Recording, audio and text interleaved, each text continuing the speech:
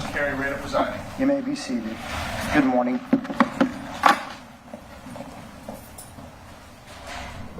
Sorry.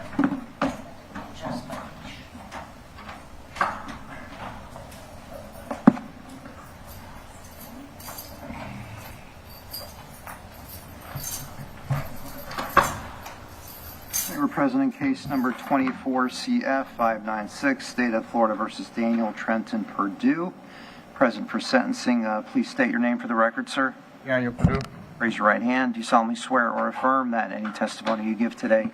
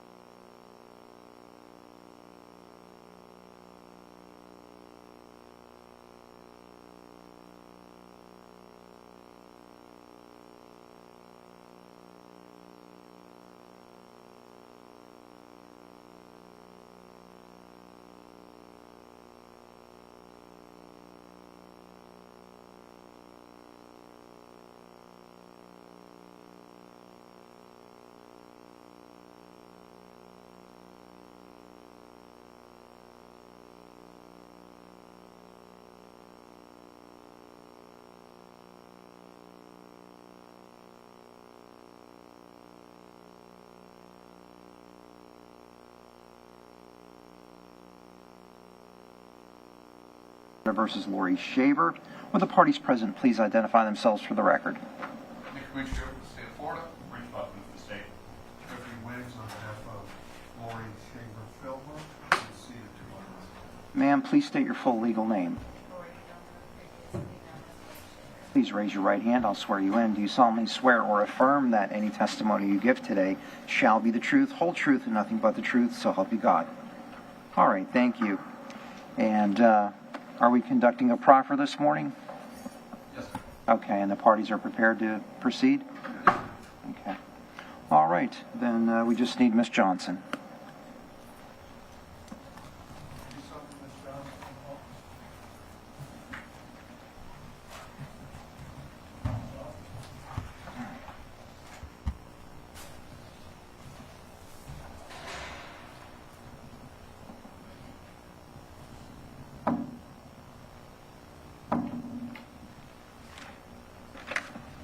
Good morning. Please come up to the witness stand.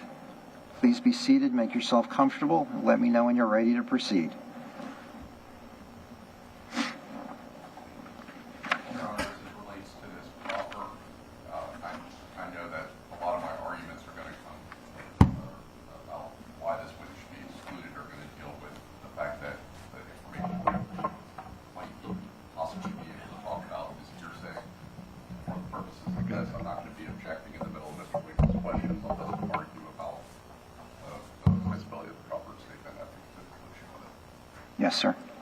All right, and please state your full legal name and spell your full legal name. Kelly Johnson, KELLY JOHNSON. Thank you. And please raise your right hand. I'll swear you in. Do you solemnly swear or affirm that any testimony you give today shall be the truth, whole truth, and nothing but the truth, so help you God? All right, thank you. Please proceed. Just one moment, please. Yes, sir.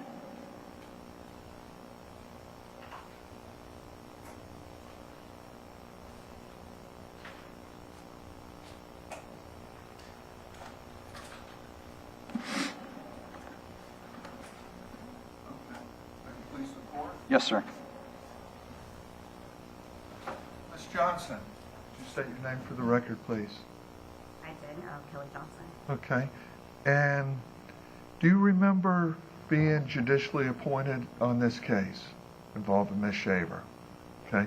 If I can approach Judge and show her Yes, sir. Defense Exhibit A for identification purposes, which is the order.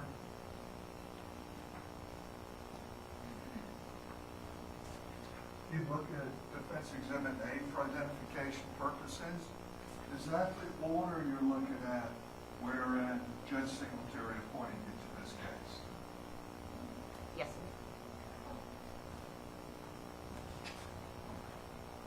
And in the respect of order, what was your understanding your obligation was? I was appointed to represent the child as an attorney ad litem. Okay. And the child's name? Isabelle Shaver. Okay. And having been appointed on behalf of the minor child, did you meet the minor child? Yes, I have. Did you discuss with her the facts or knowledge of the case with her? As with any client, I discuss the facts of the case, the applicable laws, and possible ramifications of taking any position. So, did you discuss with Isabelle, did she express to you in any form or manner that she had any interest to testify in this cause? She expressed a preference to me in a developmentally appropriate manner. I'm sorry, speak up. She expressed a preference to me in a developmentally appropriate manner. Ms. Johnson, can you pull the microphone towards you a bit? It's adjustable, and speak into it to the best of your ability. Thank you. Did she express to you, I'm not sure if I understood your answer, Ms. Johnson, did she express to you an interest in testifying in this cause? As I stated, she expressed a preference to me in a developmentally appropriate manner. Okay. I can't discuss the content. anything that the child and I discuss, as it's bound by attorney-client privilege. Right. Did you discuss when you were meeting with her, if she were to testify, the rights, constitutional rights, that she would be waiving by testifying? Yes. Did you express to her any legal penalty which she could face if she were to testify and the state took action against her? I advised her as I would any client. Did you detect any infirmity with regards to Isabelle if she were to testify, that she would have a problem testifying truthfully? That's not within the scope of my representation of the child. So did you feel that the child was being honest with you? Again, that's not for me to determine. The scope of my representation as an attorney ad litem is to advocate for the child's, what I feel is her position, if she's able to articulate that, and to advise and provide the any guidance I can in advocating for their position. Did you detect any infirmities with the child communicating? She didn't have any problems communicating with me. Did you detect any issues that would raise concern for you as a guardian? I'm not a guardian ad litem. Well, an attorney ad litem in this case, correct? I'm an attorney ad litem. It's a distinct and different role than a guardian ad litem. Did you detect any fabrication? Again, that would, Without going into any discussions that she had with you, did you detect any fabrication?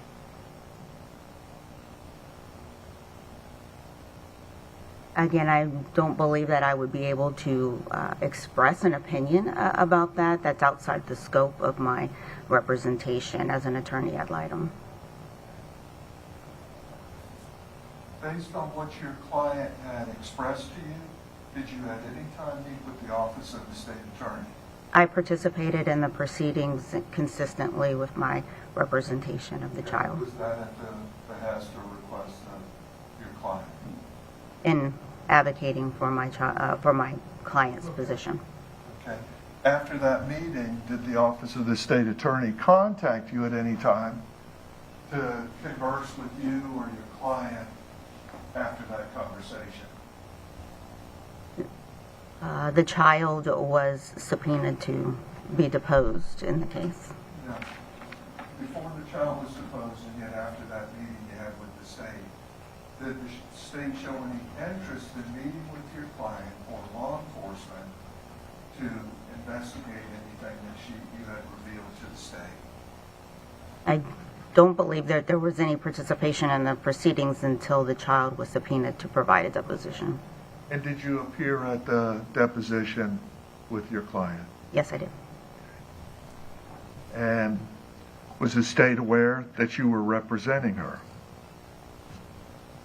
I assume that they were Okay. aware.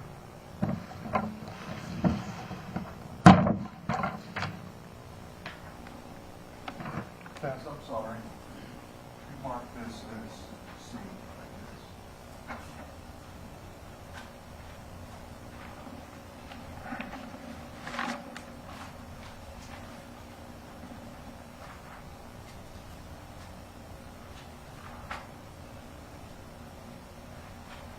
Ms. Johnson, I'm showing you what's marked as Defense Exhibit C for identification purposes. It's on the heading, it says Supplemental Discovery Number 31, issued by the State Attorney's Office. Does this document carry your name? Yes, it does. Thus, you would agree the state was aware that you were representing Isabelle Shaver. We move that into evidence. Judge, we move C into evidence at this time. For purposes of the hearing, that's fine. All right, without objection, Defendant's Exhibit C will be moved into evidence as defense number 1. And A as well as defense 2. Any objection? No, just for the purposes of this hearing, okay. Yes, sir. All right, Defense Exhibit A, without objection, will be moved into evidence as defense number 2.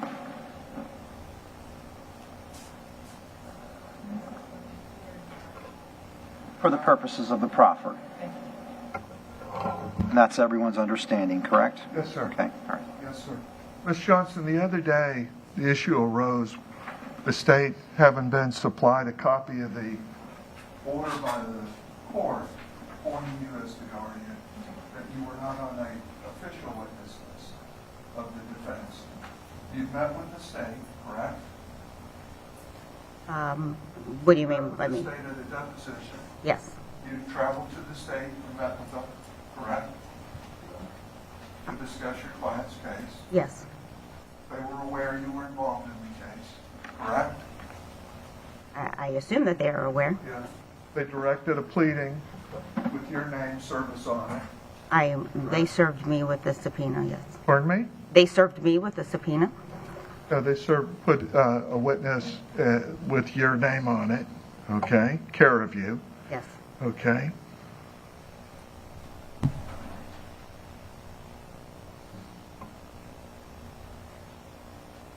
If called to the stand in this cause, Thank you. the defense would intend to limit your involvement just to the facts. Did you meet with your client? Did you advise her of her rights? Did you see any defect or deformity or issue that would preclude her from testifying truthfully? Is there any rule or anything that would prohibit you from asserting those facts before this court? No. Okay. Judge, we had listed formally, and I've supplied it to the state, what's now marked as Defense Exhibit B, which is Kelly Johnson's name on a formal witness list to alleviate any question of any intent to call. She's expressed what her limited purpose would be. We've moved that into evidence at this stage.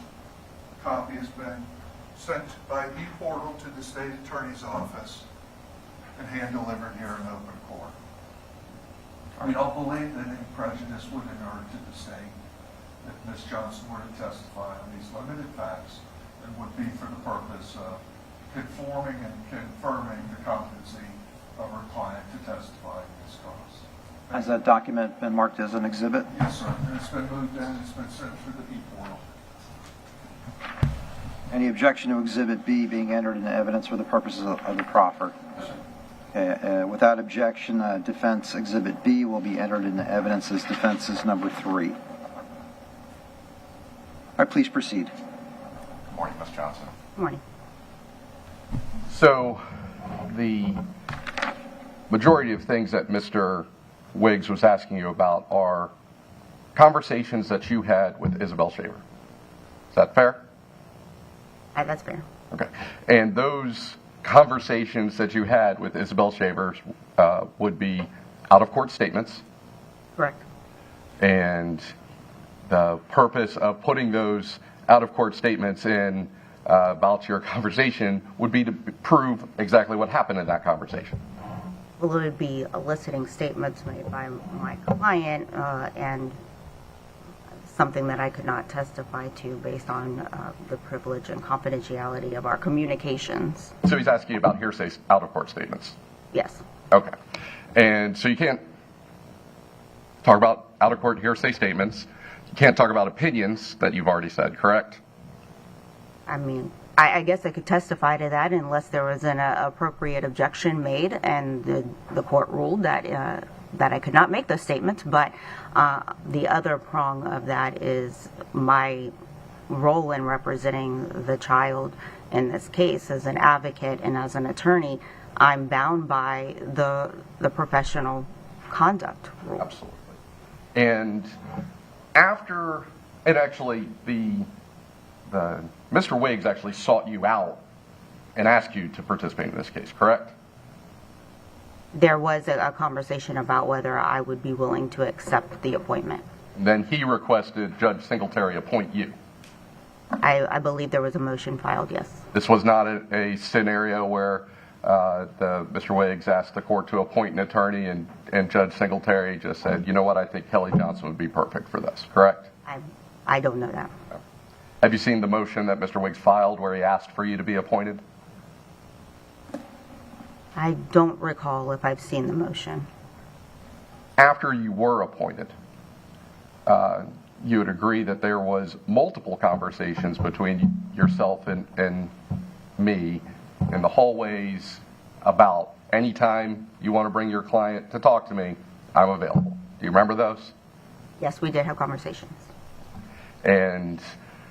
But you, serving as a good defense attorney, would not allow her to speak to me until I provided a subpoena, which then gave her immunity. Is that fair? That's fair. Okay. So it's not that I never contacted you.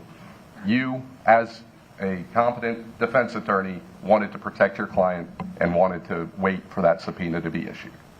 That, and I also needed to make sure that my client was well informed on and advised in their participation in this proceeding.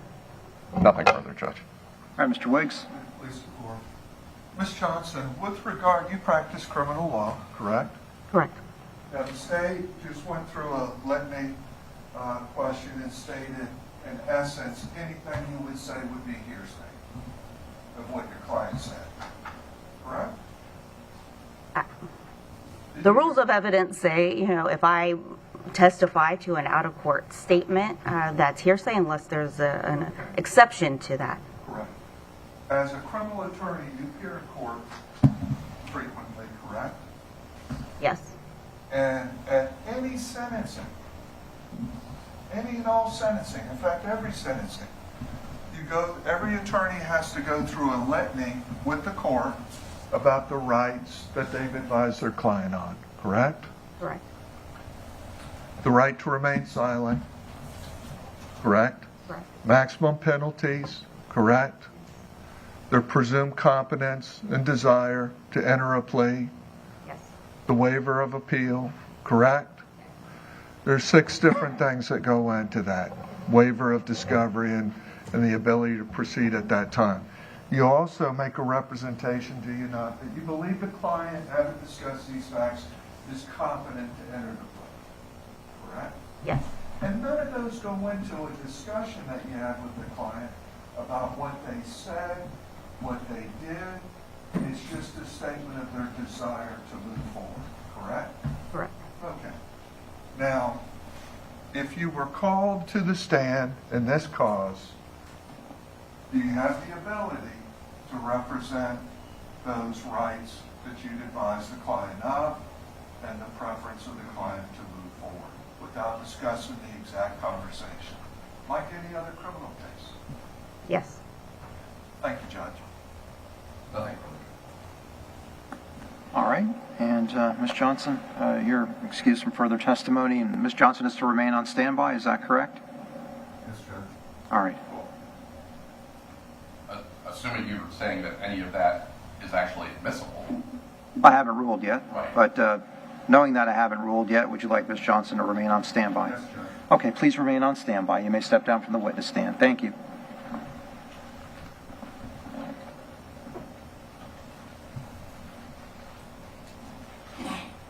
Okay, proceed with argument. Yes. Judge, Ms. Johnson was appointed by the court recognizing there's a conflict. I can't represent her. I can't talk to her. Ms. Johnson can verify I haven't talked to her. There's been no influence. The child is aware of these constitutional rights. It's a summary proceeding, not revealing any conversations that Ms. Johnson has had with the client, just that she believes the client's competent to move forward, and that's the desire of the client. It's a perfunctory function. The state has been aware from the moment Ms. Johnson was listed in this cause as to her interest in the matter. The state's not prejudiced in any respect. If we were to call up a Richardson hearing and direct this towards a Richardson hearing, the state could point to 0 facts how they've incurred any injury, damage, or prejudice in this cause by calling Ms. Johnson at this stage. So we'd ask that, she's been listed formally. The state's known who she is. She's been to their office. They've spoken to her in the hall. There's no reason to exclude her, just for purposes of clarity and allowing the matter to proceed and finish the matter up in an orderly process. Tell me exactly what you intend to elicit from Ms. Johnson. Correct. Okay. Thank you. Yes, Judge. Anybody that testifies, the court has to be satisfied, as in a criminal case, that they understand their rights, they intend to testify, they understand their obligation to testify truthfully, and intend to do so. That's really a pretty simple process. Because Ms. Johnson was appointed as the guardian in the case, we want to elicit that there's been no tampering. We haven't tried to communicate with the child, and she's been the one in charge and directing all conversations. So she would just provide that function of saying, I've spoken with the child. She understands her rights. She understands her responsibilities. It's her desire to move forward, understanding the potential charges that could be levied against her, and that she believes through her conversations that the child's competent at that stage. That's it. It's pretty perfunctory, to tell you the truth. If you don't have Ms. Johnson, the child can still testify. It just draws the court to have to make every little decision in that case. The state has taken the position, well, she's older now, you don't need Ms. Johnson. That's what they were advising us the other day. I think it's advisable to have Ms. Johnson just to clear up any ambiguity or issues regarding any competency with regards to the minor. If the court is not satisfied with that, we'd ask that the court have a Richardson hearing and at least have the state provide proof that they've been in some manner prejudiced by this. So we'd rest on those issues and that argument at this stage. Thank you, All right, Judge. thank you, sir. State? Your Honor, my motion made it very clear that I'm not asking Ms. Johnson to be excluded because of a clear discovery violation by Mr. Wiggs. I put that information into my motion because Mr. Wiggs made an affirmative representation to this court that he had in fact listed Kelly Johnson, and that is just not true. I'm not asking her to be excluded because she was disclosed late. So the need for a Richardson hearing and discussions of any sort of prejudice because of their late disclosure is not necessary. The reason why I am asking her to be excluded is because she can offer no testimony in this case. Everything that has been asked of her has been about out-of-court statements that would be hearsay, and he tried to elicit opinions as to this witness's veracity, which is inappropriate. And the decision as to whether or not any witness is competent is for the court. And the common law rule actually dealt with the fact that children under the age of 14 just are not competent. That has been abrogated by years of case law, and that's where the questions regarding do you understand the difference between truth and lie? Do you understand the difference between fantasy and reality? Do you understand the concepts of making a promise, and will you be truthful in order to determine whether a witness is competent? This witness is now 16 years of age.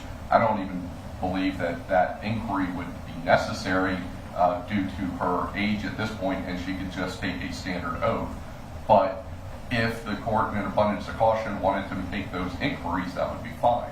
She's given a child advocacy-centered interview, which was recorded, where she has fully established her competence and the fact that she understands the difference between truth and lie. She understands the difference between fantasy and reality. She did it again during the deposition.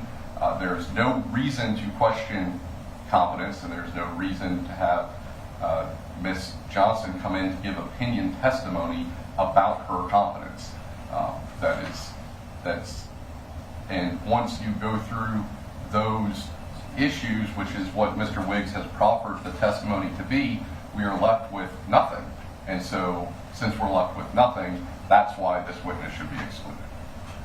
Judge, I would disagree with the state. The state's saying this is opinion testimony.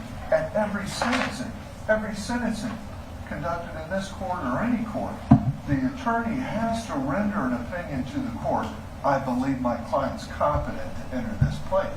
So to say Kelly Johnson has no bearing or issue in this case is a misrepresentation to the court. But the state was advised of her, and it was court appointed. When I advised the court the other day, she had been listed. She was court appointed, of which the state had full knowledge. The reason we sought Ms. Johnson out was to create a barrier in light of the charges that the child could be facing. It's a safeguard for the court, irregardless of age, okay? And we don't want it to appear that this child has just come in here and somebody's just throwing the child under the bus. That she does have a representative that's gone over certain things with them. But certain opinions, as the state's offered a lot of opinion testimony through the witnesses in this case, it is appropriate. It's appropriate in any sentencing, and opinion is proper at certain times. And Ms. Johnson was appointed in March 15th, 2022, correct? Pardon me? So it's been a 2.5-year process. Correct. It wasn't as if Ms. Johnson was appointed a week ago. Right. No, and like I said, I'm not clear. Well, it's not about the Richardson hearing. It's about getting to know her client and then knowing her client and being the attorney ad litem for the past 2.5 years.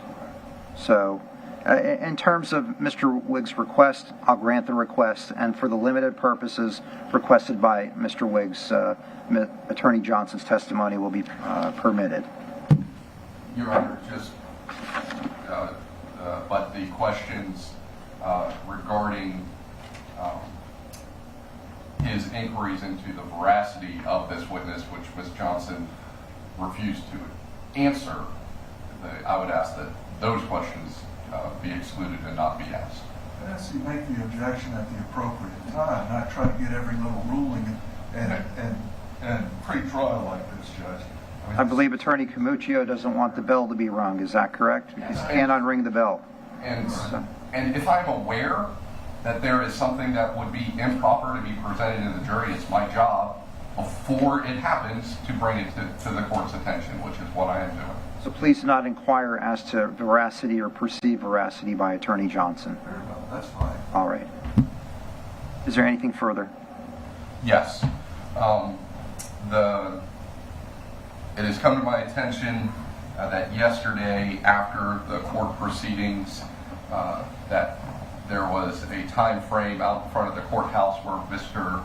Wiggs was speaking with the media on camera with Ms. Shaver present. There was a juror that was sitting on the courthouse steps in proximity to that. I'm not saying Mr. Wiggs. I don't even know if he knew that she was there, but the issue that there was a witness present while Mr. Wiggs was obviously discussing the case, a juror there while Mr. Wiggs was discussing the case with the media, I believe we need to address. The particular juror is Mercy Langley. Langley. She was juror number 10. She was the juror that Mr. Wiggs had concerns about on the first day about having her head down and potentially not paying attention. She's also the same juror that during one of the bench conferences seemed to be carrying on some sort of conversation. I just believe we need to have the court bring her in, make inquiries about that issue, and then... About the issue with Mr. Wiggs giving the interview, or about the conversation? Probably need to take care of both. At this point, we have at least two red flags with this particular juror, and I think we should explore that potential third one. Just have the court inquire about those two issues, and then let her go back in the jury room, and then we can figure out if we just need to go to one of the alternates, or if Mr. Wiggs, based on the prior concerns of that juror, just wants to have her removed, still sit on this jury through the pendency of the case, but replace her with an alternate. At this point, we can do that as well. All right.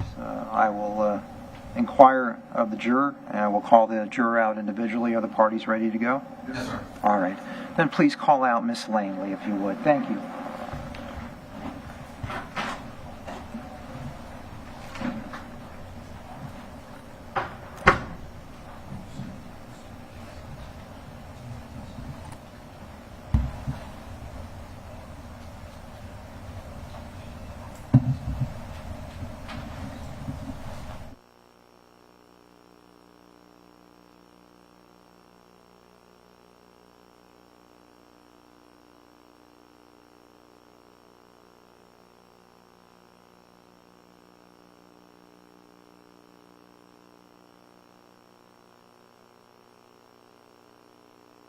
Swear or affirm that any testimony you give today shall be the truth, whole truth, and nothing but the truth, so help you God.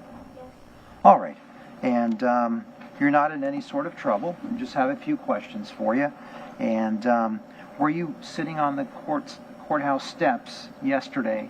Yes. Okay. And when was that? I sit out there every day at 5 o'clock because that's when my grandfather comes to pick me up. Okay. And did you see Attorney Wiggs seated at the table next to his client outside? Yes, I did, and I tried not to, well, I didn't look at them. I tried to pretend that I didn't know them. And that's fine. Did you hear him say anything? No. Okay. Did you see Attorney Wiggs giving an interview? Yes. Okay. Did you hear any of it? No. Okay. And also yesterday in the jury box, there was a conversation. Were you speaking with the other jurors? Yes. Okay. And about what? I don't remember. Okay. Don't recall. Were you speaking to just one other juror or multiple jurors? I think it was about one of the photographs because it made me uncomfortable. Okay. That was it. All right. Do you recall which photograph? It was one of the sexual ones that was being shown on TV. Okay. All right. State, any questions? Yes, sir. Okay. Mr. Wiggs? All right. All right. At this point, Ms. Langley, you'll return with the other jurors, and we will call you in shortly. Thank you.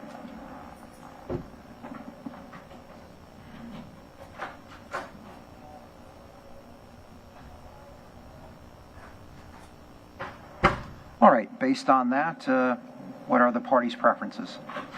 I asked the state, they raised it. They've heard the testimony. It's fine.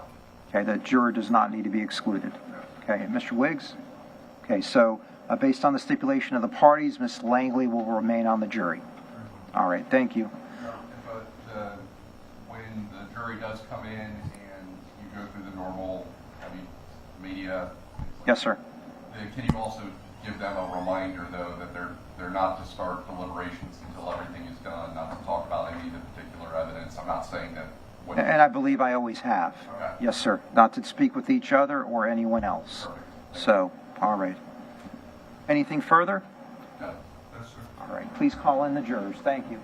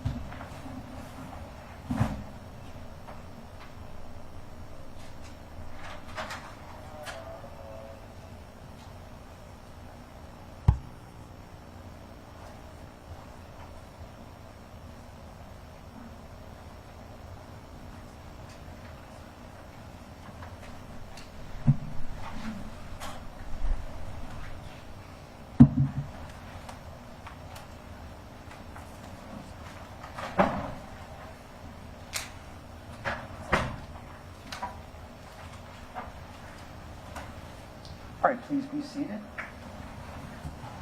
I see that all of the members of the jury have returned. I have some preliminary questions for the jurors. Has anyone spoken to anyone about the case? Any of the jurors, have you spoken to anyone about the case? Have you spoken to each other about the case? And everyone has answered no. And has anyone done any research regarding the case? Has anyone viewed any articles or newscasts on the media, read about it? Okay. All right. And everyone has answered no so far.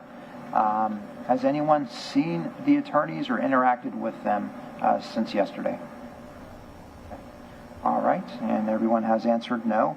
And again, please do not discuss the case with each other or begin any sort of deliberating or deliberations prior to the conclusion of the case. So have you all followed those instructions? Okay. All right. Any inquiries from counsel? Okay. All right. Then please proceed. State calls Jeremy Townsend.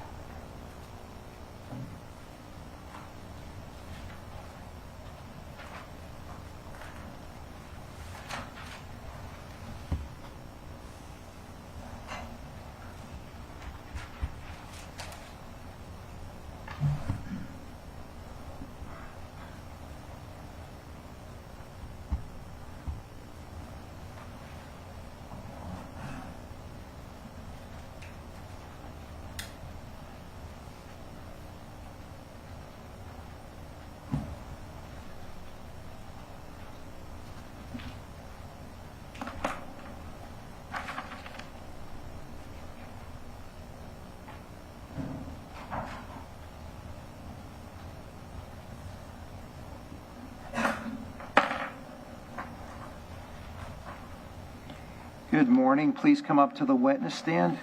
Please be seated. Make yourself comfortable. Let me know when you're ready to proceed.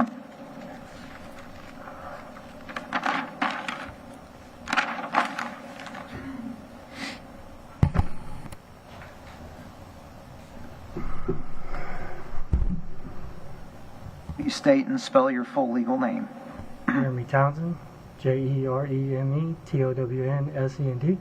Please raise your right hand. I'll swear you in. Do you solemnly swear or affirm that any testimony you give today shall be the truth, whole truth, and nothing but the truth, so help you God?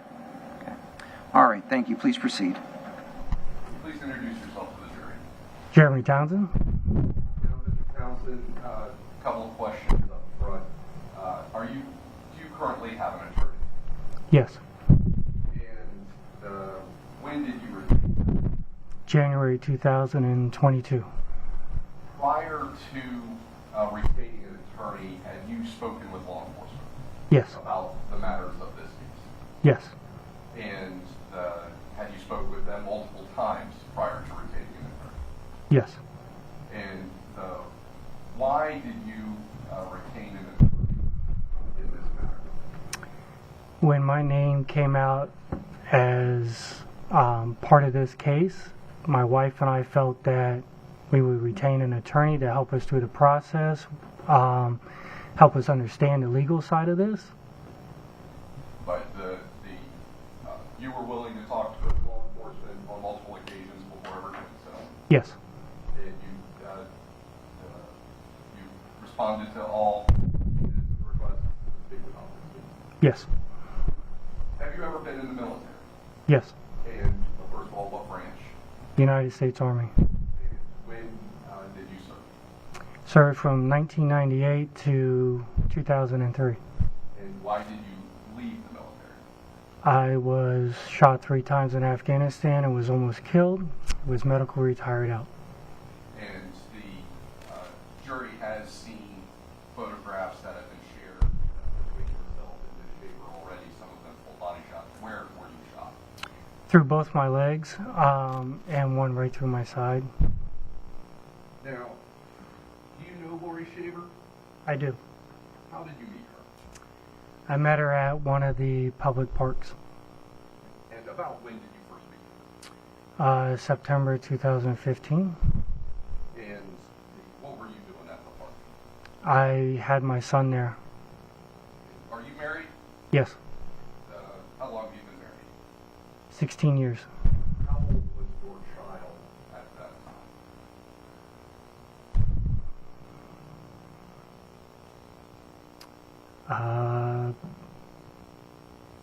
About 5.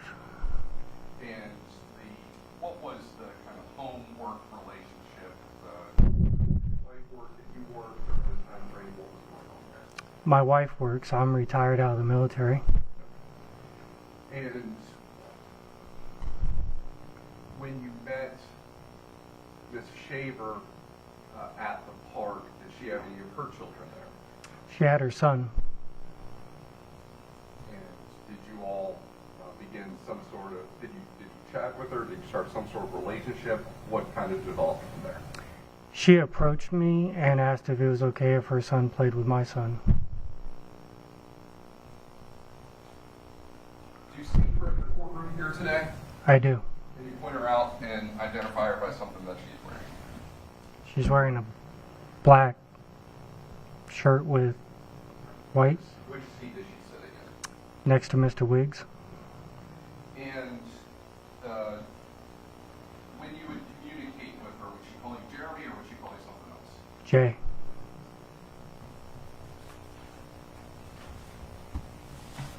After that first time you met her at the park, did you see her again?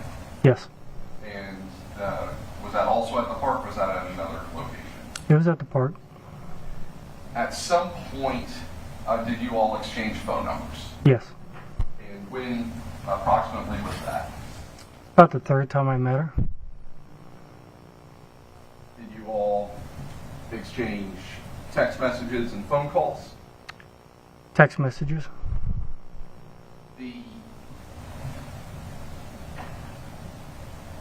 After starting to text back and forth, at some point did a physical relationship begin?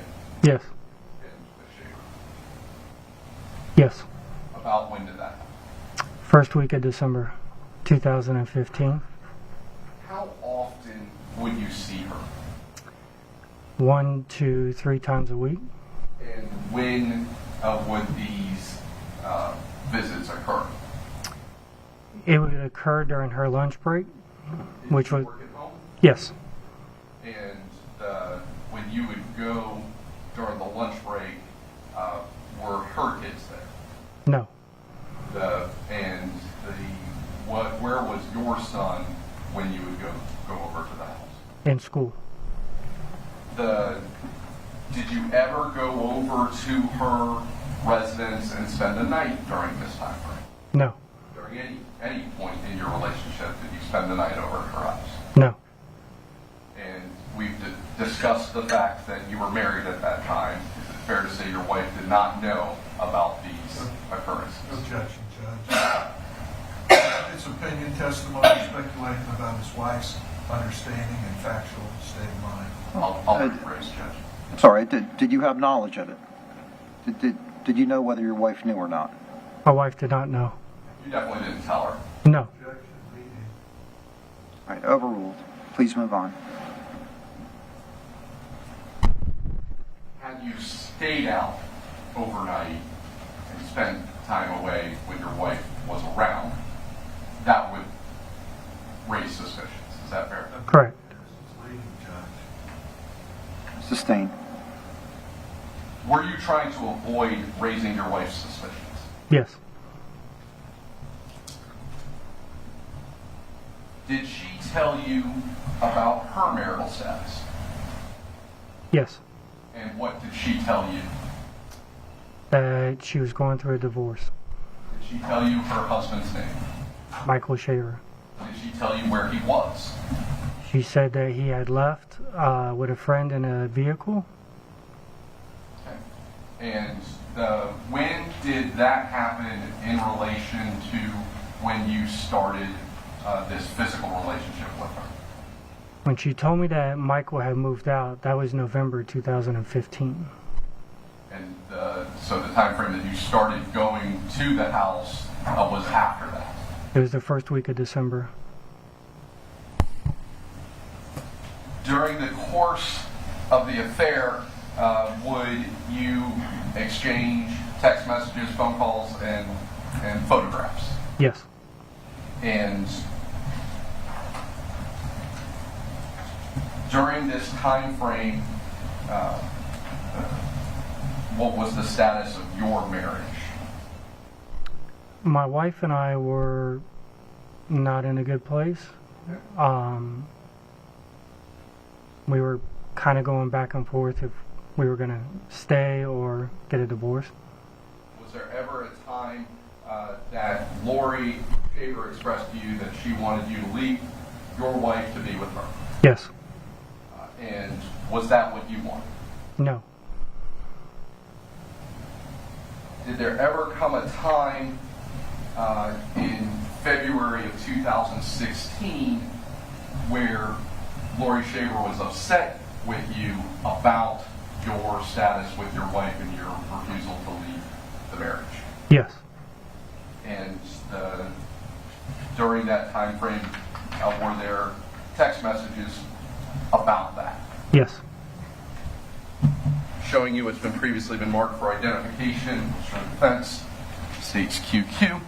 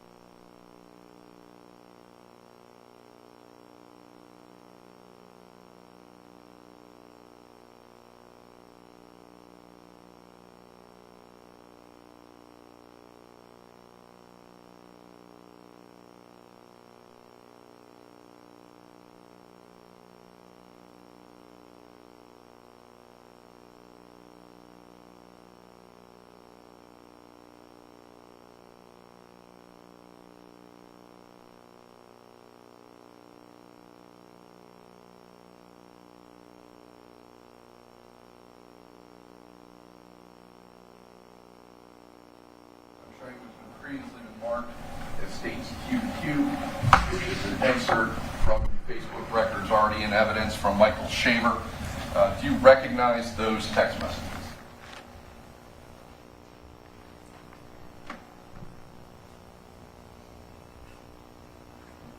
Yes. And first of all, how do you recognize those text messages? Laurie sent those to me. And does it include communications with you and her back and forth? Yes. Your Honor, at this time, the state's removed state's QQ into evidence. The state's 45, I believe. Same objection, Jack. Okay, objection is overruled. State's QQ will be entered into evidence as state's number 45. Go ahead and publish. Go ahead and refer to the exhibit that you have there. First of all, there's a couple phone numbers on here. On that first page where it says receiver 352-431-01419, whose number was that? I don't recognize it. Okay. Well, what about 352-613-4100? That's mine. Okay. And these are all text messages. You recognize the messages from the content as being between you and Ms. Shaver? Yes. Okay. And the first message that I want to draw your attention to is on the first page, February 23rd, 2016. Was that a message from Laurie Shaver to you? Yes. And up top there in the white, this is one at 10:17 p.m. What was the content of her message to you? Why did you lie to me? Okay. That one? Yes. Yes. Go ahead and read the whole thing. Why did you lie to me about Saturday night? And then moving on to the next page,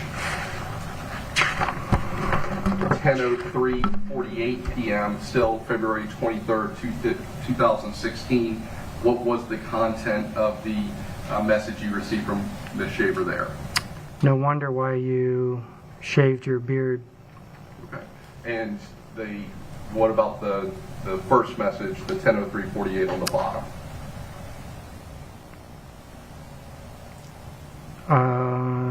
The neighbors. Yeah, that's it. Yeah, neighbors my You can go ahead and say it. neighbors my ass. Okay. And when she's talking about neighbors my ass and no wonder why you shaved your beard, what is she referring to there?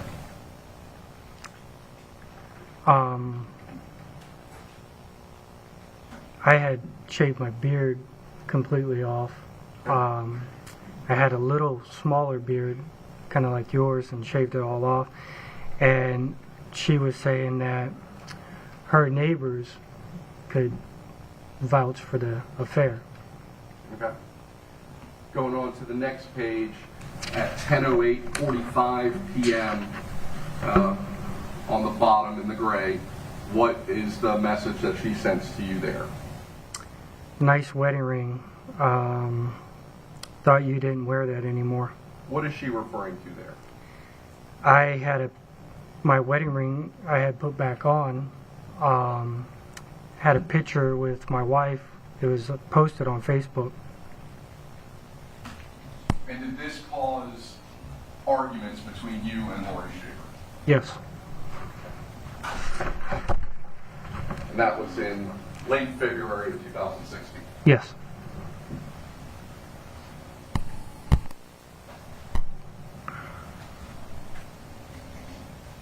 Sometime after that, did you learn that your wife found out about the affair? Yes. And how did that come about?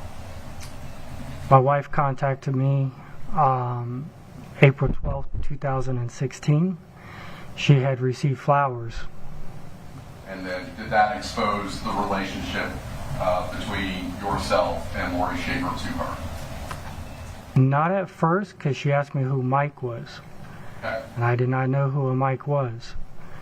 Once she checked her Facebook and seen the messages from Mike, it started to come out.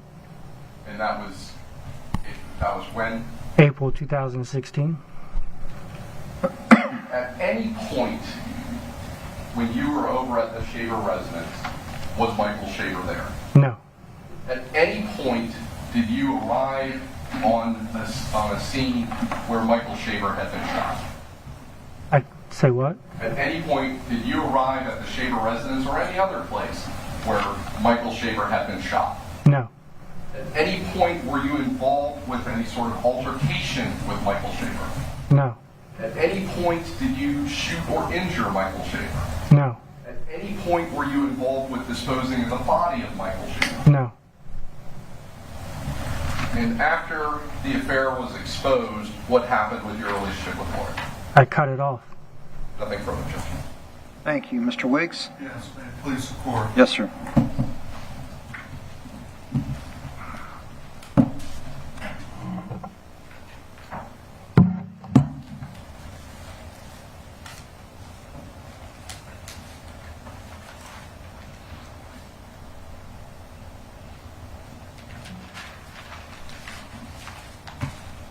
Let's go back to the original part of your testimony, Mr. Townsend.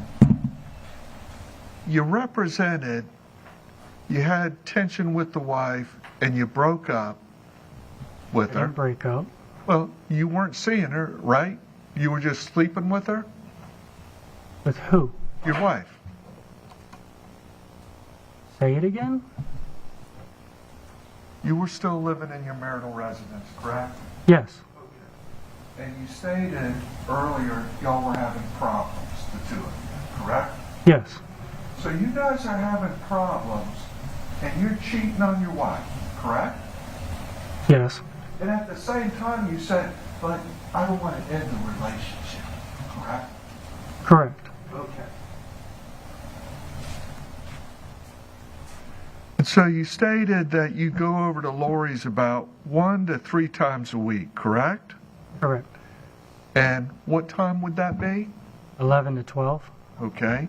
Never any earlier, correct? Correct. In fact, you went over there more than 1 or 3 times a week, correct? No. In fact, you got Laurie pregnant, did you not? No.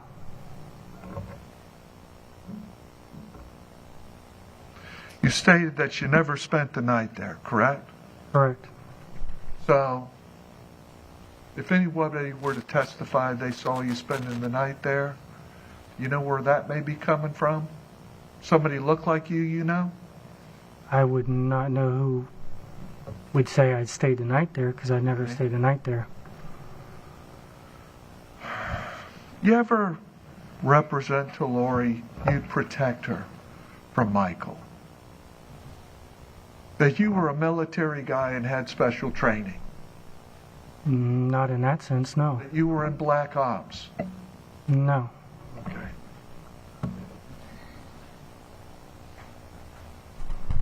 Your position, we've heard on your direct examination, that you met her in September of 2015, correct? Correct. Okay. Have you ever made a statement inconsistent with that? Not that I'm aware. Not that you're aware of, okay? I'm going to show you your deposition, page 5, beginning on line 11 through 12. I want you to read that to yourself. What line? 11 through 12.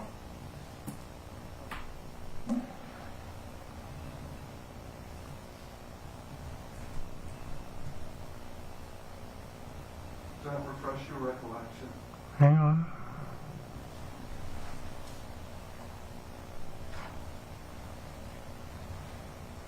It just goes on to say how I met her.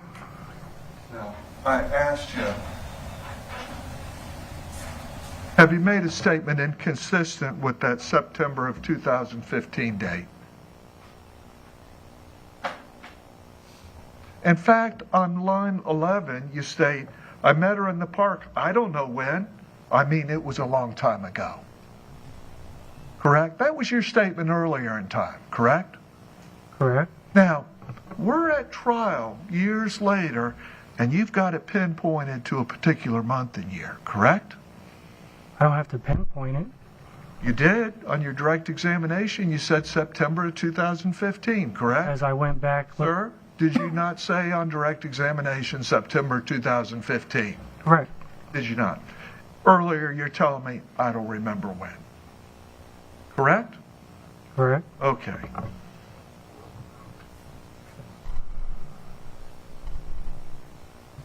In fact, you went to the house, spent Christmas with the Shavers, did you not?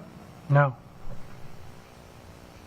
If anybody were to take the stand and say otherwise, do you have any idea why they may be mistaken about that fact? I was there before Christmas, but I did not go there and spend Christmas with the Shavers. Well, how long were you before Christmas? I was there the first 2 weeks. Kids got out of school for Christmas break, and I was home with my family. Okay. So how long did you spend during that time period around Christmas with the Shavers? The first 2 weeks of December 2015. Ever go shopping with the Shavers? No. Since Laurie, since you went back to your wife, excuse me, I didn't leave my wife. well, you were over there with Miss Shaver having an affair, were you not? Correct? I wouldn't say that's gainfully spending time with your wife, is it? Sir?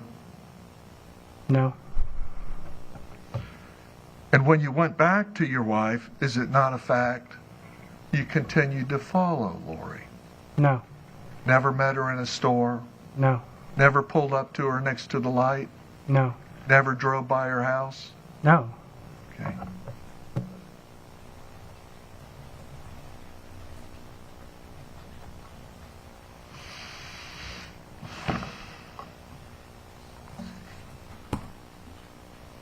So you testified you were in the military, I think, between 1999 through 2003, correct? 1998. 98, okay. And 2003, correct? Correct. And you suffered this injury, Mhm. correct? Have you worked at all since then? Nursery? I did work. Okay. And you're receiving government aid and assistance, correct? Yes. Did you tell the government about that? You're working? Objection, Your I- Honor. Relevance? Overruled. Answer the question, please. Did you tell the government about that? I didn't have a retirement at that time when I first got out. Okay. So when you got retirement later, then you became more ill or something? Yes. Okay. Are you working today? No.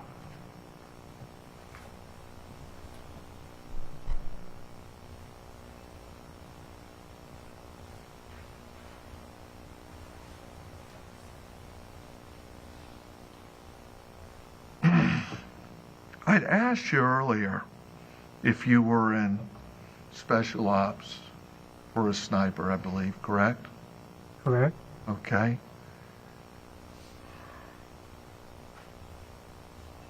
Do you ever represent anybody that you were? Not that I'm aware. Okay. Let me show you your deposition. Page 8. Line 25. I want you to read that to yourself.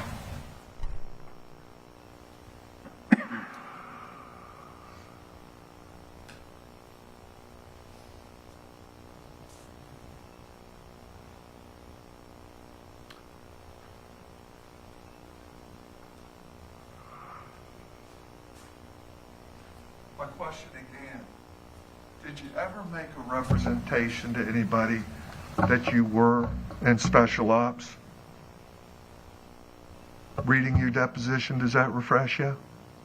It states that I didn't Sir, represent I asked you myself. that question. Does that refresh your recollection? Objection, Your Honor. He was trying to answer the question. No, I asked him if that refreshed his Please recollection. re-ask the question and please answer directly. You read your answer, correct? Correct. It My says I question to don't. you is just this. Did that refresh your recollection whether or not you ever made that representation? And I stated it says I didn't. You represented, no, I said, no, question, no, I said to anybody, that I don't know. That I don't know, correct?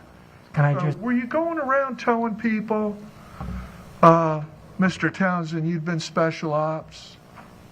I was not saying I was special ops. Did you ever tell Laurie again that you'd protect her from Michael? No. Okay.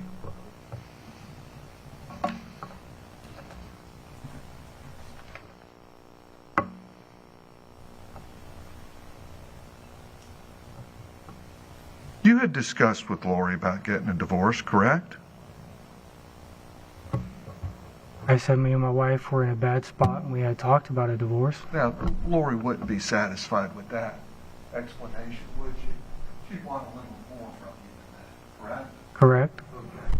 So you had to broach this topic, make some representation that you guys were going to be an item in some fashion, correct? No. Okay. Did Laurie was content with you saying, well, I'm going to stay with the wife, I'm just over here having some fun? The agreement in the beginning was, Sir, is that what the relationship was? Your Honor, just to let him answer his question. No, not the question when I'm asking him. Can we approach? Come on up for a sidebar, please. Thank you.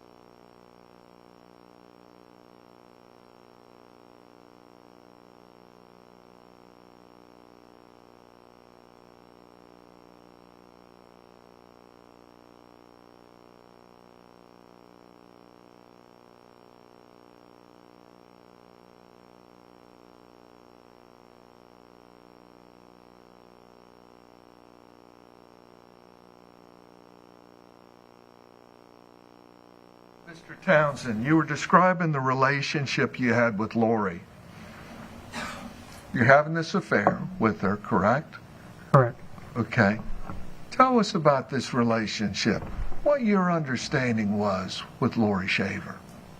They're supposed to be friends with benefits, no strings attached. Friends with benefits. Okay?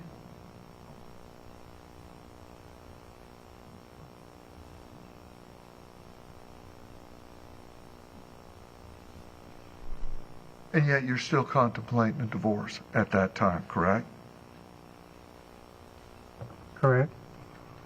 Okay, so there was a discussion. A discussion about what?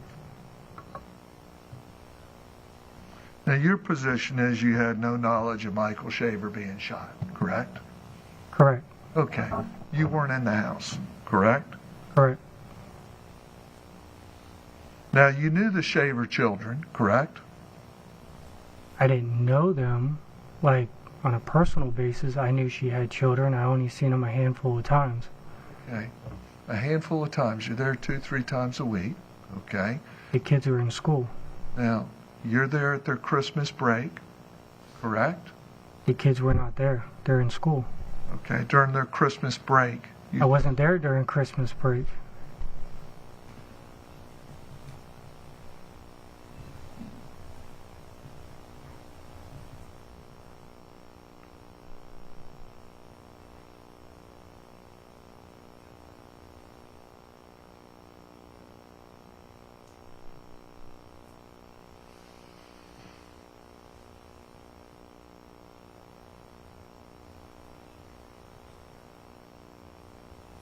When was Michael shot?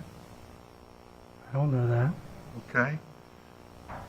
Did you ever make a statement indicating to the contrary? I'm going to show you your deposition again, sir.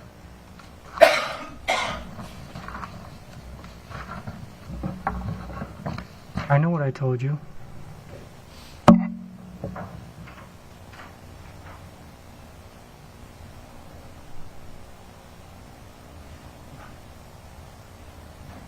Okay.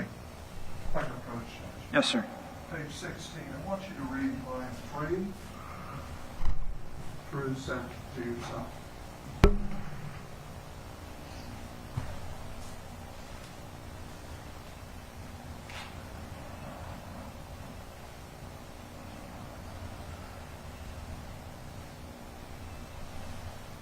Yeah. Finished?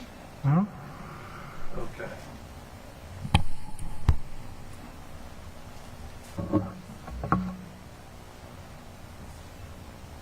Your position was, I have no evidence that I was nowhere near during the time frame or whatever happened to Michael. So now you're saying, I don't know when he was shot, but I know I wasn't around there during that time frame. correct. So you're saying, I don't know when this man shot, but you can't pin it on me. But if you read farther, I said that Is that what you just said? Your Honor, objection. I'm trying to answer the question. No, you can rehabilitate your own Oh, witness. all right, and Mr. Wiggs is correct. So please answer the question directly, and once the question's asked, answer it directly, and then move on. Thank you. Right?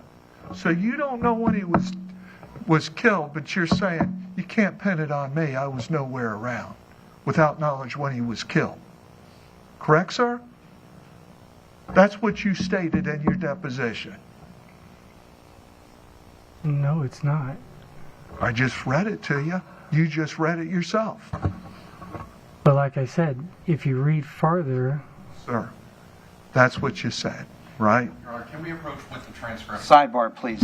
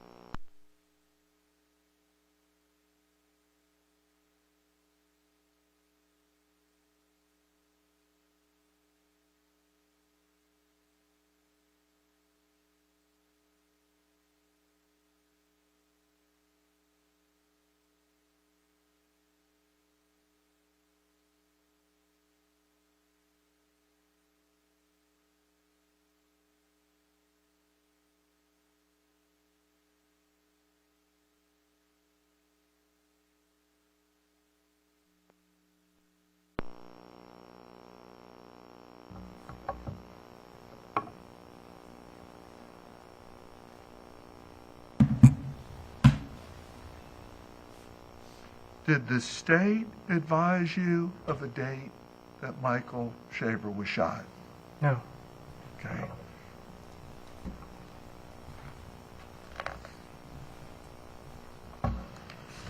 One moment, please, Judge. Yes, sir.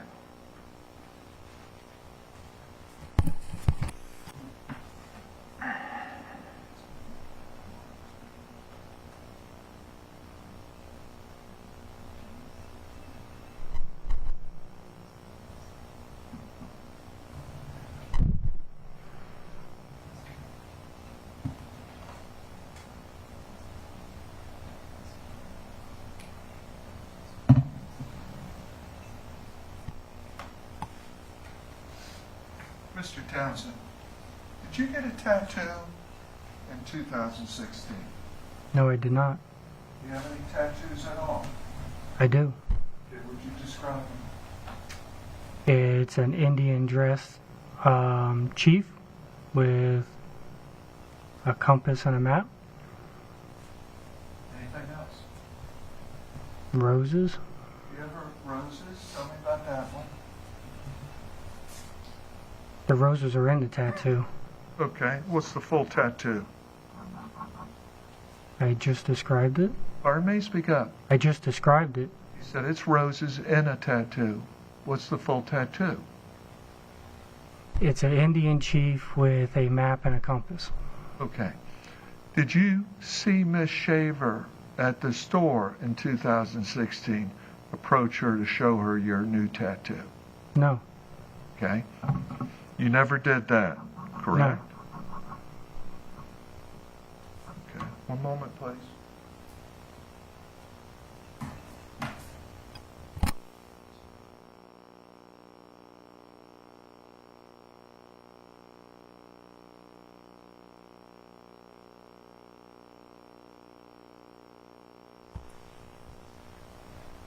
Mr. Townsend, your family own any property in Silver Springs area?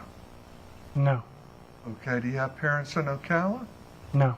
Okay, you have any parents in the state of Florida? Yes, I do. Where do they reside? Crystal River. Crystal River, okay? They own any land?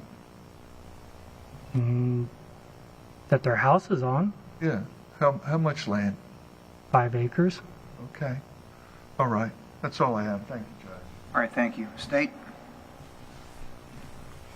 Getting back to the, whether or not you made a prior inconsistent statement about knowing when Michael Shaver was killed, let me show you your deposition transcript. And can you just go ahead and... Judge, that's improper rehabilitation. You offered- Sustained, please ask the question. If the question isn't asked properly, then you can approach the witness with the deposition. Please inquire. Did you, in that deposition, tell Mr. Wiggs repeatedly that you do not know when Michael Shaver was killed? Correct. And that statement that Mr. Wiggs was reading about, I have evidence that I was nowhere near during the time frame or whatever happened to Michael Shaver, did you say at least 4 times after that you did not know when he was shot? Correct. As far as September, your memory about when you first met Ms. Shaver at deposition, you said you didn't remember, and today you said that you first met her in the park in September of 2015. So what happened in between the deposition and today that helped with your memory? Went back through all the old text messages to refresh my memory, because this is 9 going on almost 10 years ago. I don't remember everything I did during that period of time. So to refresh myself, if I was asked that question, I would know how to answer it. So I went back through all the old text messages and figured out when I seen Miss Shaver. Nothing further, Judge. All right, thank you. Mr. Wiggs? Nothing further. Thank you, Judge. Thank you. And may the witness be released from his subpoena. Yes, sir.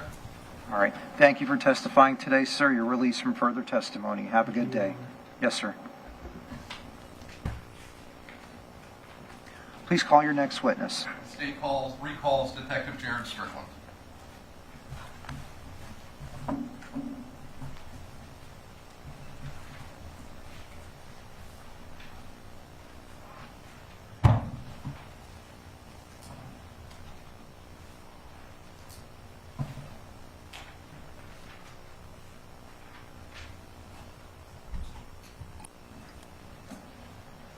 All right, good morning. Please come up to the witness stand. Please make yourself comfortable and let me know when you're ready to proceed.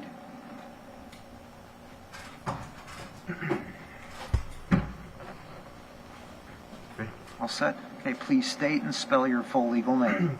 Jared Strickland, JARRODSTRICKLAND. Please raise your right hand. I'll swear you in. Do you solemnly swear or affirm that any testimony you give today shall be the truth, whole truth, and nothing but the truth, so help you God? Yes, sir. Thank you, sir. Please proceed. One moment. Shut my monitor off.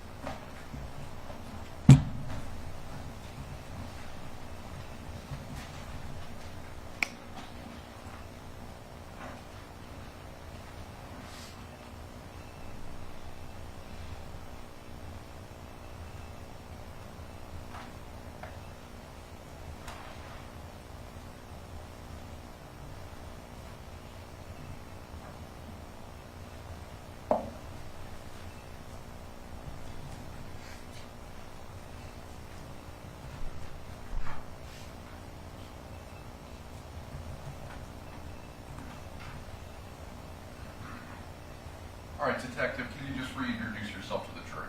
Sure. Good morning. Corporal Jared Strickland with the Lake County Sheriff's Office. All right. Now, going back, talking more about the Facebook records that you analyzed. Sure. And just as a quick reminder, how many different IP addresses were shared with the Michael Shaver account and the Laurie Shaver account over that 2-year period that you analyzed? There were 13 IP addresses between the two. And looking at Laurie Shaver's Facebook records first. Shortly after Mike Shaver's disappearance in November of 2015, was there record activity showing Laurie Shaver basically returning on to Facebook or becoming active on Facebook again? Yes, there was. And specifically,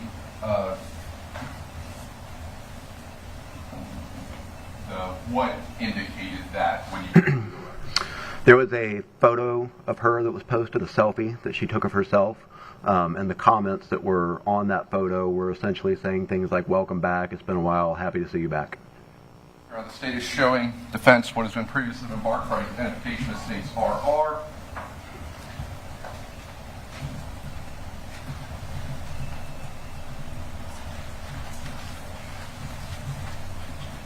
Witness states RR. Do you recognize that exhibit? Yes, I do. And what is that exhibit? This is a selfie photo of Laurie Shaver. Is that the one that we just discussed? Yes, it is. And was that taken from the actual Laurie Shaver Facebook records that are already in evidence? Yes, it was. All right, this time the state moves states RR into evidence in states 46. You can object on 90.401 and the objections as raised in our motion to exclude digital data. All right. Objections overruled. States RR will be entered into evidence as states number 46. Go ahead and publish. What was the date of this selfie post and the comments about the back? November 11th, 2015. Now, on November 11th, 2015, did she make another post? Yes, she did. And what type of post was that? It was a status update, so it was just basically words that she typed. State is showing defense was previously been marked against states exhibit SS for identification.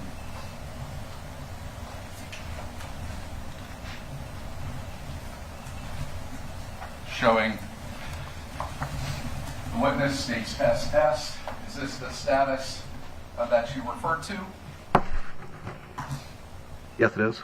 And is that taken from the Laurie Shaver Facebook records that are already in evidence? Yes, it was. The state would move states 40 SS in evidence to states 47. Any objection? Same objection, Judge. All right, objections overruled. States SS will be admitted into evidence as states number 47.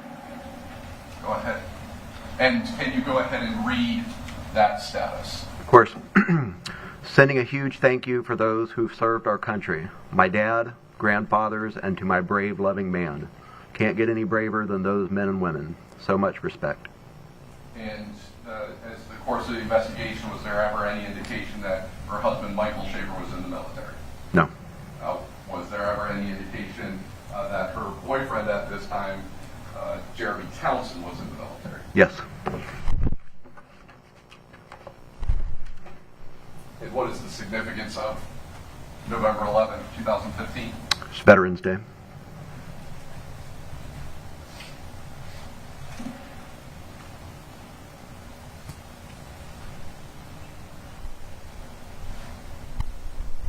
Over the next couple of months, did she post anything on Facebook regarding her workouts or physical activity? Yes, she did.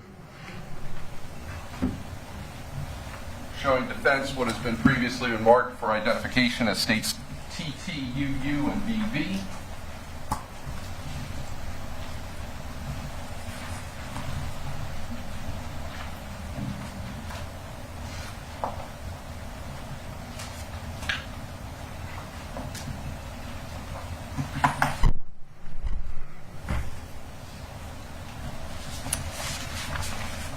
Showing witness states TT for identification. You recognize that post, TT Yep. specifically. Yes, I do. What is that post? It's a photo of Laurie Shaver on it looks like a weight bench. And was that from her Facebook records that were previously entered into evidence? Yes, it was. And states UU, what is that? Also a selfie photo of Laurie Shaver in a vehicle wearing workout clothes. And does it reference in the content of that having something to do with workout without reading what it is? Yes, it does. And what about states VV?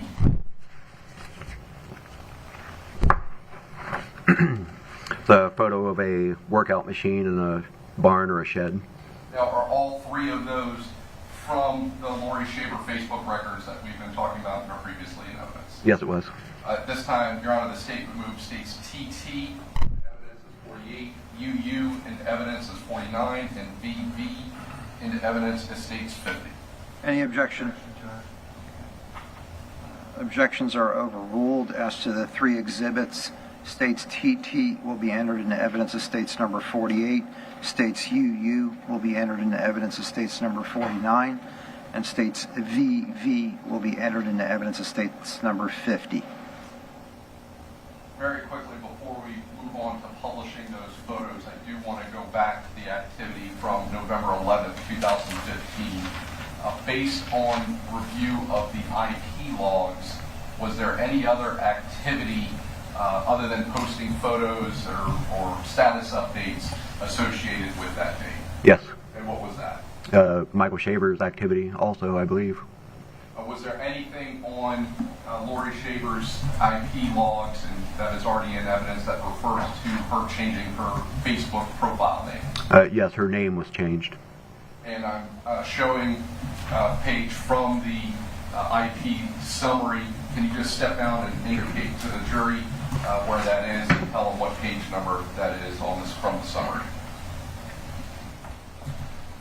So again, same as yesterday, month, date, IP address, activity on the Shaver account, activity on the, Mike Shaver account, Laurie Shaver account. On November 11th, 2015, the action on Laurie Shaver's account shows a name change. And thank you very much. That was from you. Go ahead and have a seat. I'm going ahead and publishing states 47, previously marked as TT. Is this the workout picture that you referenced? Yes. And can you go ahead and read the post associated with that? Slowly getting back into the weights and was happy to see these muscles come back alive today. Smile through the pain. Going ahead and publishing states 49. What was the status posted there?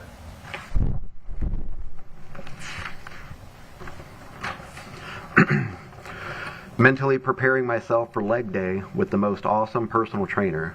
Not gonna lie, I'm a bit scared. It's a love-hate relationship. She makes me swear, LOL, and I don't do that often. What date was that posted? January 2nd, 2016. And finally, the cable machine, when was that posted? May 14th, 2016.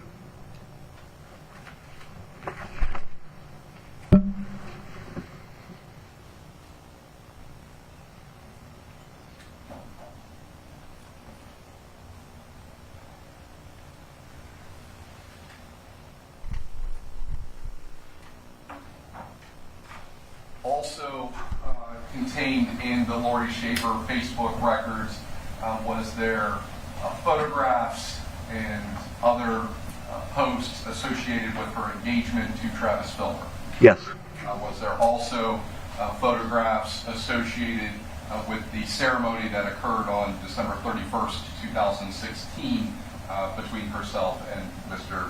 Filmer? Yes. I'm showing the defense what has been previously been marked as states SSS for identification.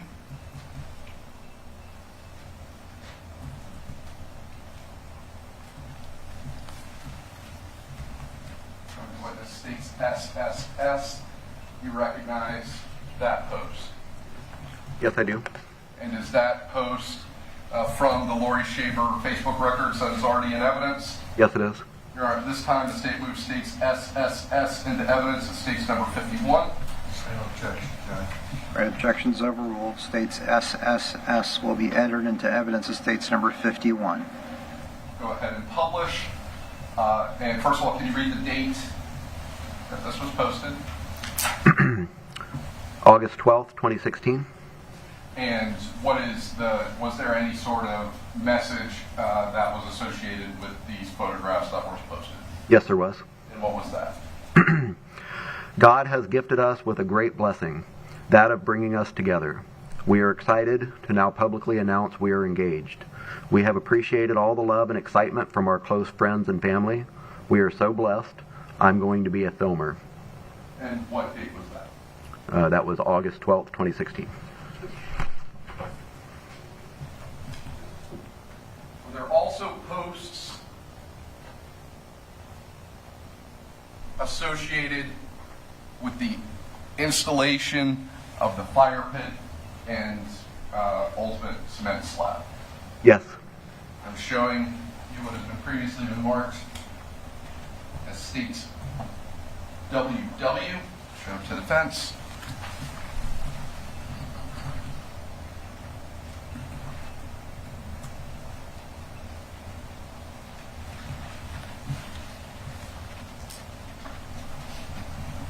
You recognize that post and series of photographs. Yes, I do. And were those taken from the Laurie Shaver Facebook records that are already in evidence? Yes, it was. At this time, the state's moved states WW into evidence in states 52. Any objection? Same objection, Judge. Objections overruled. States WW will be admitted into evidence as states number 52. Go ahead and publish the photos. First of all, can you say the date that this was posted? March 24th, 2016. And what is the content of the post? Newest project. Built this fire pit today. Cut a portion of the fence for straight access from back porch, and now just need to pour in concrete, put in a new gate, and figure out seating. Going to be a great summer. Now, go ahead and look at the final photo in there. Do you recognize the children in that? Yes, I do. And who are they? Those are Mike and Laurie Shaver's children. Thank you very much.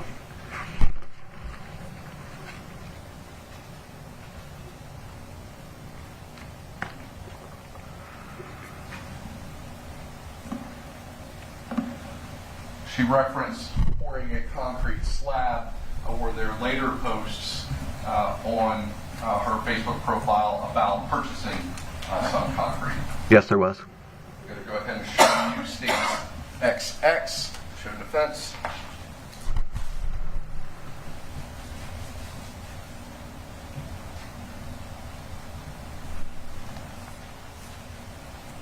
You recognize this post from states XX? Yes, I do. Is that related to the purchase of concrete from Laurie Shaver's Facebook profile already in evidence? Yes, it is. At this time, the state moves states XX into evidence at states 53. Any objection? Same objection, Judge. All right, sir. Objections overruled. States XX will be admitted into evidence as states number 53. Go ahead and publish what date is this posted? April 28th, 2016. And what is the content of the post?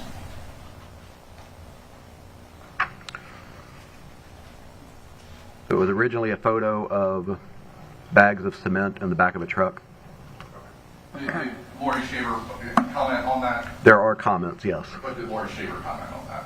Yes. Or what did she say? Somebody asked what it was. She said cement. It's going in the area around the fire pit I built, going to make a seating area. Somebody else asked, how on earth would you mix and pour that? Don't you need a huge machine? Good luck. Can't wait to see. Laurie Shaver, filmer, posted, nope, a wheelbarrow will do, and you mix with muscles. LMAO. In the course of your investigation, did you also find evidence of a subsequent purchase of more concrete? Yes. Showing the defense what has been previously marked as states YY.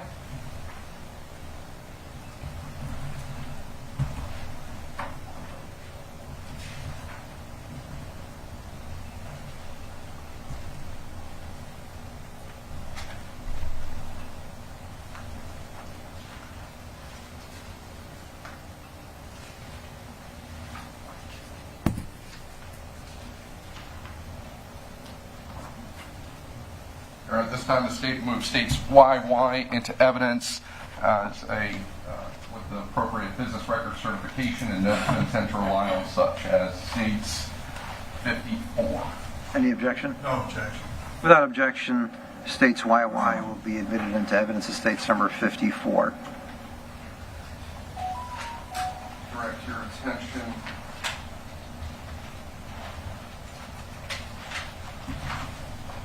well, first of all, what is states 54?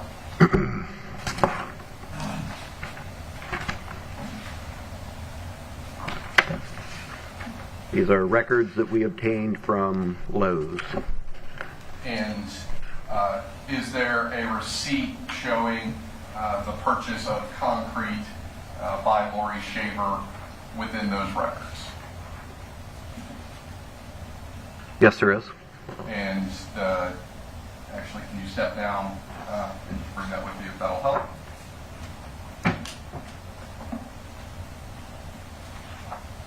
First of all, can you indicate here on the receipt where it shows that this is connected with Laurie Shaver? Has the customer name, Laurie L. Shaver, in the top left? Okay. And does it have a date that this transaction occurred? It does. And what is that? September 12th, 2016. Right. And can you indicate on the receipt the concrete? Sure. 42 bags of 80-pound crack-resistant concrete. Thanks very much. You can have a seat.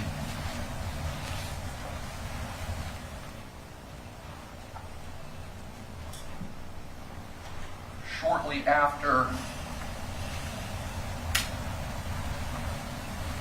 associated with your search for records about purchase of concrete, did you also look into whether or not any cement-related equipment had been rented by either Laurie Shaver or Travis Filmer from any of the other home improvement stores? Yes, I did. And did you find any evidence? I did. And what was that? It was a concrete mixer that was rented from Home Depot by Travis Filmer. That is already in evidence.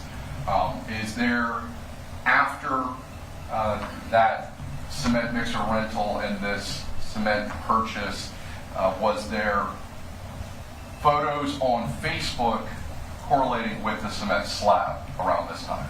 Yes. I'm going to go ahead and show you what has been previously been marked for identification as states ZZ.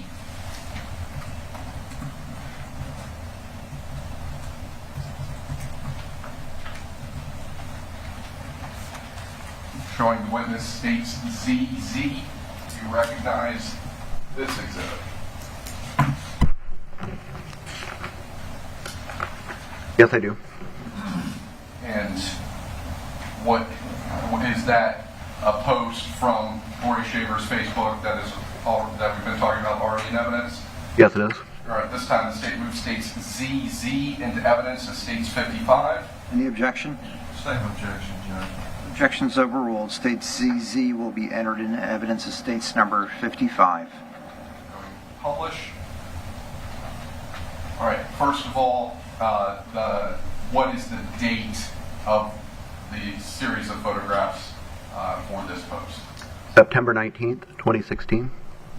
And in the second photograph here, what is being depicted in the photo itself? The fire pit is visible behind the young girl. And that ultimately is the cement slab that was covering Michael Shaver's body. That's correct.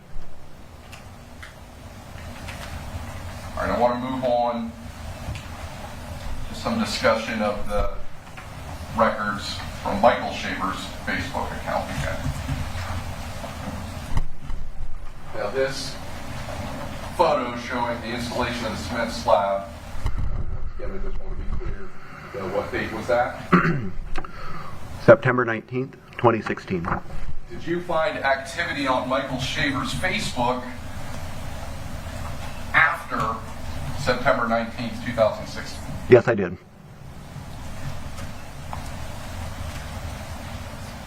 Showing defense. Sorry, defense.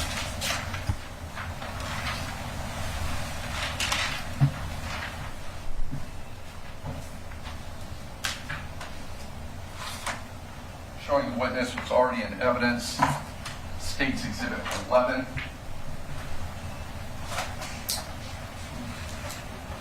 Publish. What is State's Exhibit 11? It's a photo of Mike Shaver. And specifically, is this a photo from Michael Shaver's Facebook records? Yes, it is. And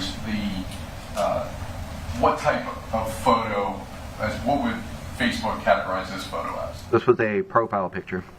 What's a profile picture? So with Facebook, you can post a photo that you want people to see whenever they either search for your name on Facebook or go to your profile. It's the photo that's front and center that people would see whenever they visit your page. And when was this particular photo posted onto the Mike Shaver Facebook account? March 8th, 2017. So about 6 months after that post about the cement slab. Yes. Were there other profile pictures posted on Michael Shaver's Facebook profile after the cement slab was poured in September of 2016? Yes, there were. I'm showing you what was identified as State's X. Entered into evidence in State's 12. Publish. When was that profile picture uploaded onto Michael Shaver's Facebook account? January 2nd, 2018. And when you viewed this picture, did it seem unusual to you? It did. And why was that? It does not depict Michael Shaver anywhere in it. So did you do any research into this photograph? I did. And what did you do, what did you utilize in order to research this photograph? Sure. So I used what's called a reverse image search. What is that? So anybody can do it. You can save an image to your computer, in this case, this image, and you go to Google and click on a little icon that looks like either a camera or a photo, and you can put that photo in to Google search, and Google will search all of the internet to see if that photo has ever been posted anywhere else. And did you find indications of when and where this photo was posted? Yes, I did. And what was that? This photo was posted on a Bloody Mary Mix company's Instagram page called, I believe it was Redneck Sportsman's Juice. Now, the Facebook also have something referred to as a cover photo. Yes, it does. What is a cover photo? Similar to a profile photo, the cover photo is like a large banner that's on top of somebody's Facebook profile page. It gives you more area that you can put stuff. Sometimes it can be words, it can basically be anything that you want it to be, but it's just a larger photo that can be posted on your profile page. I'm showing the fence which has been previously been marked as states BBB for identification.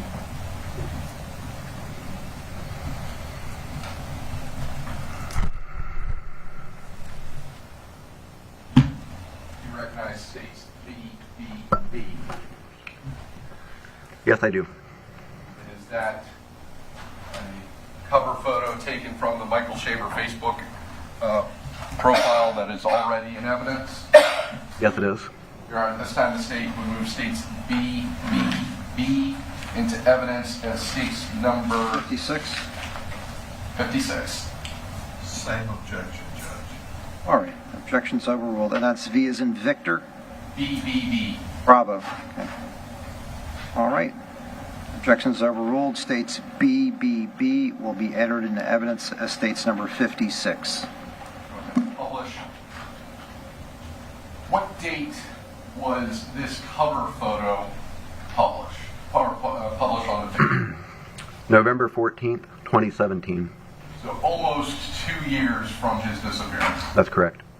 And can you step down? Did you look at the IP log history associated with Michael Shaver and Laurie Shaver's Facebook in and around the time that this was posted? Sure. All right, and what activity in and around the date and time of this cover photo posted appeared on Michael Shaver's Facebook? On November 14th, 2017, The IP addresses are the same. Mike Shaver's account was a login activity that was done at 15:58 coordinated time. Laurie Shaver's account on the same day at 15:59 universal coordinated time, and it was also a login. So within 2 minutes of each other. That's correct.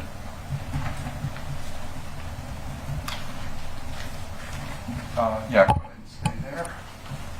Prior to Michael Shaver's disappearance, what was the general content of his Facebook posts? Mike Shaver's Facebook activity was primarily focused on airplanes. Did he post pictures of himself, his friends, airplanes, things related to that? Yes. And I'm going to ask you, have you ever had reference to something called a meme? Yes. And what is a meme? A meme is typically an image. It has words that have been transposed on top of an image. It's usually designed to be either witty or funny. It can be any picture that anybody wants to take, and they usually become viral and start floating around the internet. Now, prior to his disappearance in November 2015, did Michael Shaver's Facebook show a lot of meme posts? Only one that I can recall. And after his disappearance in November of 2015, did that change? It did. I'm showing that's what has been previously marked as states CCC for identification.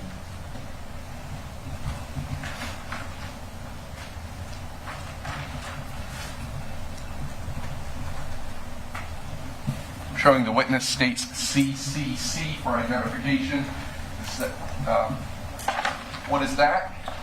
The meme that was posted to Mike Shaver's Facebook account. And that's basically one page from the 3,000 pages that's already in evidence. That's correct. Your Honor, the state moves states CCC into evidence at states 57. Any objection? Same objection, Judge. Objections overruled. State CCC will be entered into evidence as states number 57. Go ahead and publish. First of all, what was the date of this post? January 5th, 2016. And what is the content of the meme itself? What did it say? Don't take a good woman for granted. Someday, someone will come along and appreciate what you didn't. Now, did you look at the Facebook activity as far as the IP logs associated with Michael Shaver's Facebook and Laurie Shaver's Facebook for that day? Yes, I did. And does that appear on the summary page 9? Yes, it does. All right. And what was the activity related to this post on Michael Shaver's Facebook compared to Laurie Shaver's Facebook? Mike Shaver's account uploaded a photo. Laurie Shaver's account uploaded a photo. And what were the times of those? Mike Shaver's was at 16:05 Universal Coordinated Time. Laurie's was at 2:08 Universal Coordinated Time. But sharing the same IP address. Correct. State is showing defense what has been previously been marked as states DDD.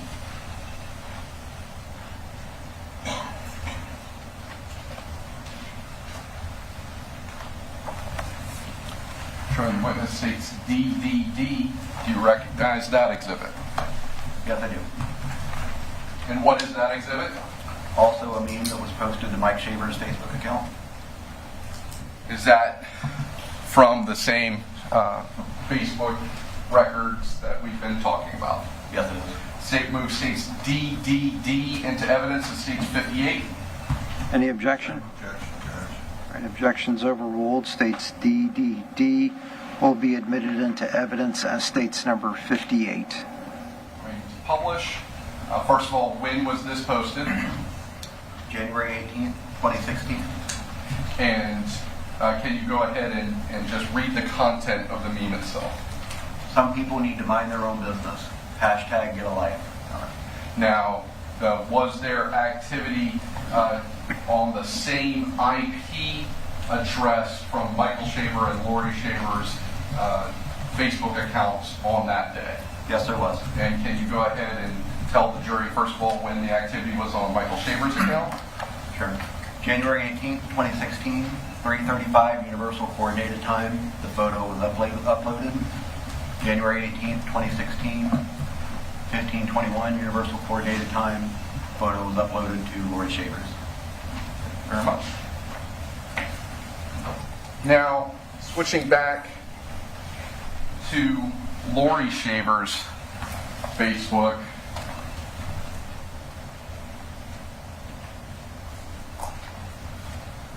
What was the general, what types of things would be posted on Laurie Shaver's account? She would publish photos and also memes. Based on the sheer volume of the records, it's fair to say she put that account was posted to much more frequently. That's correct. And the large number of pictures of herself, family, kids, things of that nature. Yes. But did she also post memes quite often? She did. I'm showing you what's been previously been marked as states EEE, showing to the defense first.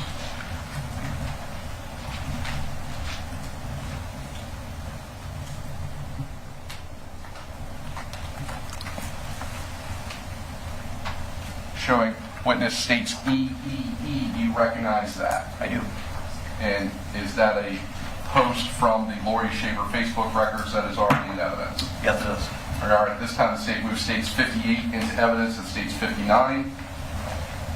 Same objection, Judge. All right, so states E over defense's objection, states EEE will be entered into evidence of states number 59. Go ahead and publish. First of all, when was this posted? January 8th, 2016. And what is the content of the post itself? The photo says sometimes you just have to turn around, give a little smile, throw the match, and burn that bridge. Now, going down further on that same page, is there a reference to the next post? There is. And what is the reference to the next post that appears on that page? Awesome day, getting dirty. And what date and time was that posted? January 8th, 2016 at 0018 Universal Coordinated Time. And on the following page of the Facebook records, is there a photograph that's associated with that post? Yes, there is. I'm showing the defense what has been previously been marked as states FFF for identification.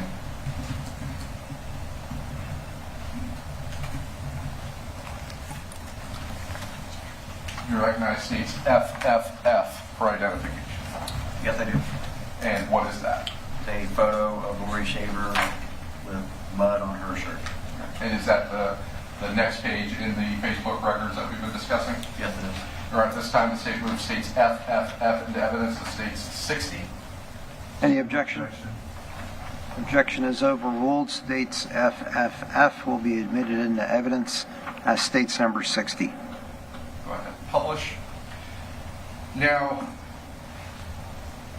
during your review of the Facebook records of Michael Shaver,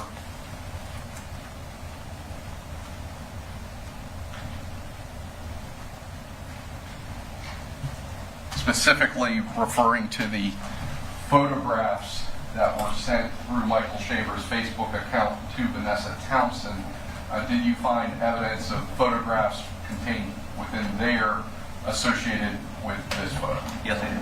I'm showing the defense what has been previously been marked as states GGG for identification.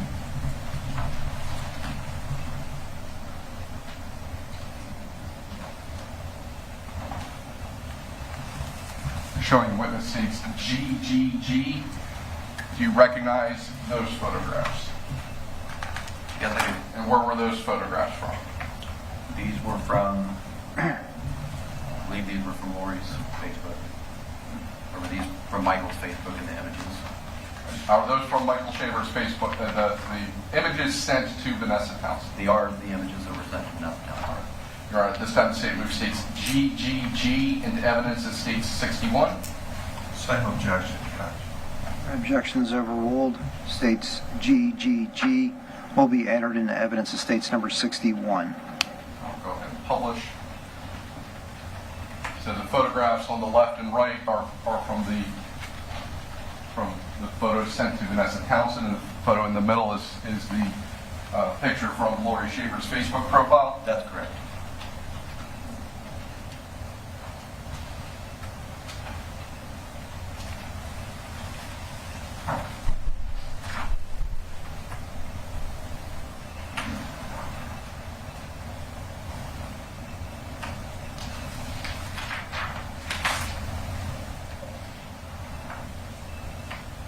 Returning to Michael Shaver's Facebook, as you were going through, other than that photo from the bar, were there other photos? Was there another photo that drew some suspicion from you?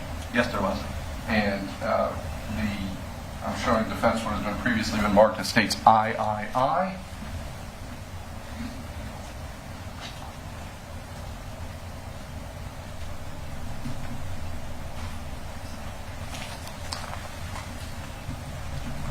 Showing witness states I.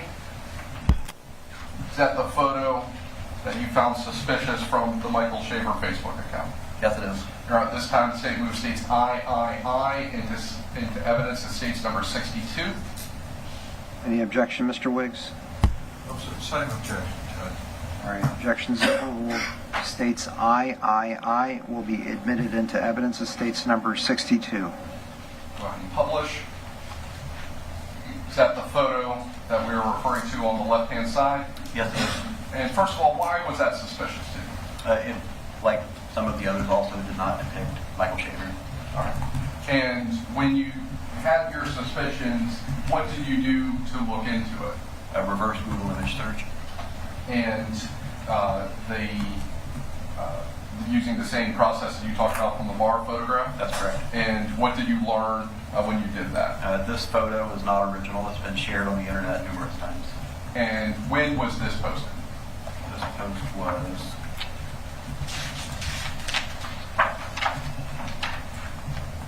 July 25th, 2016.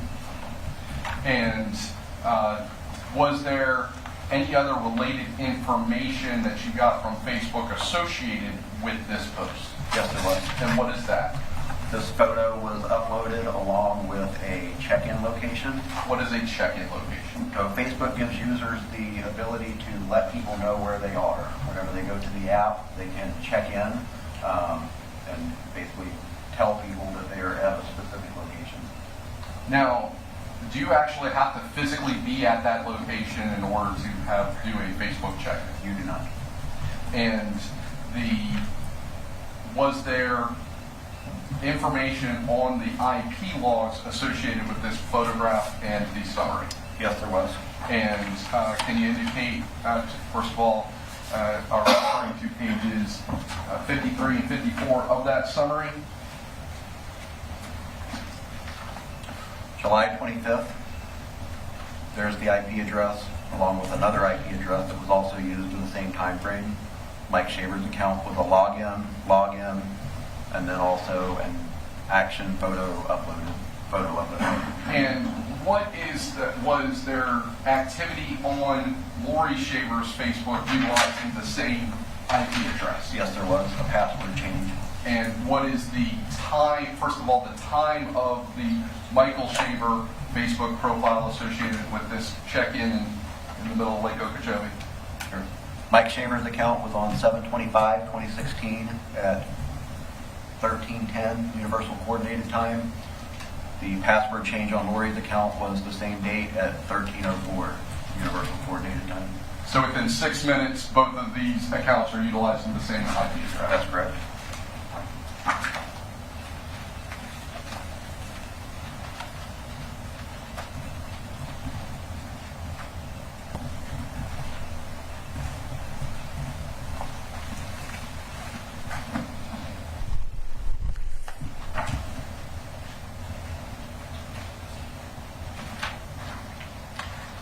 It's 11:15.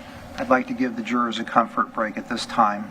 Okay, we're going to be in recess for 10 minutes. Thank you.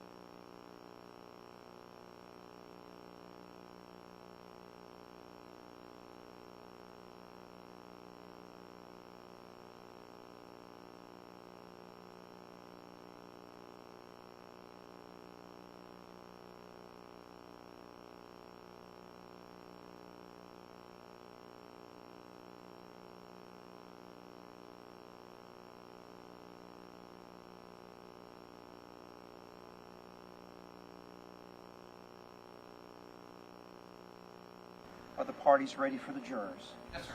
Okay, please bring in the jurors.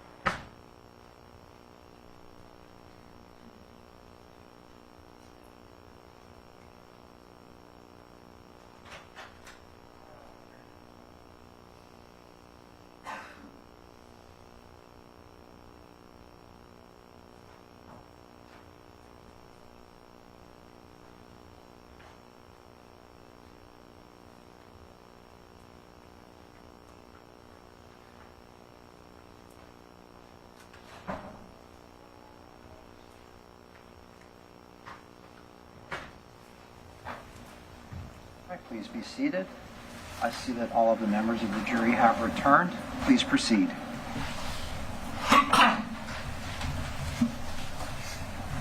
Now, as you were going through Michael Shaver's Facebook profile and focusing on the messages and screenshots of text messages sent from Michael Shaver's Facebook to Vanessa Townsend, did you find screen captures of text messages between Jeremy Townsend and Laurie Shaver where they appeared to be in some sort of argument? Yes, I did. And going to go ahead and publish. Go ahead and step down again.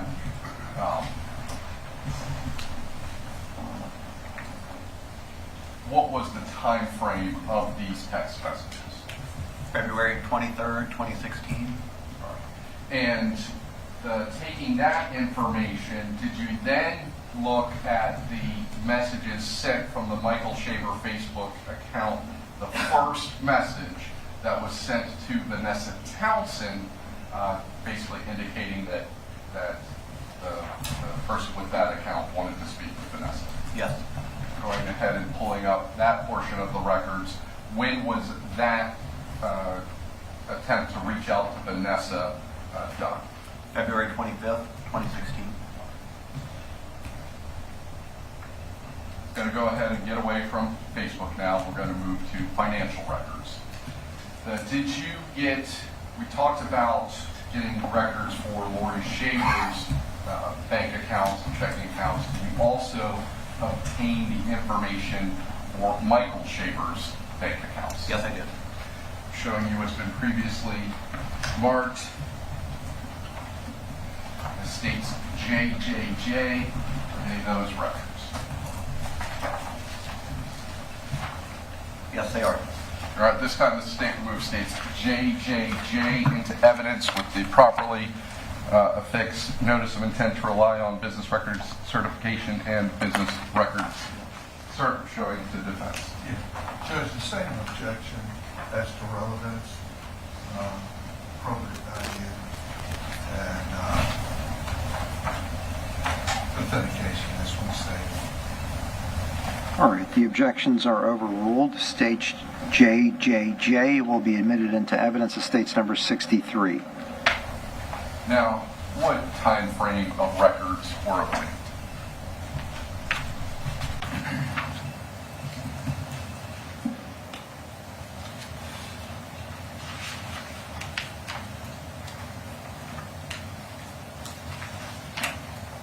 The records began summer of 2014 until March 2016.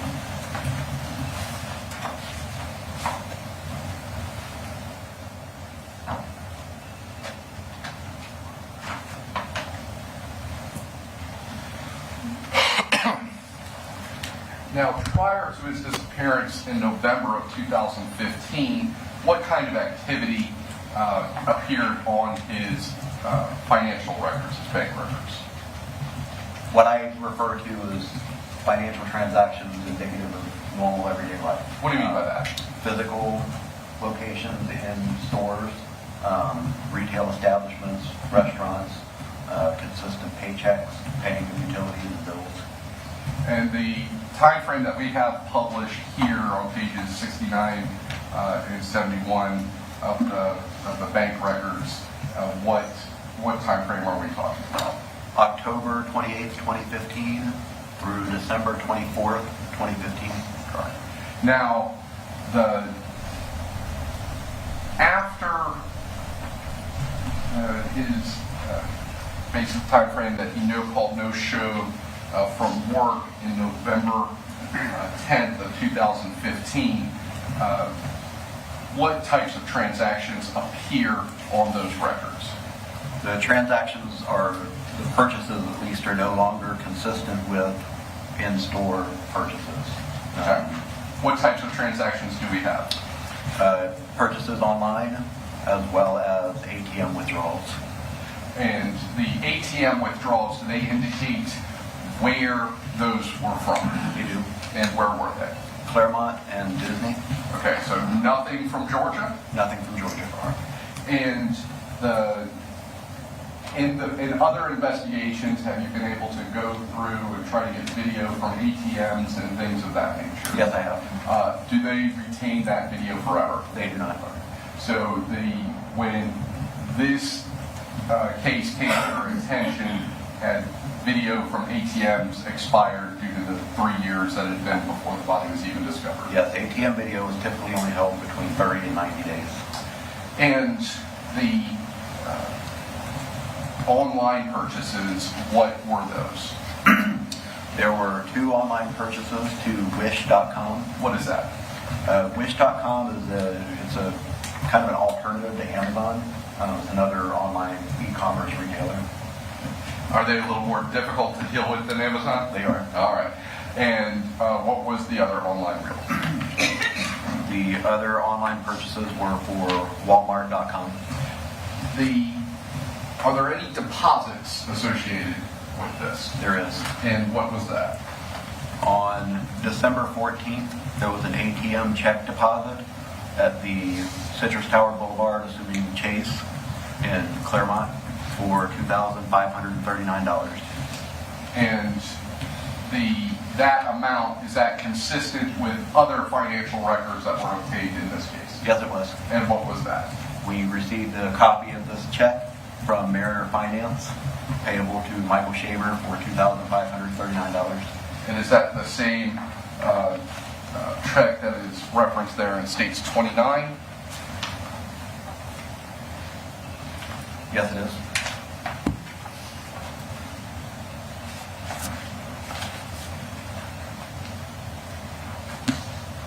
Did you do, after that check was deposited, what were the next transactions? And just go ahead and read the dates and what they were and the amounts. The check was deposited on December 14th. On posting date December 14th, there was a $100 withdrawal in Disney. On December 14th, there was a $200 cash withdrawal from the Citrus Tower in Claremont.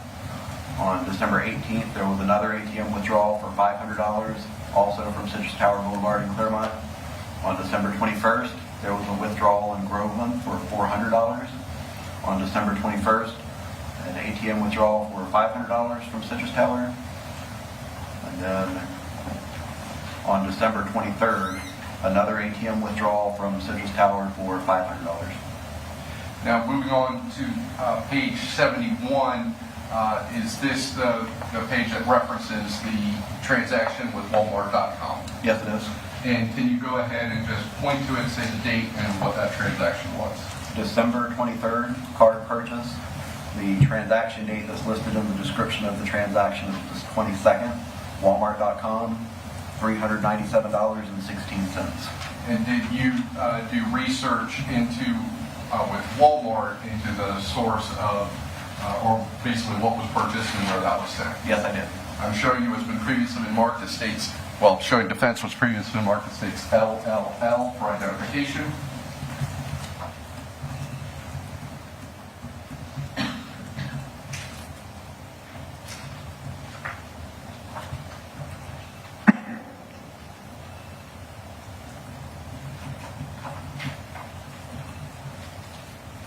showing the witness states LLL for identification. Do you recognize that document?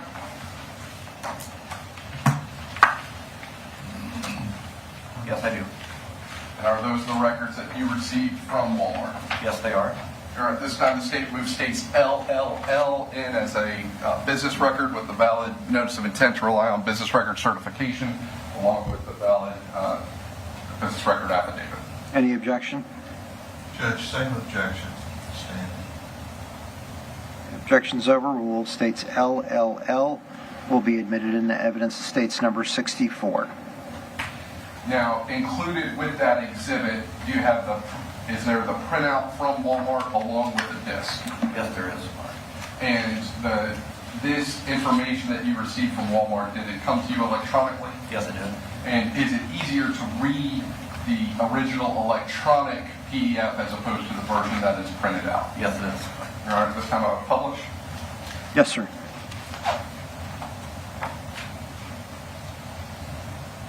Go ahead and use the CD.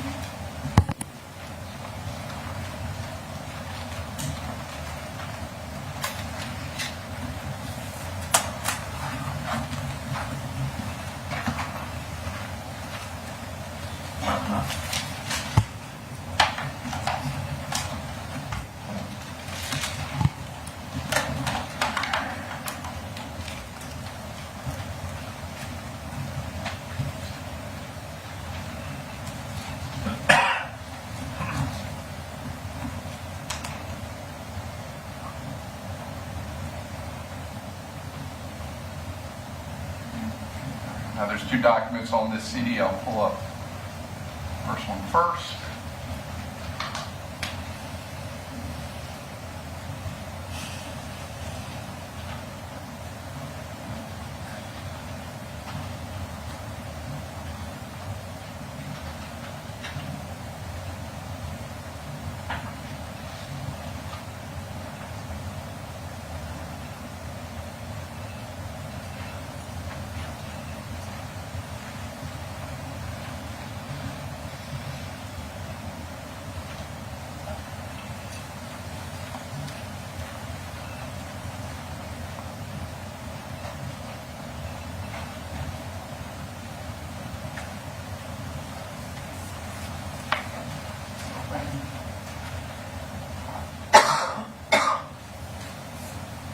While this is pulling up, can you go ahead and go into the bank records, the areas with the Walmart transaction?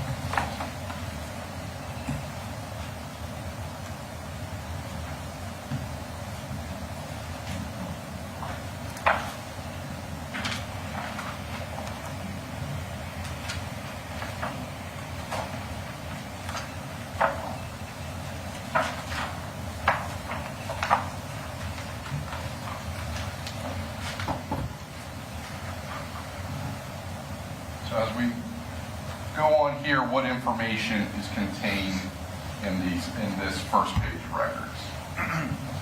This is the order summary for the Walmart purchase that was made. Right.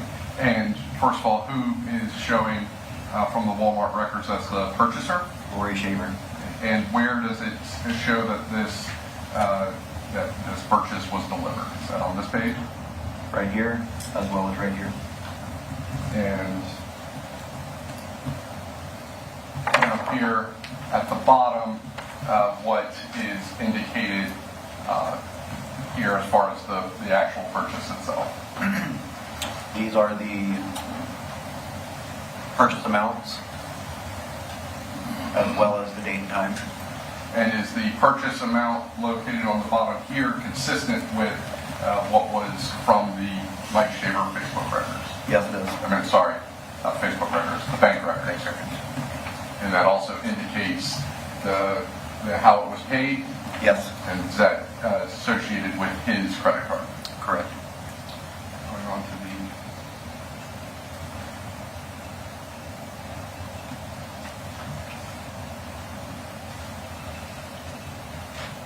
other pages. This includes billing information, other things associated with the Walmart.com transactions. Yes, it is. And once again, who is shown as the purchaser? Laurie Shaver. items include information about other purchases. These are the items that were purchased.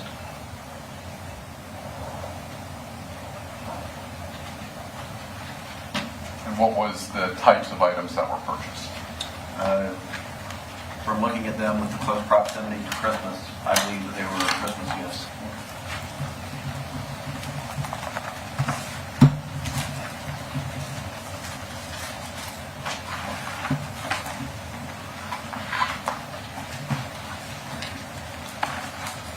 Looking at Michael Shaver's bank records, was there any activity whatsoever past December 15th, 2015? No, there was not.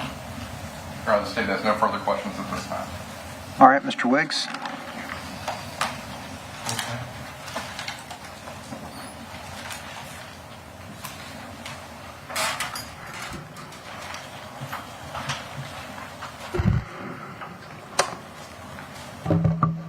Mr. Strickland, or Officer Strickland, all the data that you introduced, all that's been discussed so far, does any of it mention a homicide?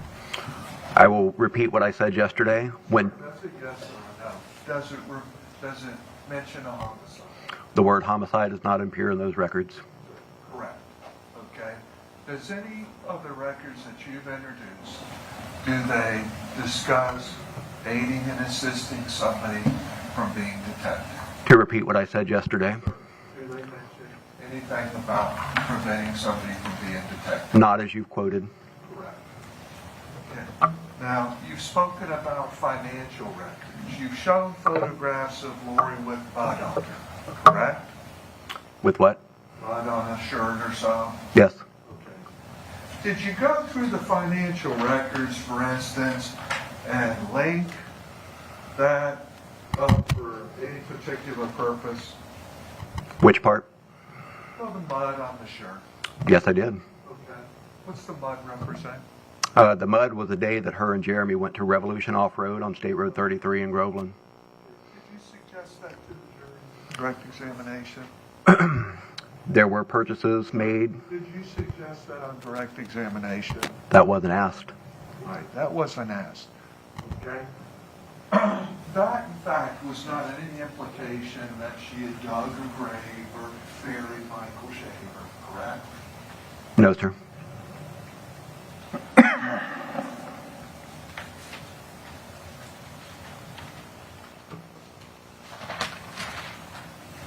Now, you talked about, or you showed images of Laurie working out. Okay. Any of the Facebook data that you look at indicate her being involved with Beachbody sales? I have no idea what that is. Okay. Any of it indicate, did you look through each and every document indicating why she may be working out? Seems like she enjoyed it. Yeah. A lot of people like to work out. Sure. Right? Doesn't suggest necessarily they're planning a homicide, does it? To repeat what I said yesterday, Sir, does it necessarily imply somebody's planning a murder? no, it does not. Okay.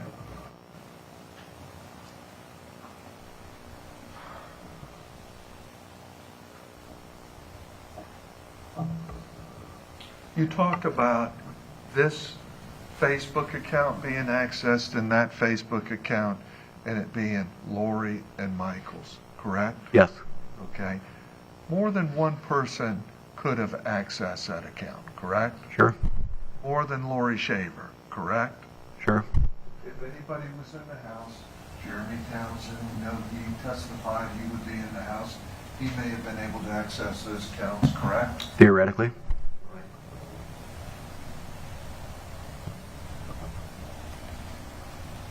And there's been no link-up testimony between the IP, the physical residence, and any device, correct?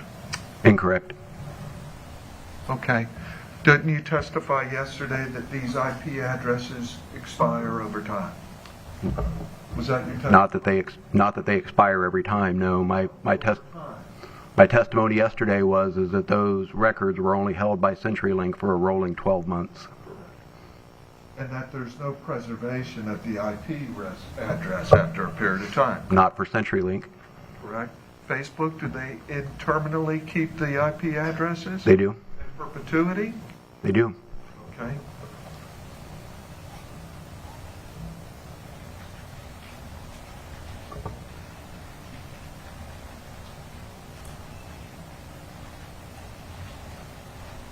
Do any of the records that you've spoken about show causation of a homicide? To repeat what I said yesterday, Sir, I'm not asking you to repeat what you said yesterday. Do any of them show and reveal causation of a homicide? define causation. The manner of. Those records did not know. Correct. You mentioned about banking records. Laurie Shaver's not on trial for bank fraud or any such charge like that, is she? No, she's not.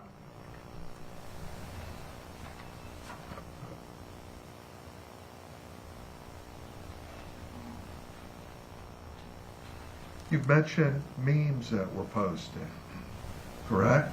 I did. And one was introduced and it said, I think, something like, sometimes you have to burn the house down and move on, correct? The bridge. Bridge, correct, okay, and move on, okay? That's an expression, correct? It is. Did you find any bridge burnt down or anything like that that was relevant? An actual literal bridge, sir? No, sir, I did not. Okay.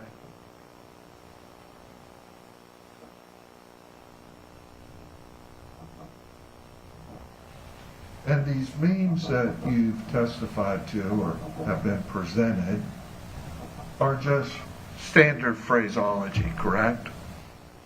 This isn't a personal thing somebody's created necessarily. Well, they can be. Okay. Do you know who created these? I do not. I didn't look into that. Okay. You do these searches where you can look at photos and see if they're posted anywhere else. Sure. Do you know if Laurie Shaver created that meme, any single meme? I do not. Correct.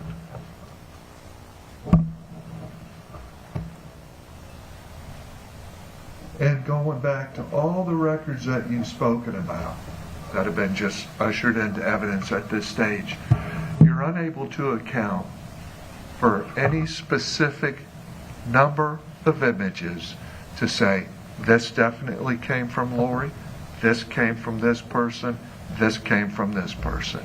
Correct? I don't believe so.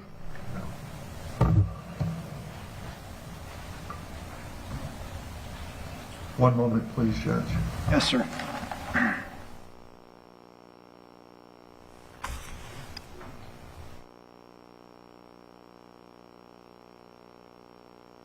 Thank you. Redirect.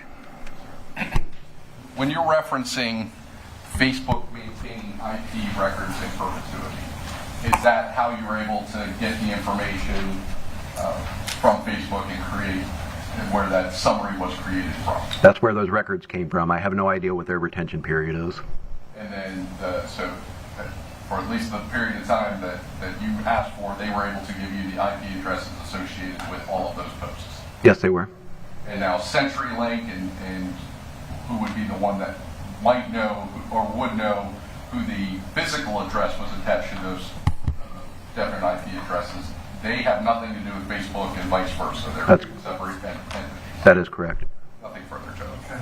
Just on this IP issue, just for clarity, Facebook may hold the IP, but that IP is not linkable to a physical address over time. Objection. Not with the Facebook. Pardon me? Overruled. You may answer. Not with the Facebook records. Correct. Nothing further, Judge. All right. And may the witness be released from his subpoena. He is subject to recall, but he can step down today.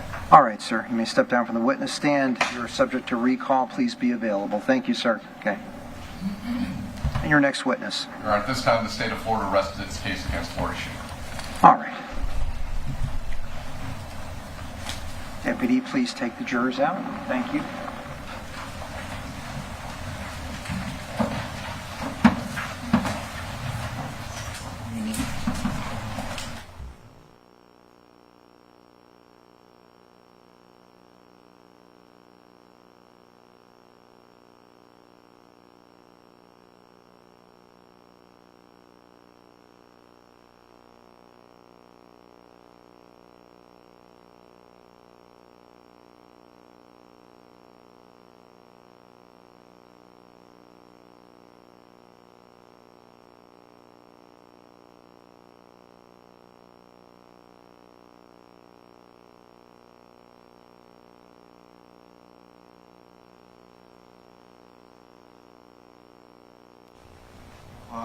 We had discussed previously circumstantial evidence in any criminal case, how it could be used and the boundaries of it. We had cited to the court previously Smith versus Carlisle.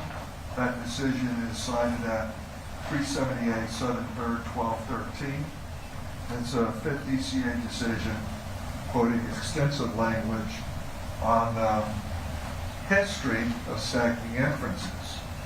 What I announced for the court previously is the history of stacking inferences started with Knight.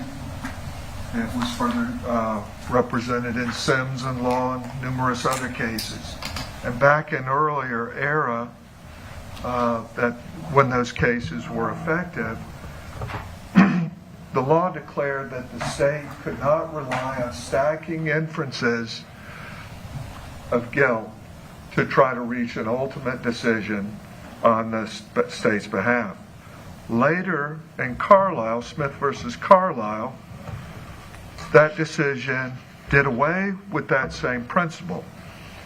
And it stated that stacking inferences was permissible at this day and age. But what it did is it went back to an earlier principle, which is the Volcker decision, and that's cited at 70 Southern 2nd 403. And that is a Supreme Court of Florida decision, 1954. And what Smith stated was, citing from Volcker, which recited the criminal principle at that stage.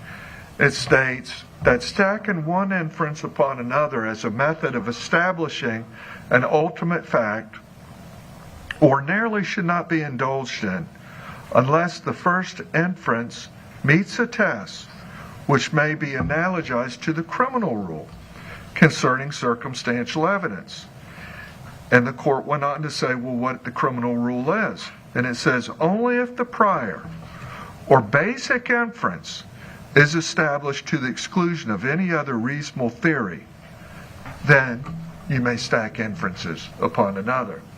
I've repeatedly approached the bench, to the annoyance of probably everybody observing and within the court, to preserve this issue for an appeal, and declared that there's no basic inference that the state has at any time stated in this courtroom that they're going to try to declare all the other inferences dependent and stackable, so to speak.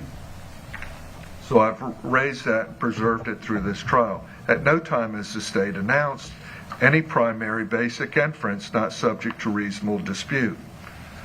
Without that basic inference, then stacking inferences becomes impermissible under the law. And the Volcker decision supports that principle. That would be one of the grounds for exclusion. Second, without stacking, with impermissible stacking, the state has never established causation. They have established that there's a dead body. They haven't established that Laurie Shaver is responsible for the dead body. They allege that we have a body and there's been some form of a cover-up. Now the state again relies on circumstantial evidence and trying to stack inferences without a primary inference to rely on to declare that the crime was committed and it has to be associated with Laurie Shaver to the exclusion of the rest of the world. We know there's been inconsistent testimony on that point. There's been acknowledgement by the state's own witnesses that devices can be hacked. They can be accessed by other people within a remote vicinity or within the access of the router. And it doesn't exclusively declare that Laurie Shaver thus is reliable for any homicide. The next thing the state attempted to do was to say, here's a body on a ground in a grave, and yet there's no evidence in any form or manner that ties to Laurie Shaver. So the only thing they're doing is trying to use a bunch of unsupportable inferences from the digital data, which isn't linkable. It doesn't make any mention of a death, a homicide, or a cover-up, to say simply you could have a motive and you may have committed the crime. That's insufficient evidence under the law. But we know as well, when we look at the physical scene, be it the gravesite, there's no DNA, there's no signature of a crime, there's no prints, there's no forensic data or evidence of any kind. We know there's no connective link between the grave and the home site. There's nothing found within the home site that suggests Laurie Shaver transported the body, committed the homicide, or responsible in any manner whatsoever.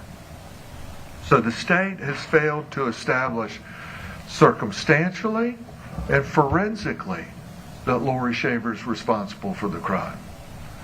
We've moved judge for a judgment of acquittal based on those grounds, state that the state is not supported, the state has not supplied a case with competent substantial evidence for the matter to proceed forward to a jury. And on those bases, we'd ask that request. Thank you. State? Your Honor, Mr. Wiggs is misinterpreting the case he's citing as far as Smith v. Carlisle. Once again, this is a civil case. Smith v. Carlisle states specifically, as it refers to the prior Volcker decision that Mr. Wiggs also is relying on, and this whole stacking one inference upon another, which Mr. Wiggs' argument relies. In the Smith case, it specifically says, the standard of review in entirely circumstantial criminal cases has now been discarded by the Supreme Court, which accurately described the rule as confusing and an outlier in federal and state courts. See Bush v. State, 295 Southern 3rd. It goes on to say, in Bush, the court upheld a death sentence based entirely on circumstantial evidence, and goes on to describe how the Florida Supreme Court is going away from the previous decisions in Knight and the other cases of which Mr. Wiggs' argument relies on. It says, and the Supreme Court in Bush relied on the United States Supreme Court rationale in Holland v. United States in order to come to that conclusion. This is a quote from the Supreme Court's decision in Holland. Circumstantial evidence is extrinsically no different from testimonial evidence. Admittedly, circumstantial evidence may in some cases point to a wholly incorrect result, yet this is equally true of testimonial evidence. In both instances, a jury is asked to weigh the chances that the evidence correctly points to guilt against the possibility of inaccuracy or ambiguous inference. In both, the jury must use its experience with people and events in weighing the probabilities. If the jury is convinced beyond a reasonable doubt, we can require no more. The Smith v. Carlisle case talks about how the court eliminated the special instruction regarding the circumstantial evidence case, and the Smith v. Carlisle case concludes by saying that it would hold also to defy reason to hold that a person can be sentenced to the ultimate penalty under the law of death based solely on circumstantial evidence that does not exclude every reasonable hypothesis of innocence, but a plaintiff cannot survive a motion for summary judgment in a civil case based on circumstantial evidence alone. It goes on to basically say that this current civil standard makes no sense in light of the Florida Supreme Court's criminal standard in Bush, but says that for it to be ultimately resolved in a civil context, the Florida Supreme Court will have to weigh in on whether or not Volcker still stands in a civil setting. Smith v. Carlisle and Volcker have absolutely nothing to do with this court's analysis whatsoever, and the Smith case says that. What matters is what the Florida Supreme Court said in Bush v. State, 295 Southern 3rd, 179 in May of 2020, where it said because this special standard and this is talking about the overcoming all reasonable hypothesis of innocence.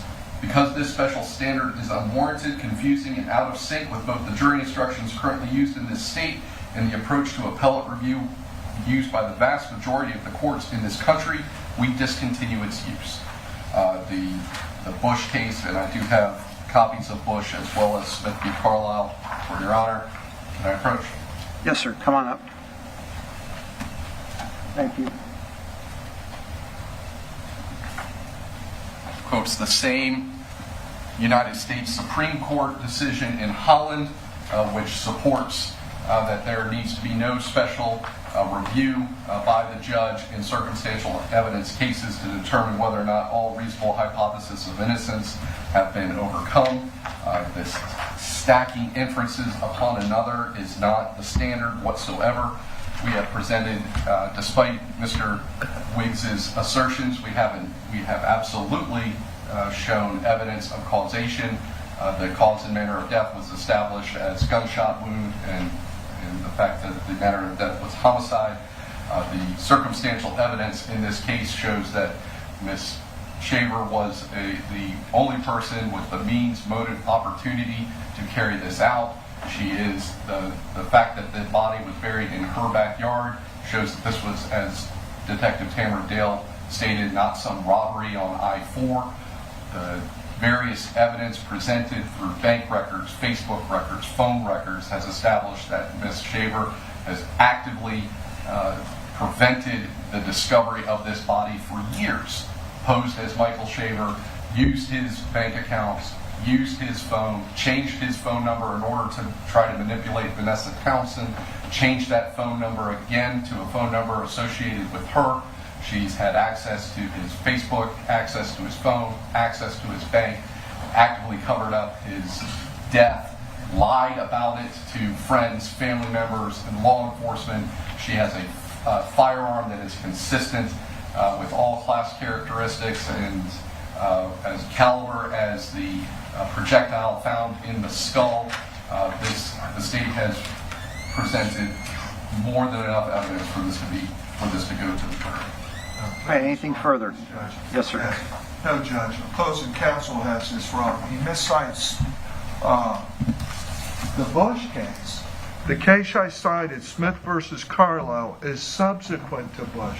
It talks about Bush and what it was, and it talks about that Volcker was a civil case, but it indulged the analysis from a criminal perspective.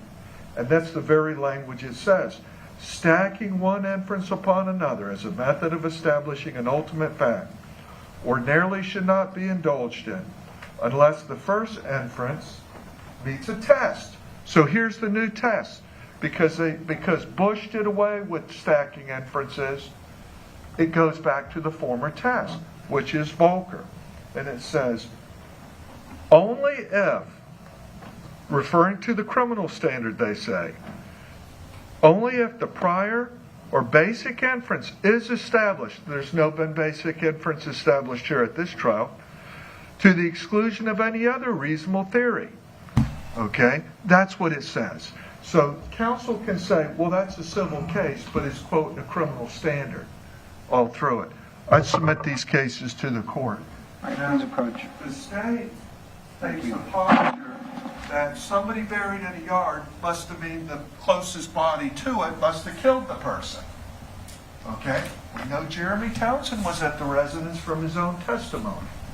There's no such standard by proximity equals knowledge, equals homicide.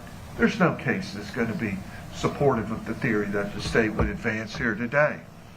Likewise, all the physical evidence, each and every piece of it, does not implicate Laurie Shaver. I submitted to the court a proposed jury instruction. That decision was Bowen. And I submitted to your offer to the state as well. And it says, knowledge of a crime, even if you know a crime's committed, doesn't mean you have to report the crime.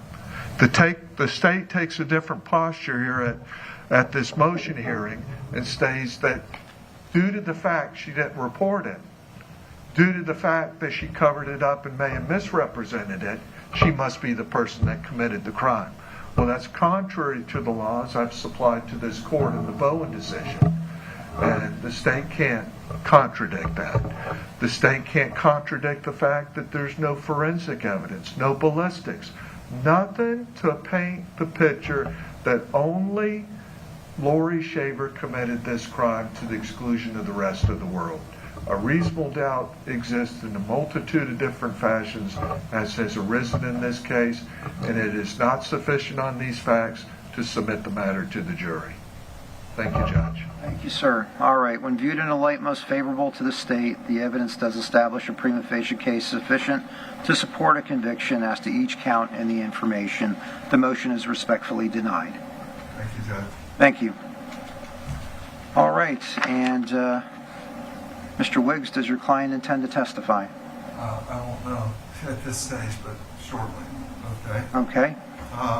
And how many witnesses do you intend to call? Well, we would have fingerprint.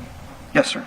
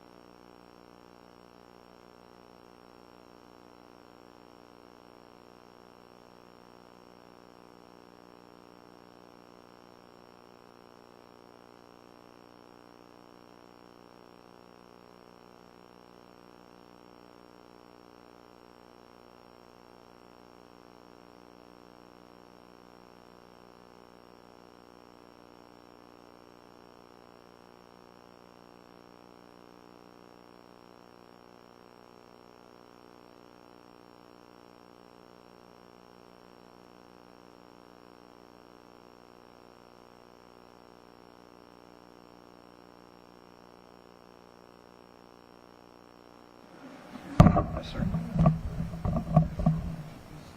Yeah.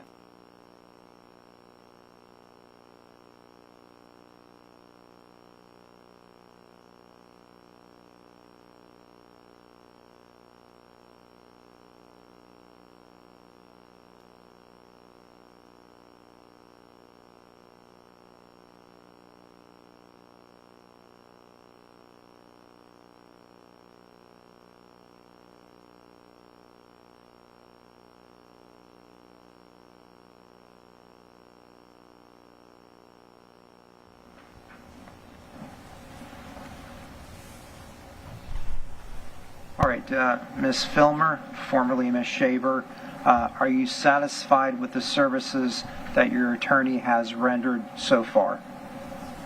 Okay. Is there anything else that you would like your attorney to do in his representation of you? Okay. Just into the microphone, if you could, a little louder so we can... Please turn it so it faces you. Thank you. No, I'm satisfied up to this point, yes. Okay. Are there any other witnesses that you would like your attorney to call other than what you plan to call this afternoon, other than who you plan to call this afternoon? No, I don't believe so. Okay. All right. Are there any other concerns that you would like to voice at this point? Okay. And you are completely satisfied with the services that Mr. Wiggs has rendered thus far. Is that correct? Yes, Your Honor. Okay. Thank you. All right. And we'll call the jurors back in and let them know that we're going to break for lunch. It's 11:45. We'll ask them to return at 1 p.m. All right. Is that agreeable with everyone? Yes, sir. Okay. Please call the jurors back in.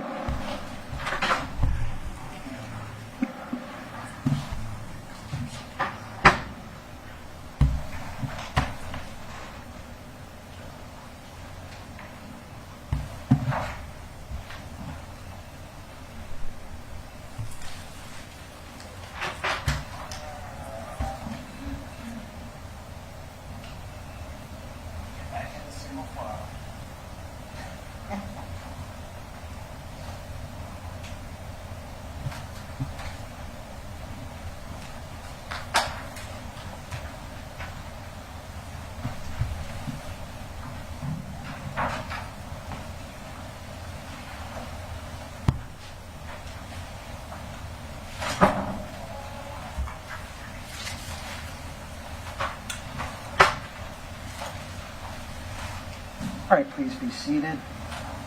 I see that all of the members of the jury have returned, and thank you for your time and patience today. It is now 11:45. We're going to break for lunch, so I'd ask that you all return to the jury assembly room by 1 p.m. Okay, all right, well, have a good lunch, and we'll see you back at 1 o'clock. Thank you.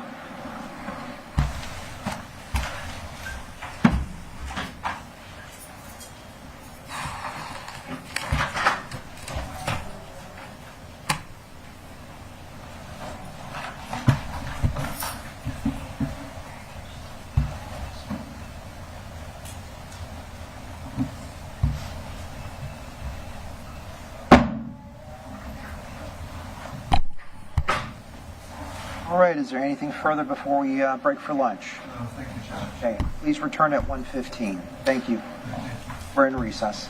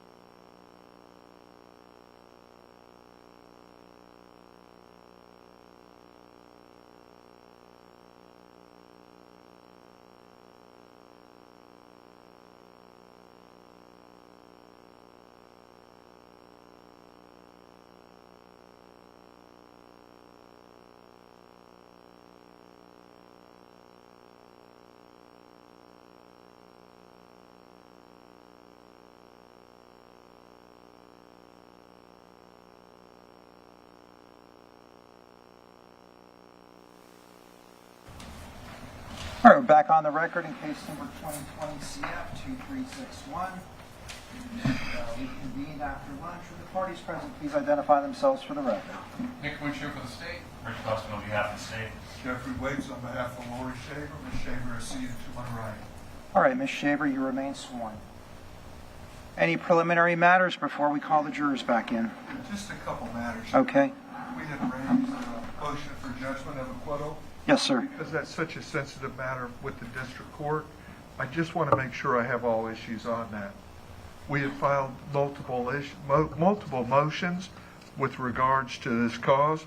There had been a motion to exclude any reference to the sale of any firearms. We had cited the authority in there, Agathis and some other authority, to prevent any discussion about that. The court declined to grant that, and there was discussion about that. There was issues about the handwritings, the cards that Ms. Townsend testified to. We filed a motion to exclude those on the basis that there was nobody here to authenticate them as to any writing in the form of handwriting analysis. The court declined to grant that, and those cards were discussed.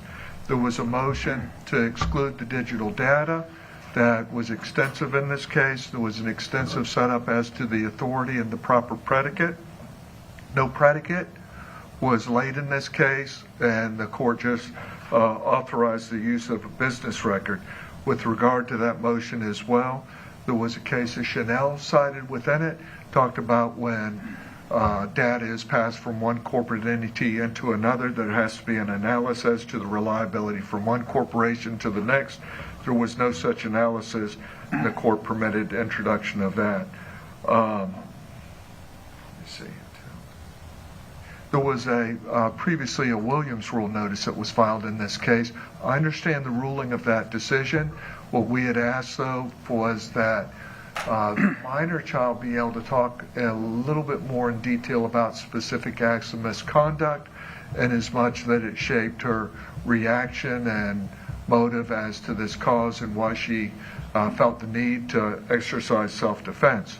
Looking at the self-defense jury instructions and the standard instructions, counsel would point out to the court there is a section in there that deal with prior bad acts and the instructions themselves. We've presented to the court a proposed instruction and have outlined the relevant acts in this case that would be subject for consideration. We still ask that those bad acts be considered in a different format, which we anticipate to introduce in this matter through the introduction of the testimony of Isabelle Shaver. But I just want to add those to the motion for judgment of acquittal to remain subject. Yes, sir. Is there anything from the state? Yes, sir. All right, the prior judgment on the motion for judgment of acquittal stands. The motion is respectfully denied. The defense would first call Adam Narvaez. All right, well, we'll call the jurors in first, but are there any specific issues concerning that witness? Just the I issues, addressed it, Defense, Your Honor. the pretrial motion. Sir? I addressed them at the bench. Yes, sir. Okay, nothing additional then. All right, then we'll call the jurors back in.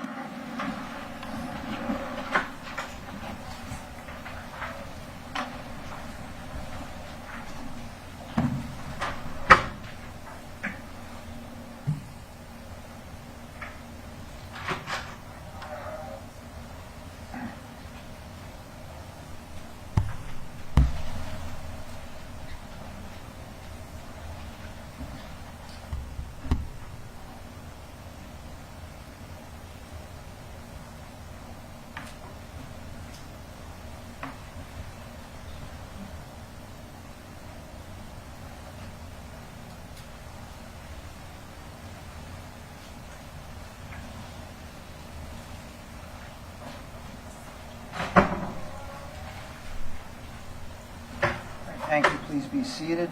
I see that all of the members of the jury have returned after lunch. Defense, you may proceed. Yes, thank you, Madam. Please, the court. Yes, sir. Defense would call Adam Narvaez. Okay.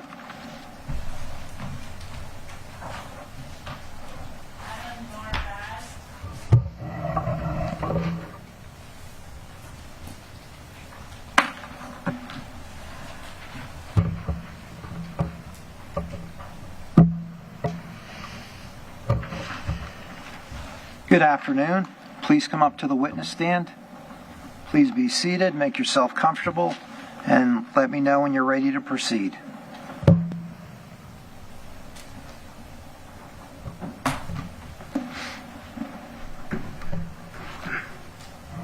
All right, please state and spell your full legal name. Adam Narvaez, ADAMNARVAEZ. All right, please raise your right hand and I'll swear you in. Do you solemnly swear or affirm that any testimony you give today shall be the truth, whole truth, and nothing but the truth, so help you God? I do.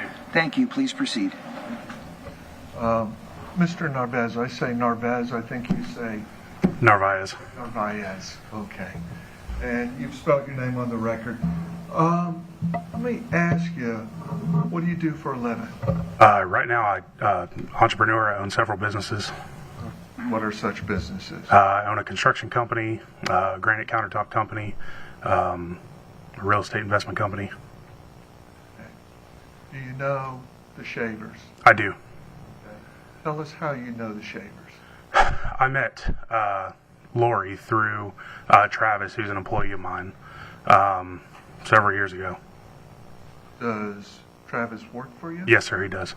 Does Laurie work for you? Yes, sir, she does. Do you have any extended relationship with that family? Yeah, I mean, it's been a few years now.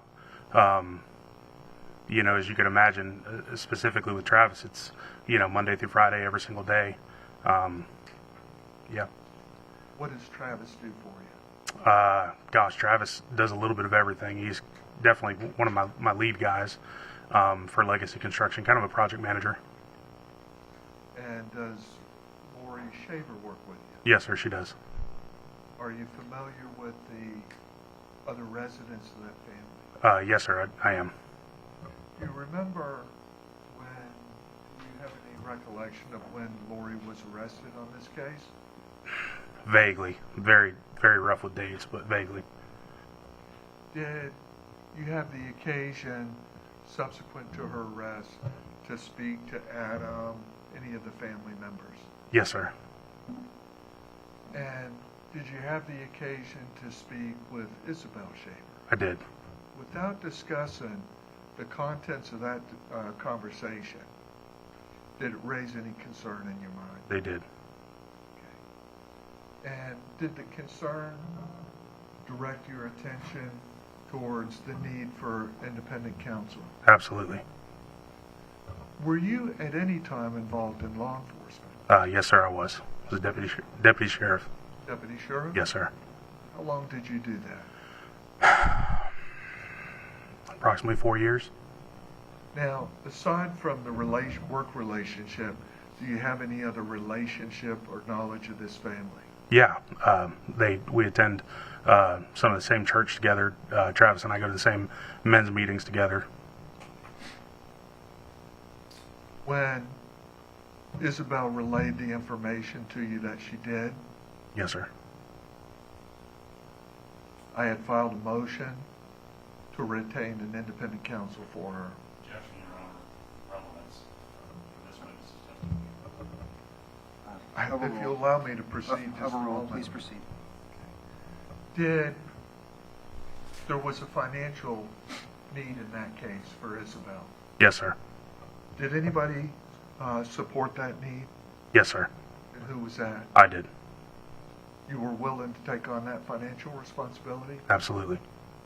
And that was Miss Johnson, correct? Correct. Miss Johnson was appointed as an attorney ad litem on behalf of Isabelle. Yes, sir.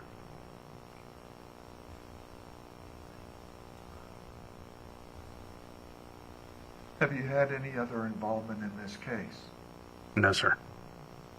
Do you know anything about the reputation in the community about Travis or Laurie Shaver? Yeah, I mean, and you know, in full transparency, I mean, I realize now that this case has gone on for almost a decade, and I wasn't aware of that when I had first met Travis, or when Travis first came to work with me. I don't think necessarily that he was trying to hide it, but it's Lack of foundation at this point in reputation testimony. Very well. Sustained. let's direct your attention in this manner. Do you know their reputation in the community for truthfulness and veracity? Truthfulness, absolutely. Veracity, yes. But truthfulness for sure. As to Travis? Absolutely. As to Laurie? As far as I've known her, yes, sir. I've never had any reason to doubt anything. As to Isabelle? Absolutely. Very well. I have no further questions. All right, thank you. State? Yes, sir.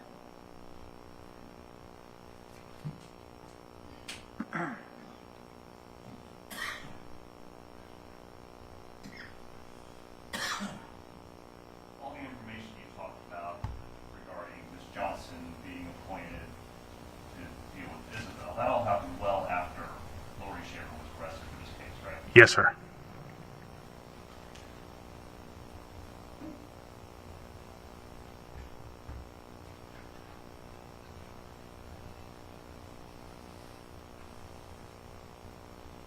Thank you, sir. No other questions, Your Honor. All right, any follow-up? Thank you, Judge. Okay. And may the witness be excused from his subpoena. No, if he'll be on standby if you don't mind. All right, sir. Wait a second. No, that's fine. He's released. Okay. All right, sir. You're released from further testimony. Have a good day. Thank you for appearing. Your next witness. This would next call Richard Connor.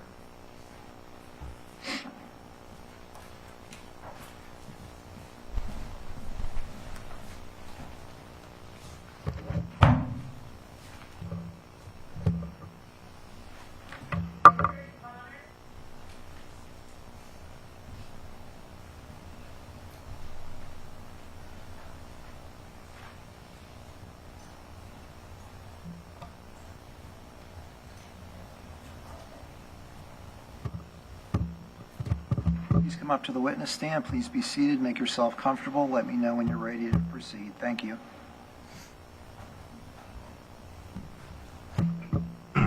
Ready. All right, please state and spell your full legal name. Richard Donald Connor, Jr., Connor.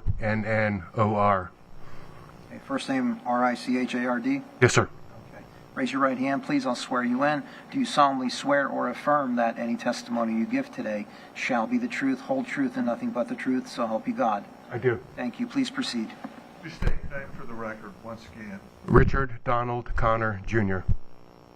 Mr. Connor, I believe you just retired, correct? Yes. Before you retired, you took on this case. Yes. That has been going on for a while. Yes. Tell the jury why you were retained. I practice digital and computer forensics, and that includes examining data that's stored online, say with Google, Facebook, Microsoft, Twitter, whatever. And I was retained to examine some data that had been provided in discovery to the defense in this case. Have you been trained in that area? Yes. Have you testified in courts of law as a special skilled witness in that area? Yes. Counsel? Judge, if I could show the witness Yes, sir. what's marked as Defense Exhibit A for this hearing. You recognize that? Yes. Tell the jurors what you're looking at. It's a copy of my CV. And that's your curriculum vitae, correct? Yes. Does it express therein your training? Yes. Does it express therein the trials that you've testified in? Yes. Does it testify the period of time in which you've testified and been experienced in this field? It lists all the cases that I've testified in and the year in which I testified in them. Yes. Judge, we'd move Defense Exhibit A into identification as Defense 1, I believe, Tess. Any objection? The CD itself is hearsay. I have no objection to Mr. Connor telling the jury about his credentials, but the CD itself is hearsay. Judge, All right. it provides a narrative for summary for the jury as the state has issued in narratives in this case. In their case in chief, it's an aid and assistance for the jury instead of Mr. Connor going through each page in each case and matter that he's been involved. And the hearsay issue, what's your response to that? Yeah, it's a summary instead of him just reading it to the jury. just like the state has admitted summary testimony through their witnesses. State. Sidebar, please.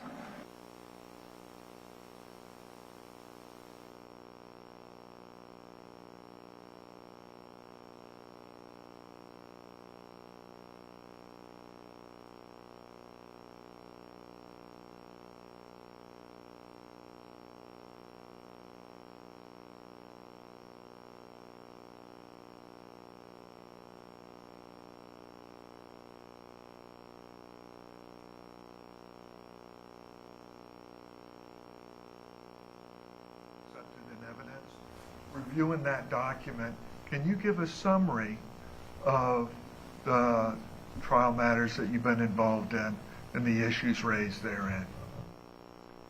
I've testified in trials, depositions, and hearings about 170, 180 cases. State court, federal court, arbitrations, criminal cases, civil cases. In criminal cases, I've done all kinds of murders, child pornography, theft, fraud, drugs, kidnapping, hacking, endless types of cases. In the civil cases, there are even more variety. I'd have to go through them one by one, but it's all over the board, all different kinds of cases, examining all different types of electronic data, usually in computers, hard drives, phones, online, cell phone location data, things of that nature. So like I said, about 180 different cases that I've testified in since 2006. Have you been qualified to render an opinion in those cases? Yes. Judge, we'd ask the court to accept Mr. Connor as a special skilled witness and able to render an opinion in this cause. Any objection? Without objection, the request is granted. Okay. Mr. Connor, your experience and computers, were you supplied information in this case to review as it pertains to Laurie Shaver? Yes. And did you review all that? Yes. Okay. You and I had discussions about it, correct? Yes. And let's first and foremost clarify, and we have a technological person on this jury, but let's discuss for clarification for everybody else.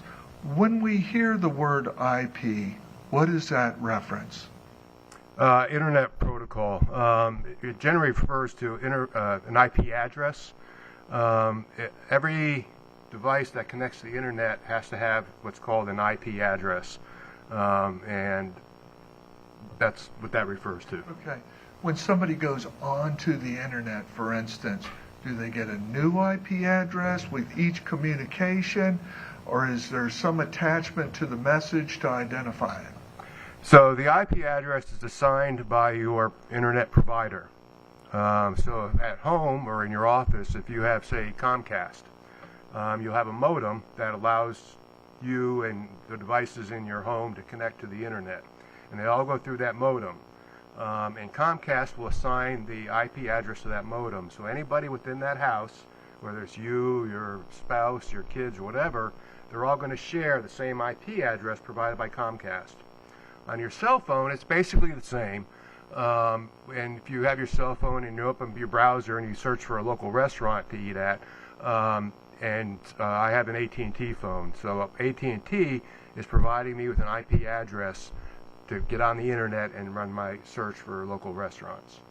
And I think this case you saw CenturyLink records, correct? Yes. And that was the router or the phone service that provided the IP addresses, correct? Yes. Now, did you see anything, any certificate of authentication for those documents that came back on CenturyLink? I don't recall.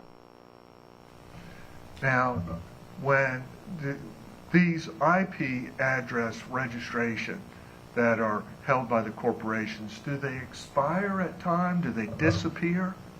So most, an ISP is an internet service provider, in this case CenturyLink, Comcast, AT&T, whatever. And they keep track of who, I'm talking about homes now, not so much cell phones. They keep track of who they assign IP addresses to, but they only keep that information for a limited period of time, normally 1 or 2 years. And then after that, they get rid of it, and they don't have it anymore. So they generally have it, but only for a relatively short period of time, or 1 or 2 years. For a crime that is alleged to have occurred back in 2014, 15, back in that era, were there any IP traceable addresses that existed? In this case? No, the requests have been made more than, is that me? More than outside the retention period. So a request was made to CenturyLink saying who were these IP addresses assigned to, and CenturyLink responded, we don't have those records anymore, it's too much time has passed. And Facebook, do those IP addresses expire over time? Not in the same way. Facebook, as long as your account is open, will maintain whatever data is in the account. If you close your account or it becomes inactive, I think after a certain period of time they'll get rid of what they have. But as long as the account is open, then they will not delete anything. Now, when you have like a Facebook account, does it have to link or be connected to CenturyLink to be able to trace the data where it came from? No, what happens is Facebook, part of the data that they maintain is the IP addresses used to access the account. So when a search warrant is issued to Facebook, and one of the things they'll provide is a list of the IP addresses that are contained within their records that were used to access the account, the subject of the search warrant. When you looked at the records in this count, or let me rephrase that question. Without an accurate IP address or one that had expired, are you able to trace the IP address to a IP physical residence? In this case, no. That's where the expired records come in. Normally, if say the case happened last week and we subpoenaed Facebook today and they came back and said this is the IP address used to access that account, and we can look it up and see it's a CenturyLink IP address owned by CenturyLink. So they would then send a search warrant or subpoena to CenturyLink and say who had that IP address on the date and time identified by Facebook. And then CenturyLink would come back and say it was me or whoever, and the address of 123 Main Street in Tavares. So that's how we would know that the modem at that address is the one that was used to access the Facebook account. In this case, CenturyLink said, it's been too long, we don't have the records, so I cannot tell you what address that IP address was assigned to back in 2015 or whatever. And if they could trace it, without that, they couldn't trace it to the residence, correct? I think you just testified to. Correct. So, like I said, the IP addresses are assigned by the providers. We know a CenturyLink, but we don't know who CenturyLink had assigned that IP address to. So it could have been any of their customers anywhere. Is it fair to say, without being able to trace it to a physical location, you're unable to trace it to the individual at that location? Correct. We don't have the location, so we don't know who the individual was either. Is it likewise true and accurate to say if you can't trace it to the location or the individual, you can't trace it to the device? Correct. There may be other data maintained by Facebook that might identify devices used to access the account, but right, CenturyLink has nothing to identify the device either, I think is what you're asking. In this case, reviewing the digital data, did you see anything that would trace any digital data to Laurie Shaver in this matter? No, like I said, CenturyLink did not have records anymore, so that's a dead end in this case. If a device and somebody is accessing Facebook, are they able to do it in remote locations? Yes, wherever you have access to the internet, you can access the internet, including Facebook. Are you able to hack it in another country? Yes. Are you able to hack it in another state? Yes. Are they able to be hacked and gain access? It's been known to happen. If you have knowledge of the password of the account, can you gain access? There's a good chance, yes. If there's more than one person inside a residence, can the person use the same router and gain access to that account? Yes, like I said earlier, the IP address is assigned to the modem or the router in the house, and everybody in the house goes through that modem. So if a search warrant is executed at the house and there's 5 people living there, unless there's other facts in the case, there's no way to know which of the 5 people or which device was being used, because the central link would only identify the IP address of the modem. If law enforcement can't account for all the individuals that passed through the house and had access to the router as well, or the browser, are they able to access accurately who was on the internet at any specific point in time? No, not in this case, because we don't know the address, so we don't know who was at the address, because we don't know the address. Is one individual capable of going on to another person's account and posting images of another individual on Facebook? That's possible, yes.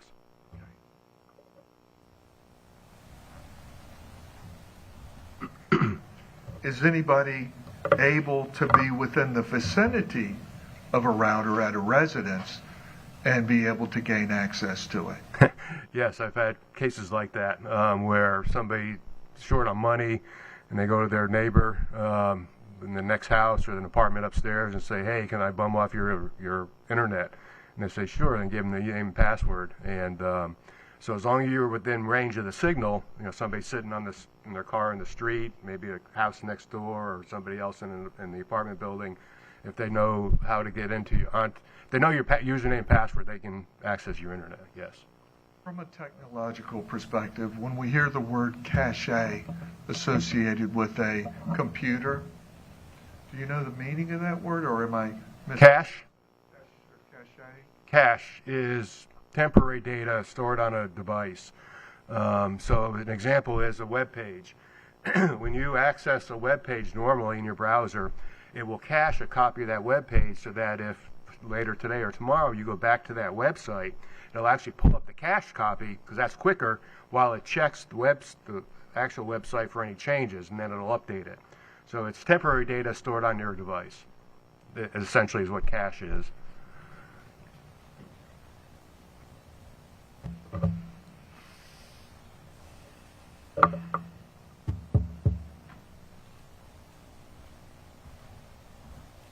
One moment, please, Judge. Yes, sir. Any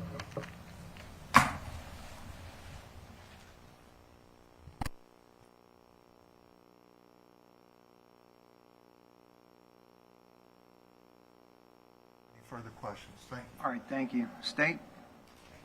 Yes, sir. Good afternoon, Mr. Gunner. Good afternoon. An internet service provider is the company that provides the internet access to a house or a business, right? Yes. In this case, it's CenturyLink. Yes. Spectrum, Verizon, who knows? Correct. An IP address is an internet protocol address, correct? Yes. They're in the form of 4 digits separated by a period. Yeah, the IP, was it 4 system? We're moving to the 6 system now or whatever. Yes, you're correct. Especially back in 2015, would be a 4-digit number. Yes. Like 71.49.11.123. Yes. That's an address that is assigned to a particular address or a particular location by the internet service provider to give that location internet access. Yes. Kind of like a street address that's unique to my house. Yes. that internet service provider can change the IP address assigned to that particular house for various reasons, right? Yes, it's called a dynamic IP address. Most residents have a dynamic one, and it can change. Nobody knows when, but yes, it can change. It could be the same for a month or 2 months or 6 months, and then they could change it for some reason. Correct. That's up to the internet service provider, whatever they do and why they do it. Correct. Okay. So let's assume I get internet service through Spectrum at my house. Normally, the service provider, Spectrum, would assign me a modem, right? Yes. And that's the device that allows the internet to come into my house. Yes. Normally, they would assign also a router, right? Yes. And a router is a device that allows multiple devices inside a house to connect to the internet at the same time. Yes. Every single one of those devices in the house that's connecting to the internet is going to have the same IP address assigned to it, correct? On the internet side of the equation, yes. Okay. That is what allows me to connect with my cell phone, my laptop, my wife to have her cell phone or her laptop on, connecting to the internet at the same time. Yes. And all those devices that are connected to my network are going to have the same exact IP address. Yes. So let's assume if you come over to my house for dinner, we're finished with court, you come up and you have dinner with my wife and I. You bring your phone, and after dinner, I log on to my Facebook account and I post a picture. You log on to your Facebook account and you post something, hey, Rich made great dinner tonight. Because you are on my network, you and I will have the same IP address assigned to that Facebook posting, correct? Yes, the IP address for both postings will be the same. And if you left my house and drove down the road such that you couldn't connect to my network anymore, and you went on Facebook, you would be assigned a different IP address. Correct. Correct. Because you're no longer in my close proximity to my network to be able to access it and use my IP address. Correct.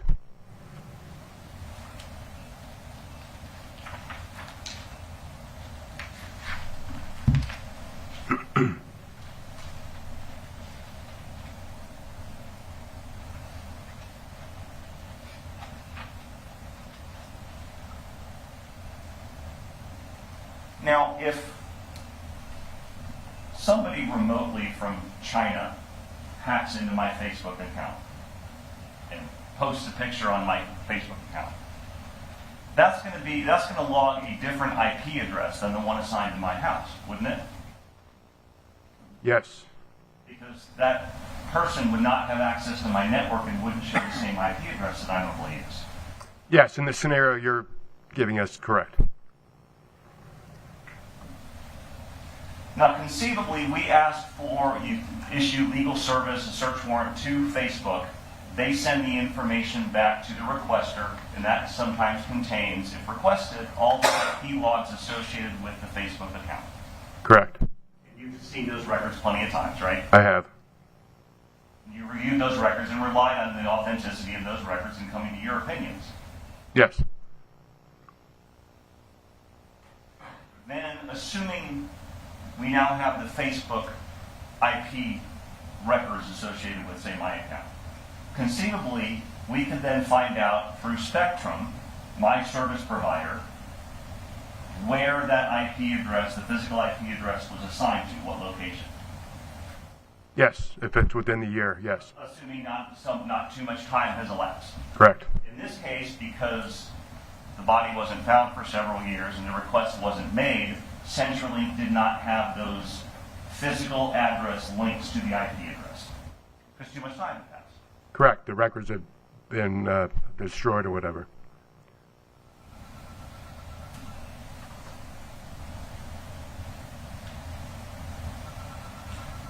You talked a little bit about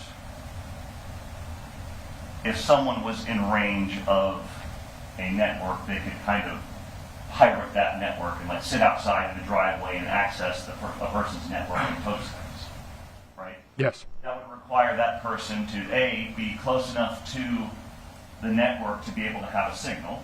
Correct. B, know the password of that network to even get into it. Correct.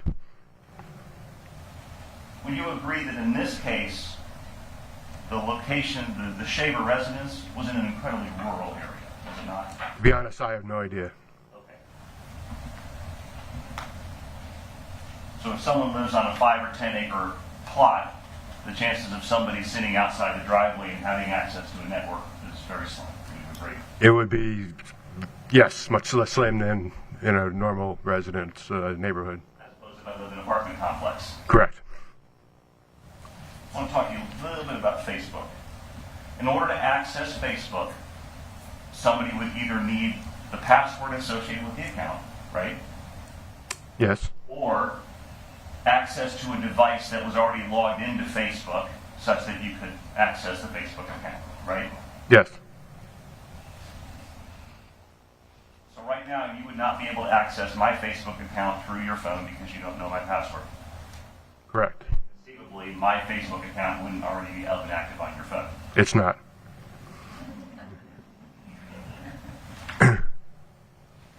Turning to this case, you reviewed the Facebook records of both Laurie Shaver and Michael Shaver's accounts, correct? Correct. Those records that you reviewed look like all the other Facebook records that you have reviewed in your career. Yes, yes. You had no reason to doubt that they came from Facebook or they were authentic. Yeah, I don't deal with the authenticity part, but yeah, they look like other Facebook records I have seen in other cases. The Facebook records that you reviewed of Michael Shaver's account had personal information about Michael Shaver, pictures of him, the kids, things like that, or is that beyond your scope? I was not focusing on that content, so yes, there may have been some, but if you asked me what, I could not tell you.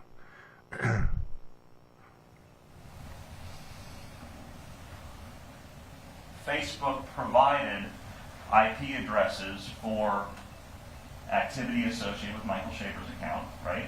Correct. As well as IP addresses for activity associated with Laurie Shaver's account. Correct.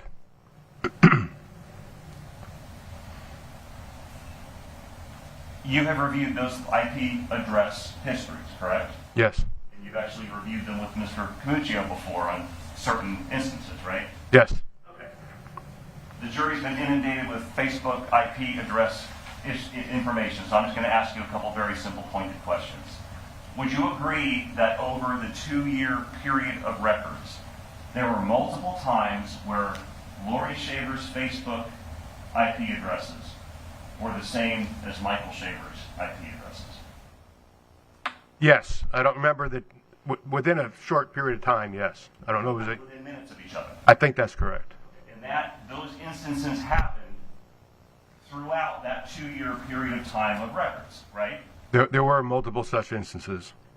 That would indicate, if they're both sharing the same IP addresses, that the device or devices used to log into those two accounts were located in the same proximity to each other. They would have been connected to the same router, I would think, yes. And so it was a house router, they would likely both be in the house. Yes. Now, conceivably, the same person could have logged into both accounts if that person knew the password or had a device that was already logged in and done the postings on both accounts. That's possible. So if my wife and I are in my house sharing our same router, sharing the same IP address, she takes my phone and posts, that would share the same IP address as mine. Yes.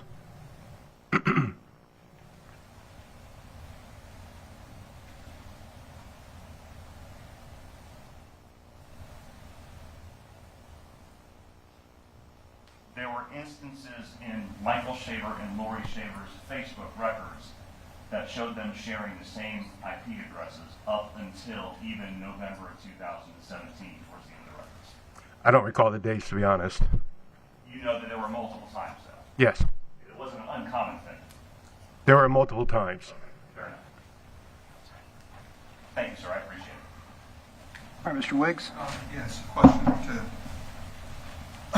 Counsel was asking you questions, hypothetical questions, about access to accounts, two accounts, at or about the same time. Is it plausible somebody could be at a Starbucks, for instance, accessing both accounts? Yes, again, connected to the same modem. So whether it's a house, Starbucks, a mall, it's just the same router wherever that router is. Thank you, sir. Anything from the state? May the witness be released from his subpoena. Yes, Judge. Okay. Thank you for appearing today. You're released from further testimony, and have a good day. Your next witness?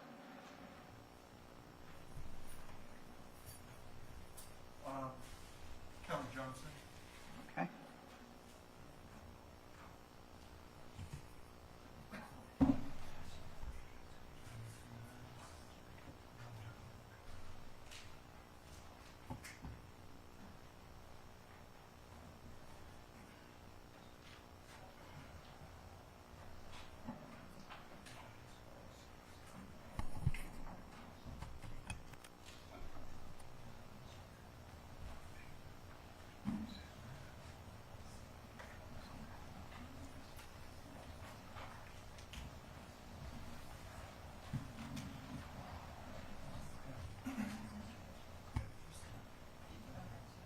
Pardon me? Kelly Johnson. I told Miss Johnson to be here too.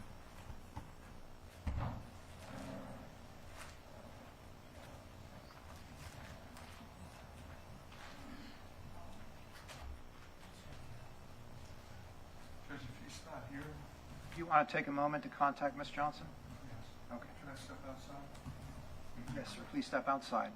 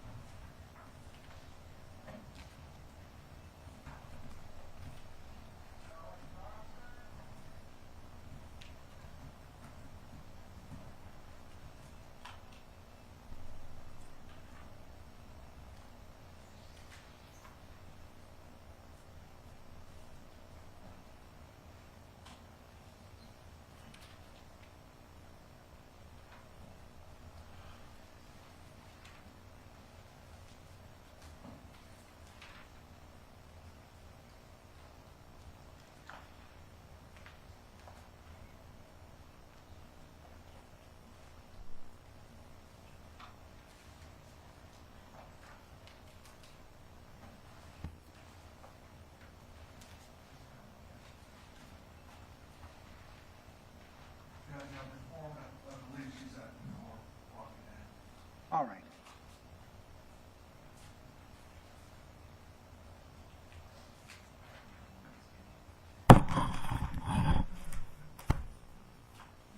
It's a little early for a break, so we'll wait for Miss Johnson to arrive.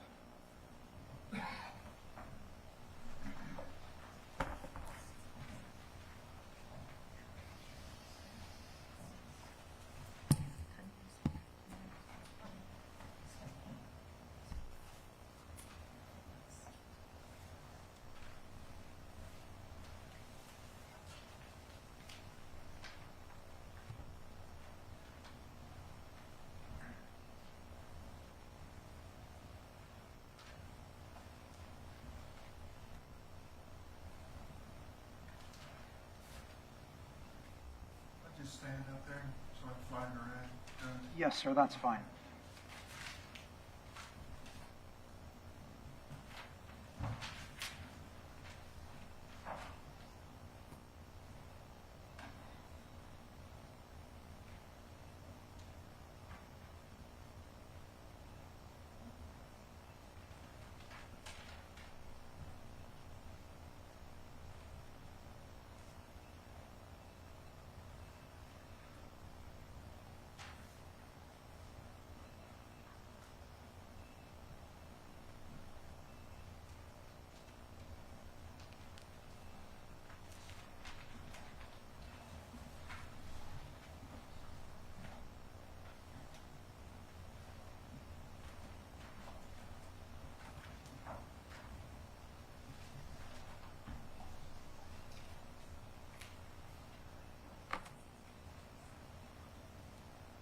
All right, good afternoon, Ms. Johnson. Please come up to the witness stand. Please make yourself comfortable. Let me know when you're ready to go.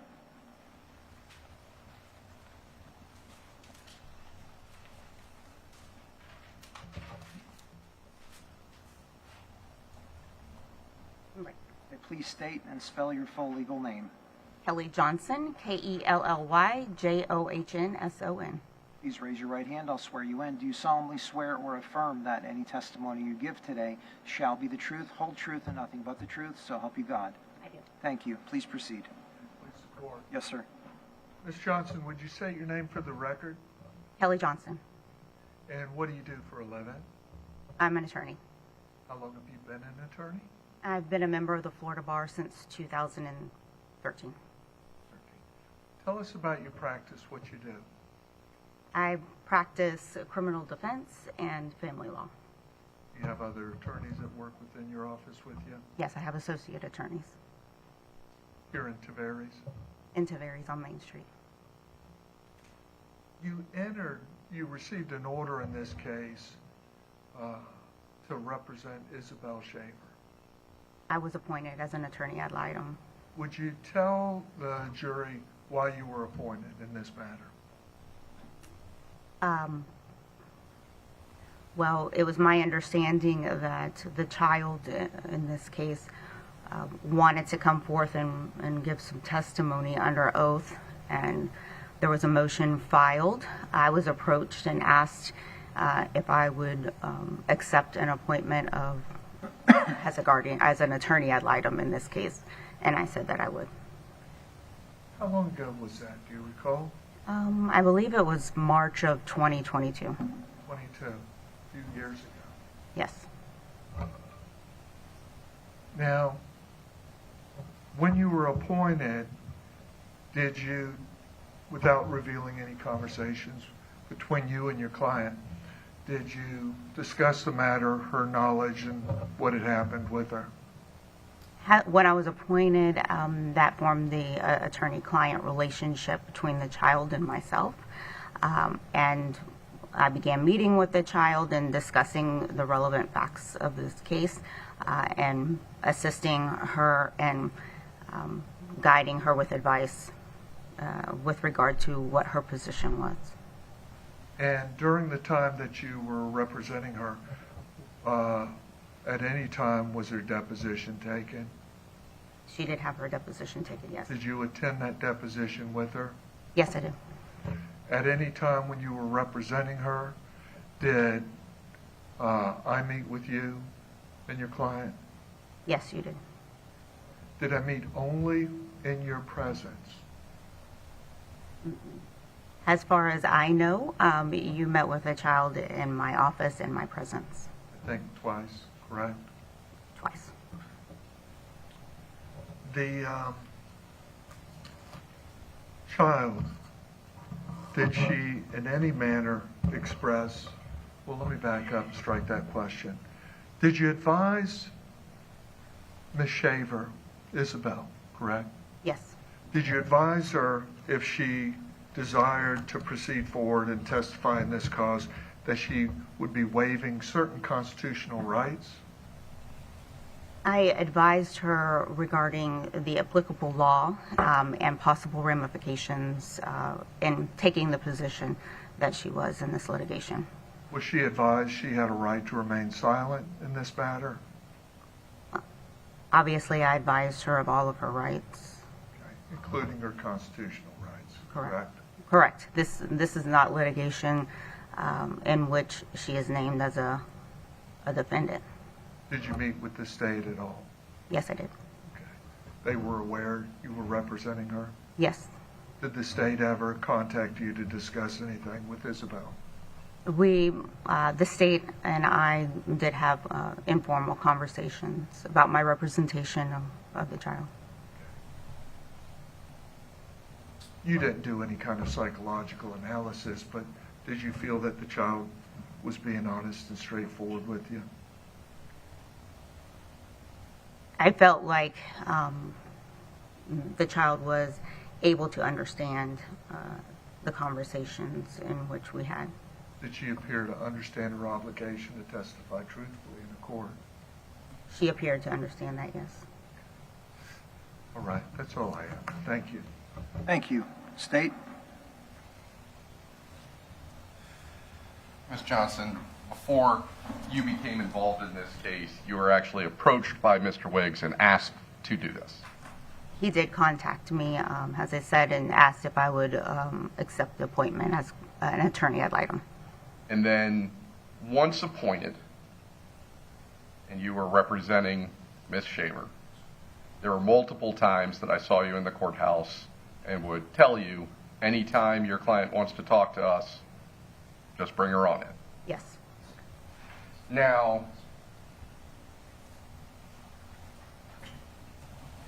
if she were to do that, would she have any sort of legal protections to just come and talk without any sort of subpoena?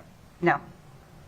So, in order to protect her rights, the only time the state actually ever talked to her was after issuing a subpoena and doing a formal deposition. Correct. But prior to that, from the moment you were appointed, the state said anytime that she wants to talk, we're here. Correct. Nothing else, Judge. All right, Mr. Wiggs? Yes, just briefly. Did law enforcement approach you? No, I've never spoken to anyone from law enforcement. Mr. Camuccio make any private calls to you? I don't know what you mean by that. Did he call you on the phone, say he wanted to talk to her? I don't recall. Very well. I don't have any other questions on that matter. All right, anything further, Mr. Camuccio?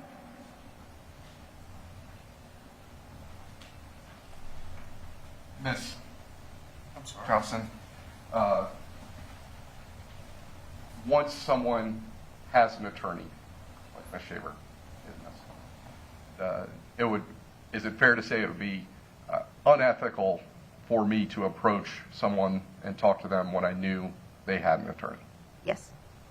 And as far as law enforcement, just going to talk with you once I knew that you were represented, if that was going to be directed, I would have to go through you. Correct. And once again, there would be no protections for your client if they just came talking. Is that fair? That's fair to say. And once again, it all came down to the time that she was made available was when she was given the subpoena and then given the protections based on that. That's correct. Nothing further. All right, Mr. Wiggs? You can step down and may we approach, please? Yes, sir. And may Ms. Johnson be excused from her subpoena. Thank you for appearing today. You're excused from further testimony. Have a good day.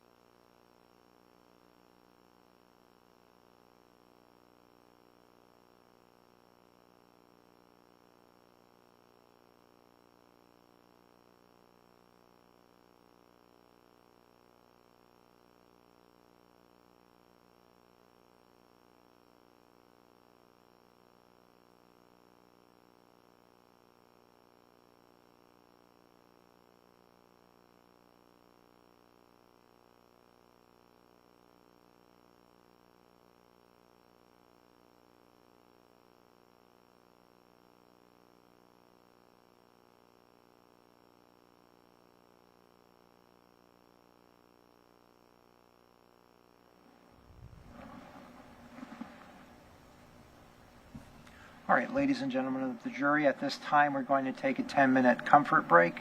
So, Deputy, please take the charge. Thank you.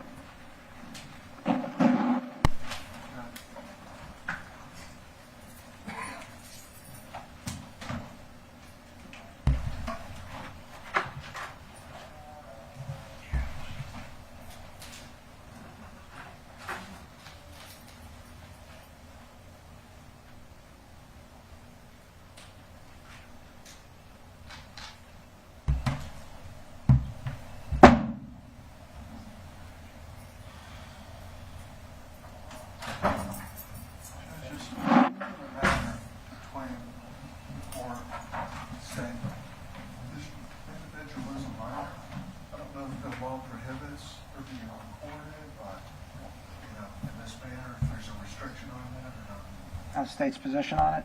I'm aware of nothing. I'm aware of, since she's not a child victim, I know nothing that would preclude the media's presence in this. Yeah, that's the only issue I know is about child victims. I don't know generally about the outside of that. All right, I believe the media may have agreed to point the camera away from the child witness and record the testimony only via audio. Well, the media's here. Is that what you intend to do, sir? Yes, Your Honor. Oh, and could you just state your name for the record? All right, sir. You intend to point the camera away from the child witness. Is that correct? Correct. All right. Then please proceed in that manner. Is that acceptable to everyone? Yes, sir. Okay. Mr. Wiggs? That's fine. All right. Thank you. All right, we're in recess.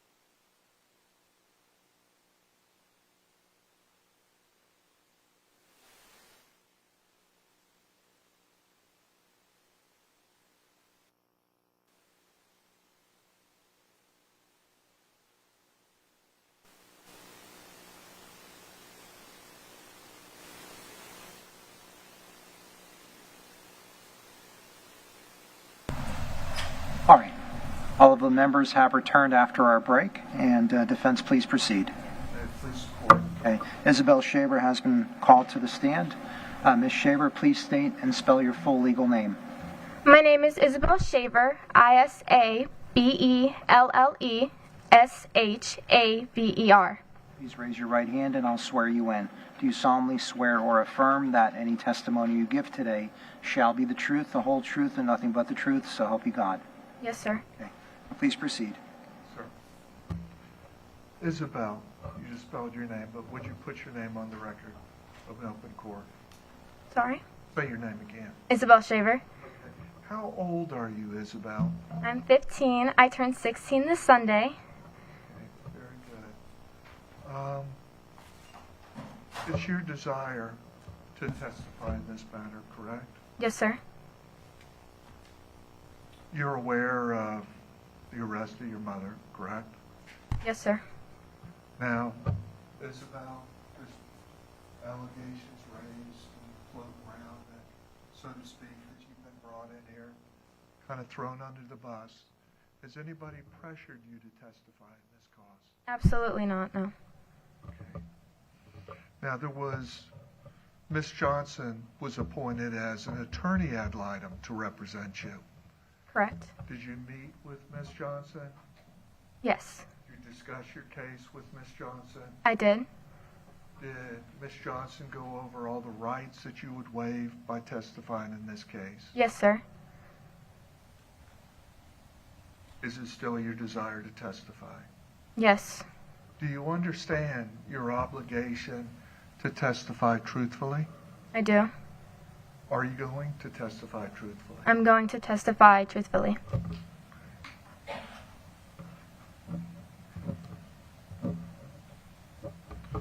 Would you explain your relationship to Laurie Shaver? Laurie Shaver is my mother. Me and her are very close. We've always been very close. We do everything together. I don't know, she's like my best friend and a mom in one. Excuse me one moment, Judge.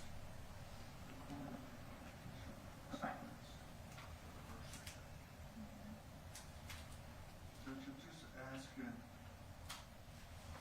Madam Clerk to mark the birth certificate. Court is taking judicial notice of this matter. All right, defense, do you wish to view the birth certificate? Excuse me? Do you wish to view the document, the birth certificate? Yeah, do what they do.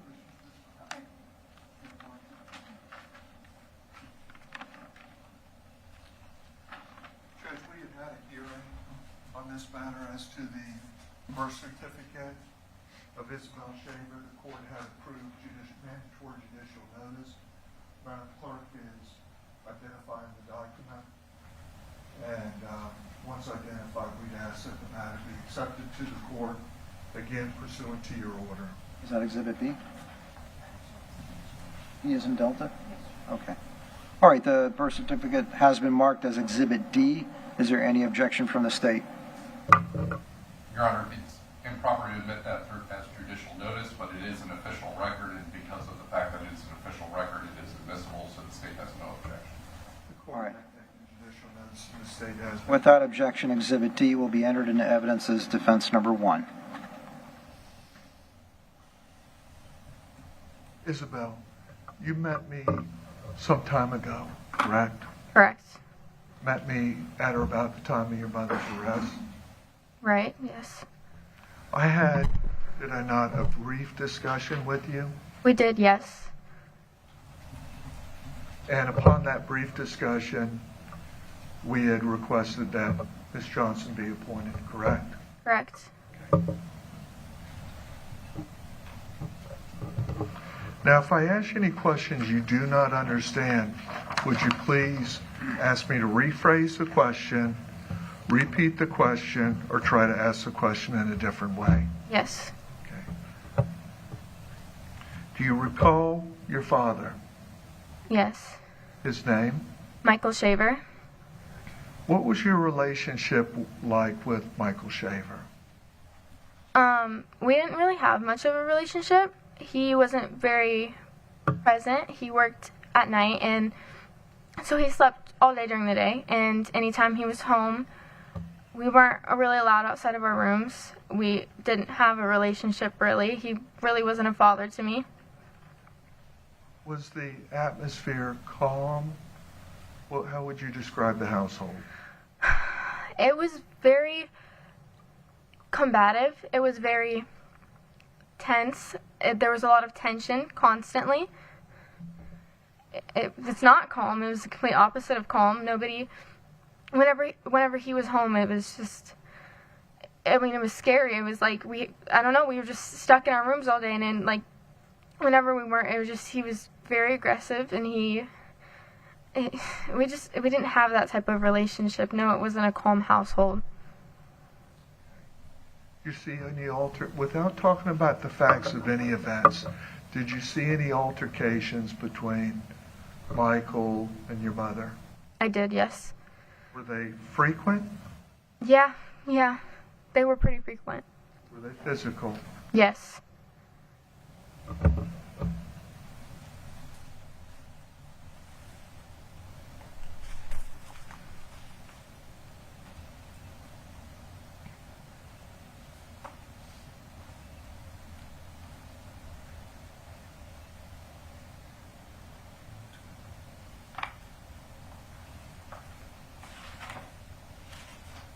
Your Honor, I'm going to ask Madam Clerk to mark these exhibits. The court has previously accepted them and entered an order to take judicial notice of those. Your Honor, can I see these? Documents. I'll show you. All right, the state can please view the documents. Thank you.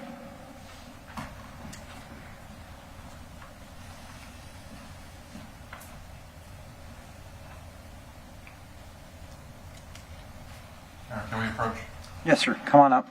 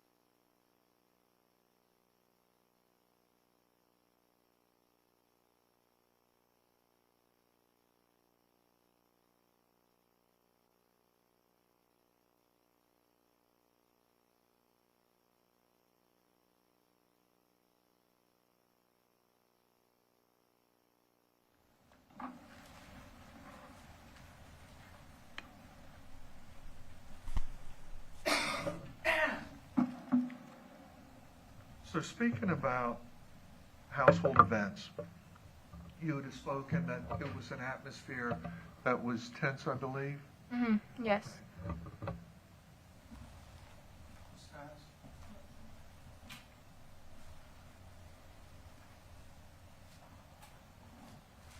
showing you a composite exhibit. It has 6 photographs in it. Had you seen your mom in that same or similar condition on multiple occasions? Yes. Are those true and accurate depictions how you frequently observed your mom, without speaking about the events themselves?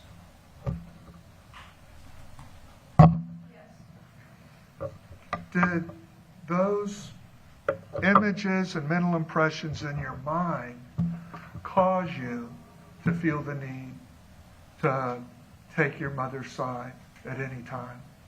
Yes, I mean, look at her. Did it cause you, Isabelle, to step up and in the past, on more than one occasion, and side with your mother? Yes, it did. In the pictures that you looked at, who committed those injuries to your mother? My father. Judge, we'd ask that this exhibit, this composite exhibit, without testimony as to the events, be admitted into evidence and published to the jury. How's the exhibit identified? What letter marking? It is being identified. B as in Bravo? Okay. Any objection from the state? No objection. Without objection, Exhibit B will be entered into evidence as defense number 2.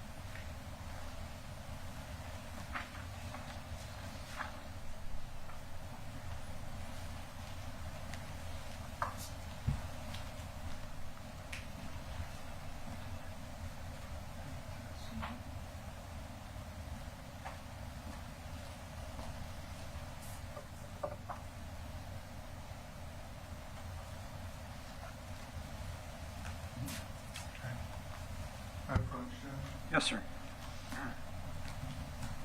Isabelle, I'm showing you what's marked as Defense Exhibit C for identification purposes.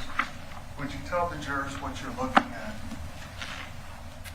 I see my father with a torn shirt and blood. Speak up, please. Oh, sorry. I see my father, and he has a torn shirt and blood. Whose blood's that? I mean, I'm assuming his, Sis? maybe. Now, the photos you looked at and testified to briefly, is this the individual that would do that? And see? We move Defense Exhibit C into evidence at this time, Judge. And no objection? Without objection, Defense Exhibit C will be admitted into evidence as defense number 3. Isabelle, how frequently would those events occur? Without speaking the details of the events. It would happen pretty often. They'd at least argue and like fight really bad, pretty much on the daily. But it would escalate to those points a few times a month. Like it wasn't a rare occurrence. Like it happened often. And as a matter of those events, and I may have asked this question before, did you feel a need to attempt to protect your mom in any fashion? I did, yes. Did you perceive your mother as a victim through those events? Yes. That response that transpired in you, did it become a natural and automatic response? You talked about the feeling inside of yourself of the need to protect your mother. Did that become automatic inside? Yes, it did. Growing up, I mean, yeah, I've always stepped in for my mother. I would, do whatever I could do. I mean, I remember I had this stuffed animal, and her name was Lammy, and she was my favorite stuffed animal. And he used to, she would go to sleep on the couch, and because he would drug her water, and I would tuck her in, and I would, give her my stuffed animal to protect her. And obviously it's a stuffed animal, it's not going to protect her, but it was just, the act and the principle of it.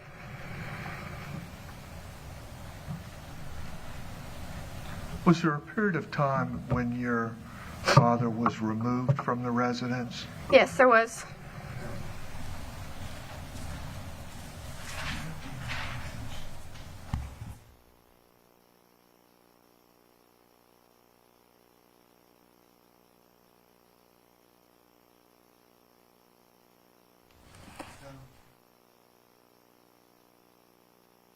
Was your father removed from the residence on occasion? Yes. As a consequence of these events? Yes. Mm-hmm. And during the period or the absence of your father, did your mother start dating anybody? After he had been removed for a while, she did start dating, Jeremy. Okay. What was Jeremy's last name? Townsman? I don't think I know his last name. It's something like that. Okay. How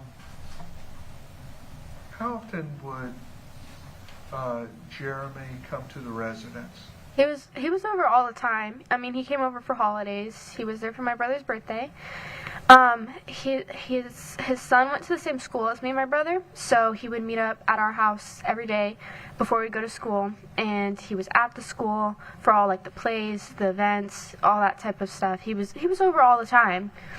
Would he come in the morning? Yeah, morning, night. Would he ever spend the night there? Yes. Would y'all go to places with Mr. Townsend or Jeremy? Yes, we would. Was he there for Christmas? Not Christmas Day, but Christmas Eve. Was he there for any other holidays or special events? He was there for my brother's birthday. I don't really remember any other holidays, but I know he was there for my brother's birthday and Christmas. Do you remember going shopping or out on the town with Mr. Townsend? Yeah, we used to go to this Chick-fil-A a lot. That was one of the ones with like the playgrounds, and we'd go with his son and then me and my brother. We did that a lot. Do you know if Mr. Townsend or Jeremy was married? I don't think so.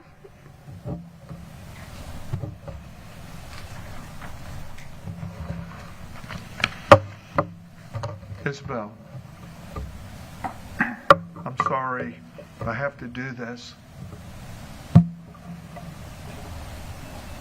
let's talk about Michael, your father. Do you know anything about the death of your father? I do. Do you know anything about how your father died? I do. Could you tell the jury? So, it was a school day, and I'm sorry. And he... First, let's relax, go slow, make sure the jury understands the events, okay? Okay. It was a school morning. Me and my brother were getting ready for school. He hadn't been at the house for a while. He was kicked out, removed, and me and my brother were in separate rooms.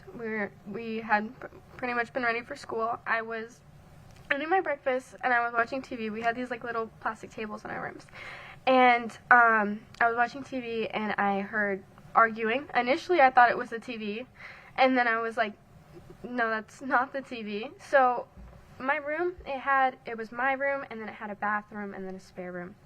And so they all connected to each other, like through the bathroom. It was almost like a little like pathway. And so I heard, the fighting and the yelling, and it escalated. So when I was little, I would go through there to like sneak around, and I opened the spare room door, and in front of the spare room door was the dining room, and in front of the dining room there was a glass door, like a sliding glass door. So I opened the door to the spare room, and I stood there, and I saw my father, and he wasn't supposed to be there. And my mom and my father were fighting, and my mom went to leave the argument, leave the porch. They were out on the porch, and he pulled her by the arm, and he pulled her into her lap onto one of the porch chairs, and he held her there, and then she was like, we can work things out, we'll figure this out, it'll be different. And he was like, no, there's no next time, there's no figuring it out. And he pushed her onto the ground. And he started kicking her in the stomach and in the back. And then he took his other foot and he put it on the side of her face. And she was screaming, and he was like saying there's not going to be another time, and that he was going to kill her at this time. And I heard my mom screaming for help, obviously, and then he put his foot on the side of her face and pushed it into the ground, and I didn't hear her anymore. And I'm sorry. And so I went to my mom's room, and I went at her end table, and I grabbed her gun, and I went back out, and I went to the door. The door was already open, and he had my mom on the ground still holding her to the ground, still kicking her, and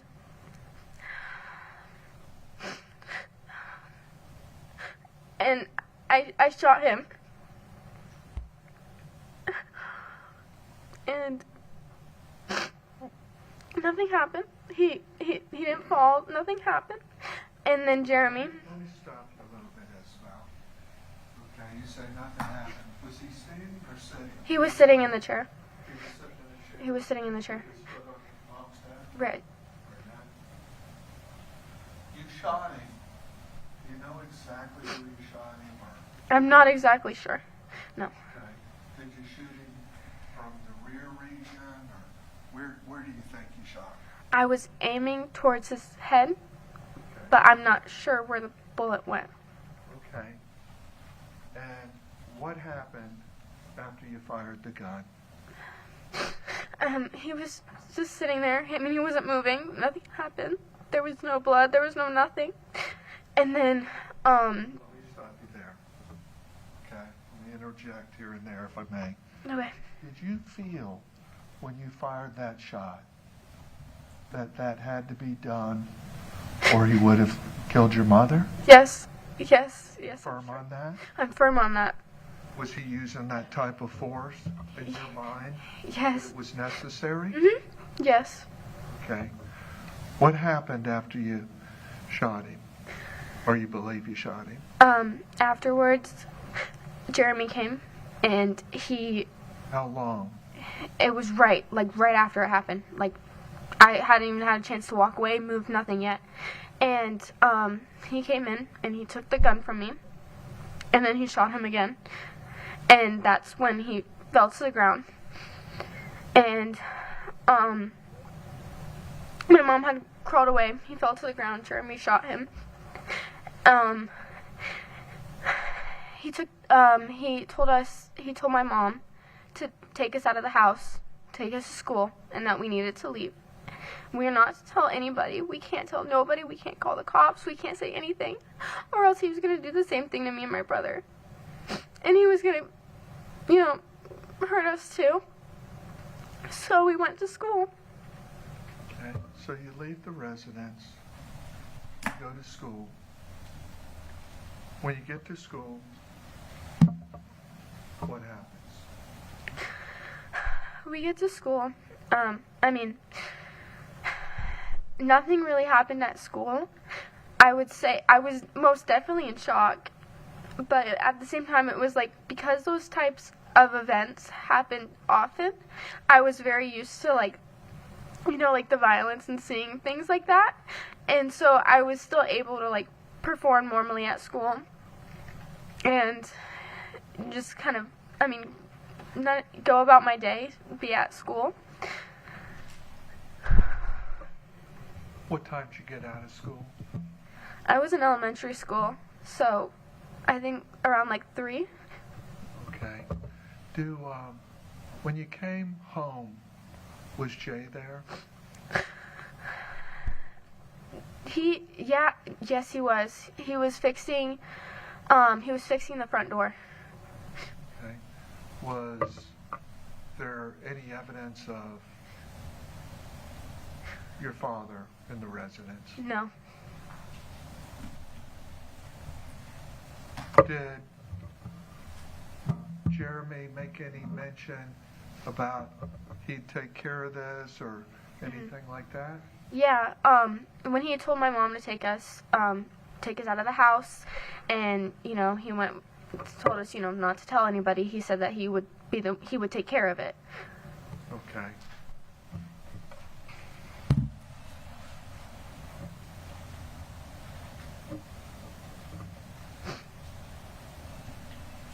Now let's get off that subject. There was a period of time, I understand, where y'all were intending to build a duck pond, correct? Correct. Tell me about the duck pond and what the plan was there. So we had a bird farm. We had a bunch of different birds, and we needed a place for the ducks. So we built this big whole pond shaped thing, kind of like an artificial pond. And I remember me and my brother, we got these little red plastic shovels, and we were gonna dig the hole, make the pond, and that was the intended use for it. Did you guys finish it, or No. put any ducks in it, or what? No, we never ended up finishing it. We ended up later on turning it into a fireplace. Okay. Had there been previous discussions you were going to put a fireplace when you abandoned the duck pond? Yeah, once we decided we weren't going to do the duck pond, we were thinking about either doing a fireplace or, a pool. Okay.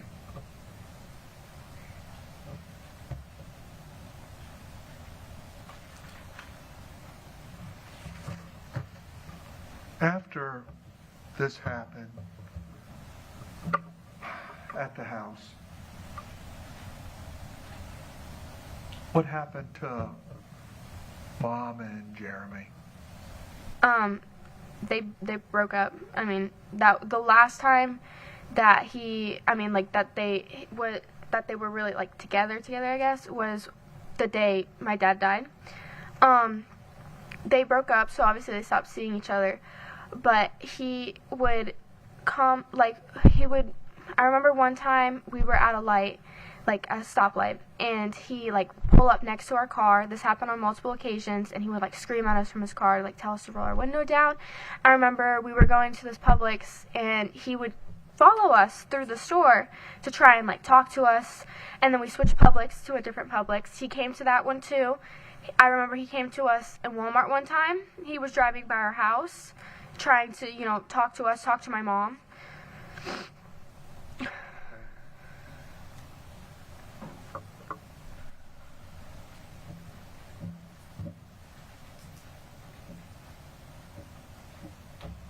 When was the last time he drove by the residence, you think, Isabelle? Sorry? When was the last time that Jeremy drove by the residence that you can recall? At our old house, it was quite a while ago, but we've moved since then, and he has driven by the house we're living at now. When was the last time, you think? How many months ago? It wasn't too long ago, probably less than a year ago. Okay.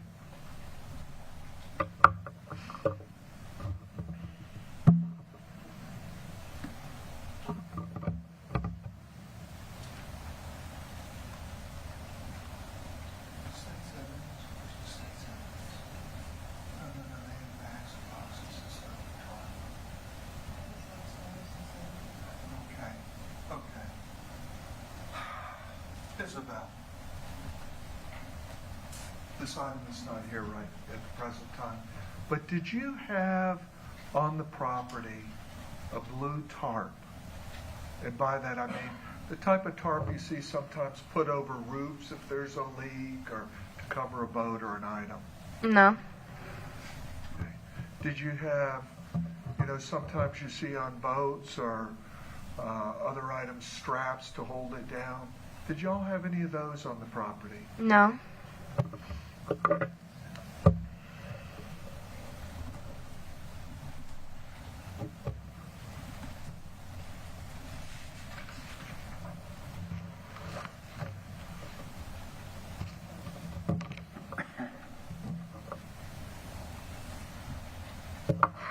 Frank Merritt. You recall Frank Merritt? No. Did you ever go to a tractor show? Yes, yeah. Was there a man, Frank Merritt, present that you recall? Yeah, we did go. I mean, if that's Frank Merritt, then yes. Okay. Do you recall leaving the tractor show early or anything like that? Yes, I was really, really sick that day, and it was really, really hot. I'm really sensitive to the heat, and I have... Let me interrupt you there. Do you have any health issues? Yeah, I have autoimmune issues. Okay. Any arthritis or other issues? I mean, we're still trying to I think it's arthritis. We're still trying to figure out what it is. They just have diagnosed me with hypermobility for now. Robert Marcato. Yes. Did you ever observe Mr. Marcato coming to the house to remove your father because of an injunction or any reason? Yes. Okay. During that event, did you see your mom waving a gun at him or anything like that? No. Scott Amatuccio. How often would Mr. Amatuccio come to the residence? He wouldn't come over that often because he did live far. Okay. Wilma Nichols. Do you know a Wilma Nichols? Our neighbor. Okay. Did Miss Nichols come by and socialize with y'all at all? No. We've hung out with her probably once when we first moved there.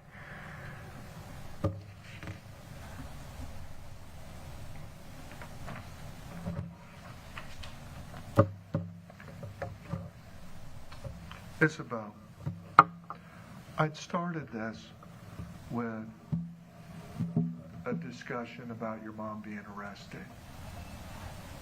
Do you feel that it's imperative that you step up and tell this jury what happened?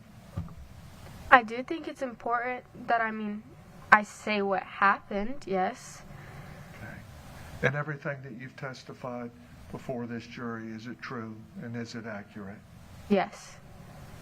Okay. No embellishments? No. Nobody pressured you? No. And you've had your own advice of counsel, correct? Correct. Thank you. That's all I have. Thank you. All right, thank you. All right, State? Sir, may I please report? Yes, sir.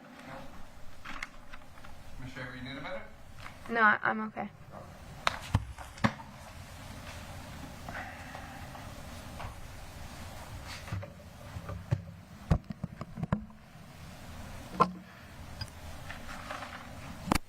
You said your birthday's coming up? Yes. Okay, and you're about to turn 16? Mm-hmm.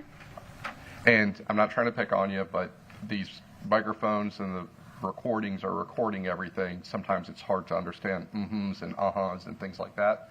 So as Okay. much as possible, try to remember to say yes and no. Okay. And if you say it, because we all do, I'll probably correct you. And it's just to make sure the record's clear, okay? All right.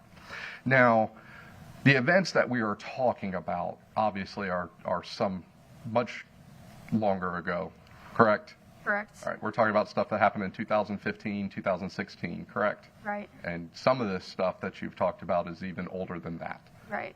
And so when we are talking about time frames in November of 2015, how old would you have been then? 2015. I'm be 16. So I would have been. I'm awful at math. Oh my gosh. 6 and 7 years old. Sounds Yeah. about right? Okay. Okay, yeah. And there's obviously been a long passage of time since that. Mm-hmm. Is that a yes? Yes. Sorry. That's okay. Now, it's fair to say that you don't want anything bad to happen to your mom, correct? Correct. You said you were very close to your mom. She's like your best friend. Yes. And that you definitely want your family to stay together. Mm-hmm. Yes, correct. Yes? Okay. I want to talk to you, before we start talking about the event that led to your mother's arrest, I want to talk to you about some of the other stuff that you had mentioned. At one point, you said that your dad would drug your mom to put her to sleep. Do you remember saying that? I do. Okay. And during the course of this case, you've actually been talked to by law enforcement, by the Children's Advocacy Center, and myself. Mm-hmm. Is that fair? Yes. And that interview with law enforcement would have been at the time of your mother's arrest in 2020. Okay. Yes. Okay. And then you went to the Child Advocacy Center and were asked questions about things that were going on a few months after that, correct? Yes, correct. And then the deposition where I asked you questions about this was in this calendar year, 2024. Yes.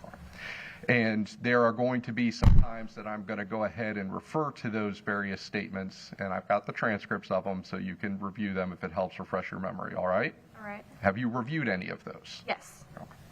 And previously when you talked about the allegations about your dad, quote, drugging your mom, you were 5 years old at that point, correct? I believe so. Okay.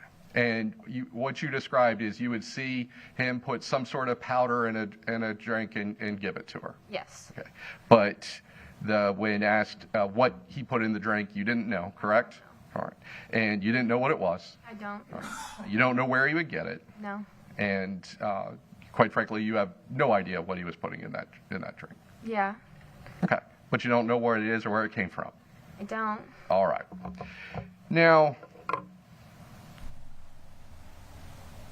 the morning that your father was killed, you are saying that he was not living at the house at the time, correct? Correct.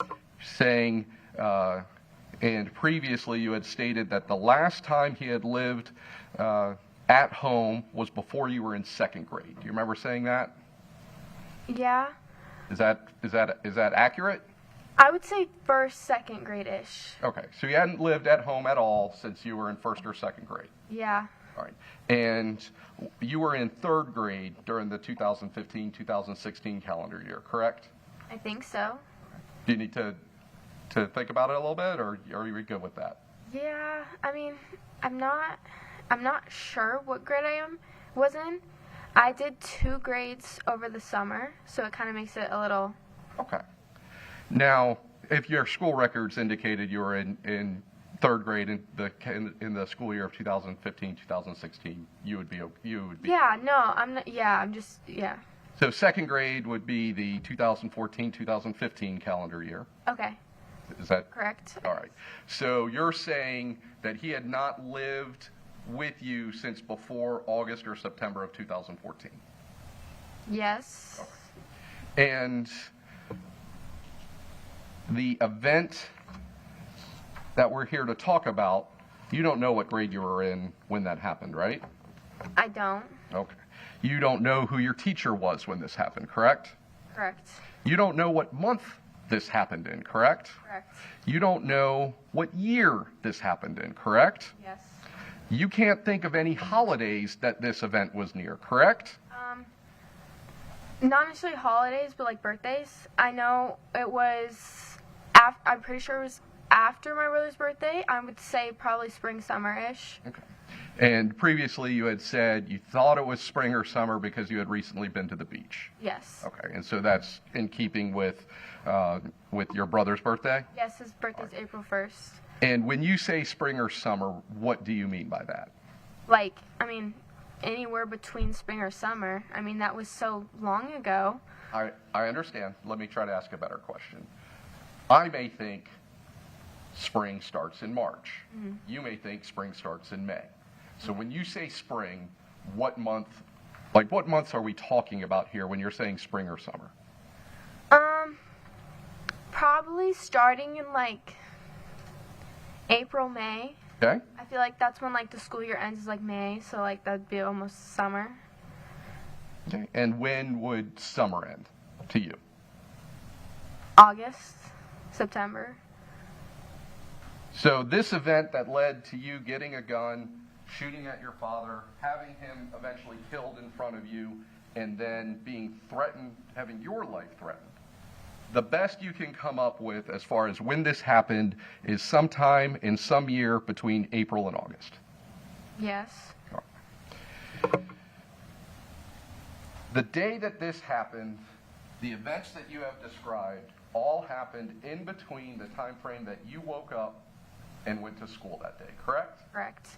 And that would be from 7 o'clock in the morning till about 8 o'clock in the morning, correct? Yeah. And what you are saying happened is your father showed up unannounced sometime in that time frame, correct? Correct. You're saying that he hadn't lived there since 2004, since about August of 2014. When was the last time that you had seen him prior to him showing up and having this confrontation with your mother? Last time I saw him, I don't remember the exact day or anything. I mean, I remember like certain memories because they weren't good days. Like they, had bad events happen on those days. Because, I mean, like I said, this was so long ago, so I don't remember just like, days. I just remember like those bad events that took place. Okay. But in relation to the time that you saw your father killed in front of you, how long had it been since the last time you had seen your father? I would probably say a few months. And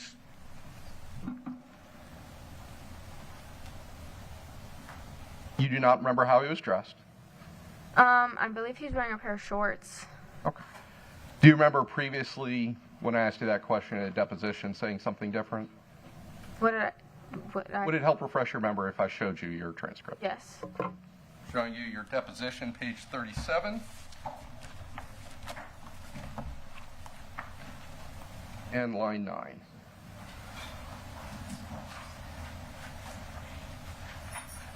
just going to go ahead and ask you read to yourself the question on lines 7 and 8, and then your response on line 8? I said I don't remember, yeah. Okay. And I also just said that I'm not sure, but I think it was shorts. I understand. I just want to make sure we understand. When I asked you these questions previously this year, you didn't remember them. Right. Okay. And there's obviously pictures of his dead body wearing shorts. Did you review that before your testimony changed? No. Okay. Now, so he shows up. You haven't seen him in a long time. An argument starts out on the back porch between your mother and father, correct? Correct. You went out and saw them arguing. Mm-hmm. Yes. Is that a yes? Okay. And I believe the way you described it is, and if I have the time frame that this happened, please correct me, but he was sitting in a chair and his foot was on your mother's head, correct? Correct. All right. And you described how he was, it's going to be difficult, kicking her with his other foot, correct? Yeah, it started out with him kicking her in the stomach, in the back, then she was screaming, so then he put his other foot on her head to stop her from screaming, pushing her head into the ground, basically like suffocating her, choking her. And he continued to kick, but obviously because he's using his other foot now, it wasn't as strong of a kick. But he's, as you described it, he's sitting here with one foot not on her neck, on the side of her head, correct? Mm-mm. Yes, correct. Kicking her in the back and kicking her in the stomach, correct? Yes. Okay. You go back in the house, correct? Correct. You had a phone, or I believe you described it as an emergency device that you could call 911 in the house, correct? Correct. All right. You did not call 911, correct? Correct. All right. And you stated you were never taught how to call 911, correct? Correct, but that's not the reason why we didn't call 911. Okay. You go into your mother's room, correct? Correct. And you go to her end table. Yes, correct. And you get her pink and black gun. Correct. Showing you what's been previously entered into evidence as states 26.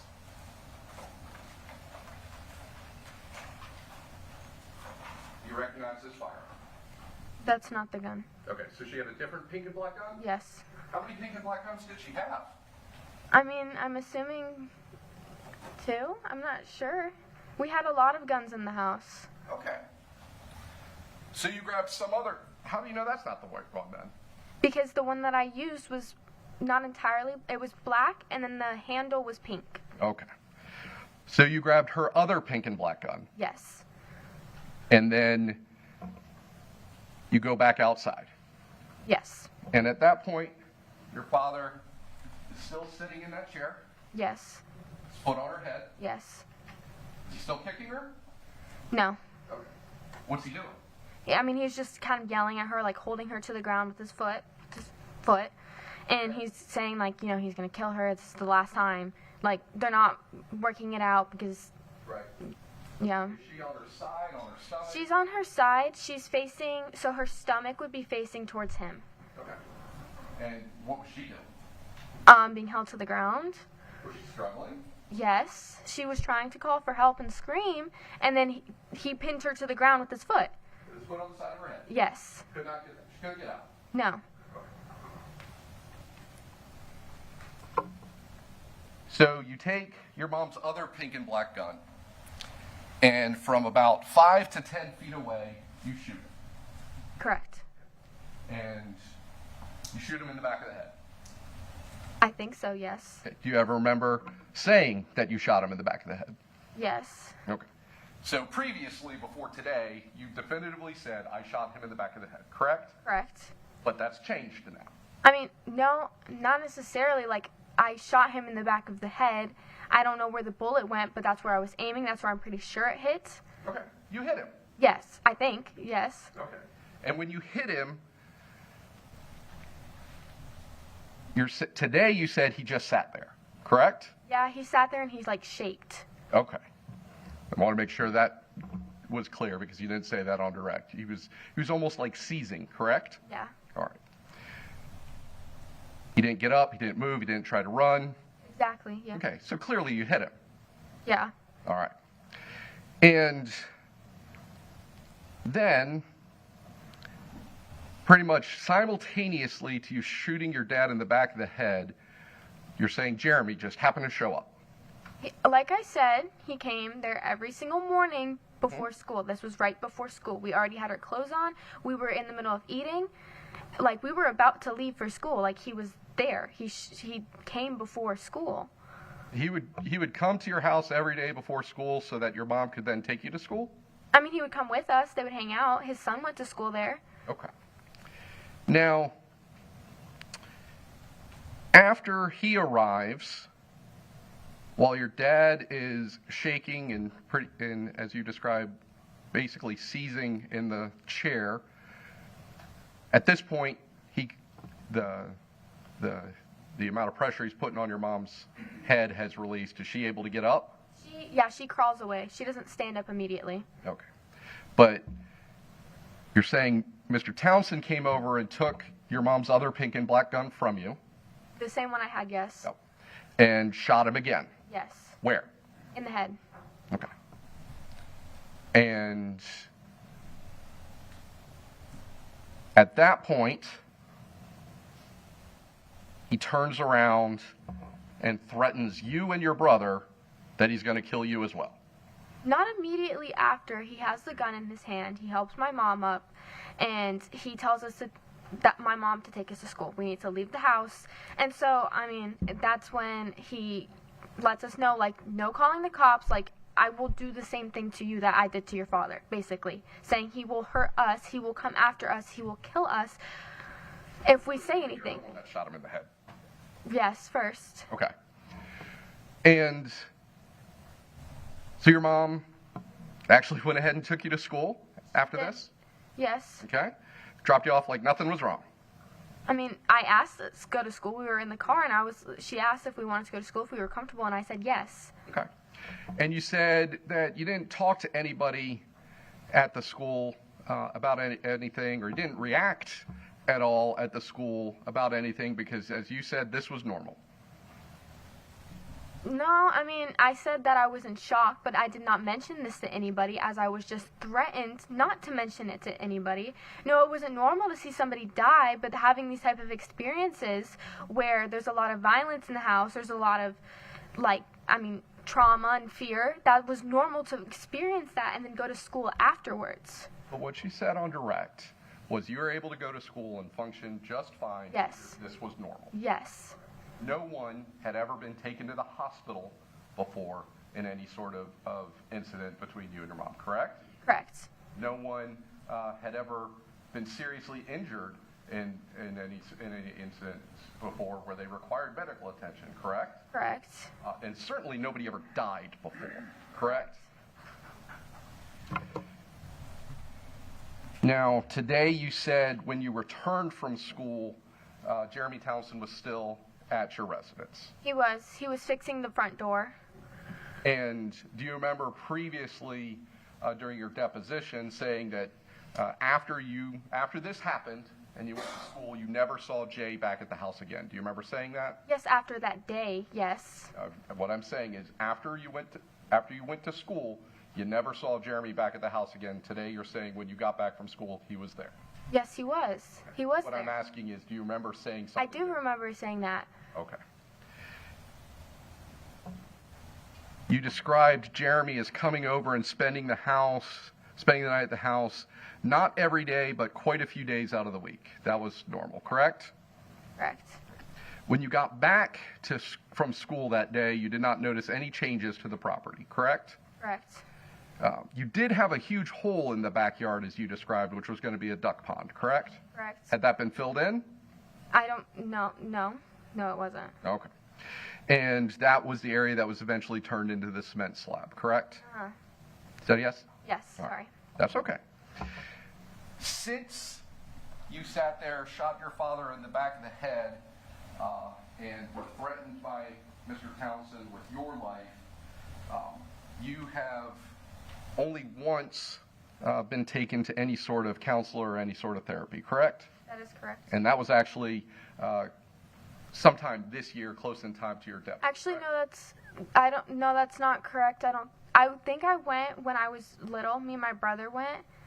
I think it was at a church. I'm not entirely sure if it's classified as counseling or therapy, but it was pretty much. Let me ask this. Did your mom ever take you to see a counselor to deal with any of the trauma that you, first of all, witnessed right in front of you, but also participated in by shooting your father? I mean, yes, I did go to counseling. When? I think it was probably in this past year, maybe a little bit longer ago, but yeah. And that was one time? Yes. Okay. And that was this year? I don't know if it was this year. I think it was the year before. Okay. It was, yeah.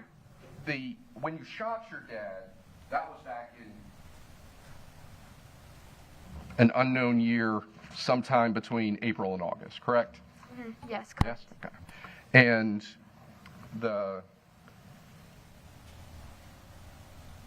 there was probably at least 5 years, if not more, because this case has been pending for 4 years, between any counseling that your mom brought you to, correct? Yes, correct. And the counseling that I went to, it was literally like only one time. Like it was literally only for an evaluation, like Very nothing little. more. Yeah.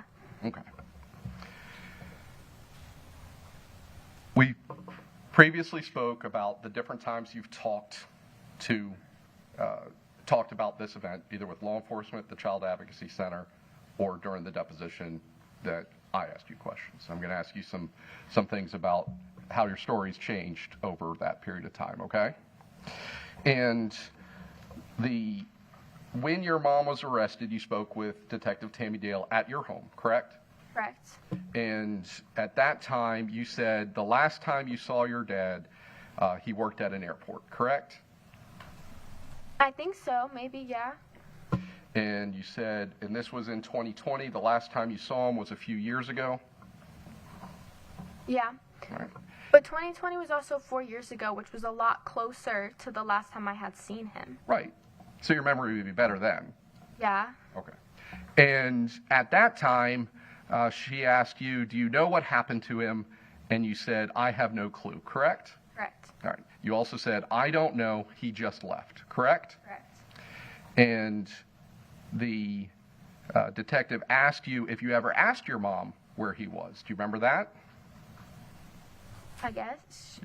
And your mom told you she doesn't know because he doesn't talk to us, correct? Correct. And you also went to the Child Advocacy Center to be interviewed that same year. That would have been December of 2020, correct? Correct. And during that time, when you were interviewed, you stated the last time you remembered seeing him was when he was arrested in 2014, correct? Correct. And they asked if he came back to the house after that. You said, I don't know, correct? Correct. All right. And those pictures that you looked at, when were they? The ones that Jeff showed, Mr. Wicks showed me? Yeah. You refer to him by his first name? I do sometimes, yeah, on accident. It's not on purpose. It's not to be like disrespectful or anything. Okay. You clearly talked to him a few times. I talked to him a few years ago, and I didn't tell him the full story. It was kind of just me saying a little bit about my side, and that's when I got my attorney, Miss Kelly. I'm sorry, I sidetracked you there. Do you remember when those photos that he showed you were? I don't remember necessarily when they were. Okay. Like the time period or anything. Okay. It was. Did you see how they happened? I believe those ones, I don't know exactly what event that one was from. Okay. Because, like I said, there was a lot of events like that. And they all, not all, but most of them ended in, like, kind of the same, like physically, like, harm. You know what I mean? So I don't know which one that one belonged to. And we're talking about physical harm. We're talking about bruises on the arm, correct? Bruising, blood, yeah. Okay. But the blood that you said you saw in the pictures was your dad's blood? I think so. I don't know. Okay. And when at the CAC interview, when they asked you, you had already said that the last time you remembered seeing him when he was arrested in 2014, and then asked if he ever came back to the house after that, you said, I don't know, correct? Correct. And then specifically you were asked, so you did not see anything that happened that would have made you have an idea of what happened to him, and you said no, correct? Correct. One moment. Nothing further, Judge. All right, thank you, sir. Mr. Wiggs? Yeah, just briefly, Yes, Judge. sir. May the police report. Yes, sir. Judge, Isabelle, there's been a discussion about the guns and multiple guns at the house. Correct, yeah. Tell us about the atmosphere and the amount of guns that y'all had in the household. So we talked about my mom's guns. Go slow, but the jury can understand you, okay? We also had, in the living room, we had this really big mirror, like huge. And it was on the wall. It was like latched onto the wall by like these, so like it could like flip up like this. And so behind it was, I want to say like a hole, but it wasn't really a hole. It was kind of like this really deep like divot in the wall. And there was like a rack. And then he stored his guns there. So you could, like the wall, and then the mirror lifted up, and there was like guns on the wall. Okay. So there were numerous guns within the residence, is that fair to say? Yes, for Okay. sure. The question is, as the juries may wonder, how did you learn to fire a handgun? My dad, he was obviously very interested in guns. So he did hunting a lot. We had 5 acres of land, so we had a lot of space to shoot the guns. And so he always taught us like gun safety or whatever, and would take us outside to shoot the guns. Was that a routine thing? Yeah, we did it quite often. Okay. So did you have any trouble or difficulty in pulling the hammer or on the gun? I mean, it was kind of difficult. I had to use like 2 hands. Pardon me? It was kind of difficult. I had to use like 2 hands to pull the trigger back.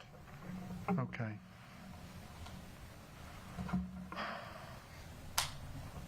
On that part, Judge, I'll end. Mr. Camuccio may have some questions. All right, thank you. State? Nothing further, Judge. All right. May the witness... Doesn't matter. She may stand down. All right. Thank you for appearing today. You're released from further testimony. Have a good day. And if we can approach. Yes, sir.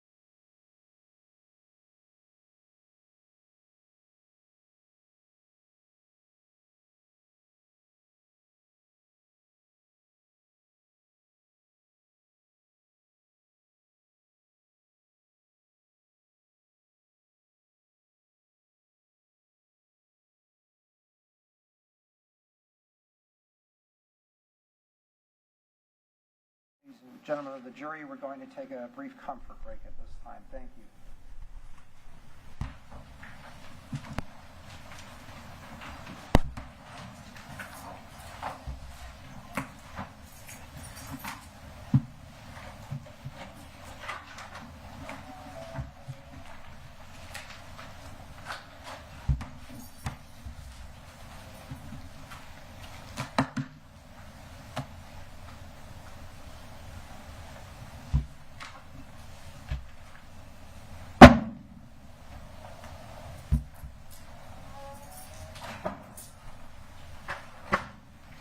All right, you may be seated.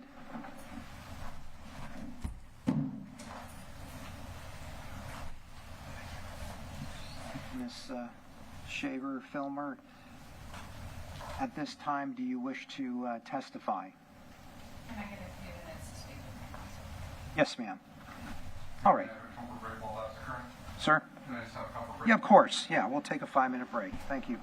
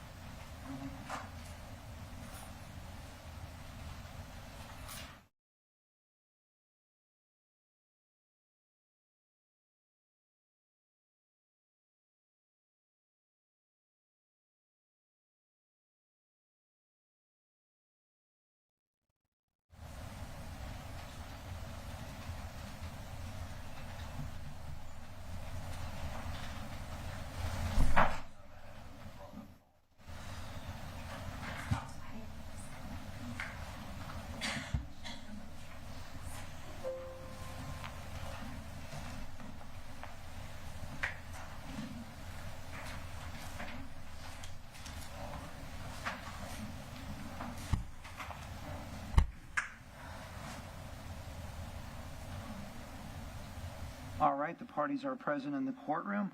And Mr. Wiggs, at this time, does your client wish to testify? Yes, she does, Judge. Okay.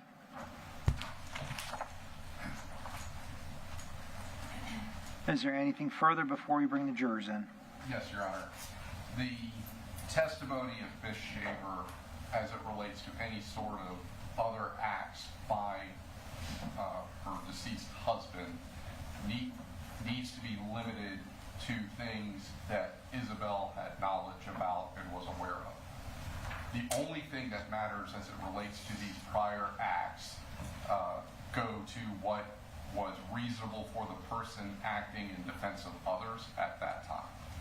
So Ms. Shaver, the defendant, is unable to come up and just testify about all sorts of other things Mr. Shaver may have done to her over the course of their relationship, due to the fact that if Isabelle Shaver did not observe it, and we've heard what her testimony is at this point, it's not relevant to the state of mind of the person acting in defense of others. So the state would move in limine to make sure that any sort of testimony of any acts by Michael Shaver upon Laurie Shaver be confined to the things that have already been testified to about which the person who shot had knowledge of about, which at this point is pretty much limited to the 2014 incident and general discussions of just fighting, and there's been very, very limited discussions of physical abuse. There have been allegations referred to in other documents of being locked in closets and sexual battery and things of that nature, and as there's no testimony from the person who shot as to knowledge about any of those things and why they acted in defense of others, any testimony about that would be irrelevant. Judge, this child just testified that she saw repeated acts that impacted her mentally. Now, I know the court has directed we not go into details on events, but I think it's appropriate to talk about circumstances of events that may have impacted the child without still going into details. The child testified it was a monthly issue all the time, stress, batteries, events like that. I think that's appropriate to touch on, but not go into specific details. And that, I think, is your order. I'll allow it to that extent. Yes, Okay. and I would just say, I don't oppose counsel interjecting or even the court interjecting if you feel it's getting a little outside of where you want it to be. All right, anything further? Yes, sir. Okay. All right, let's call the jurors.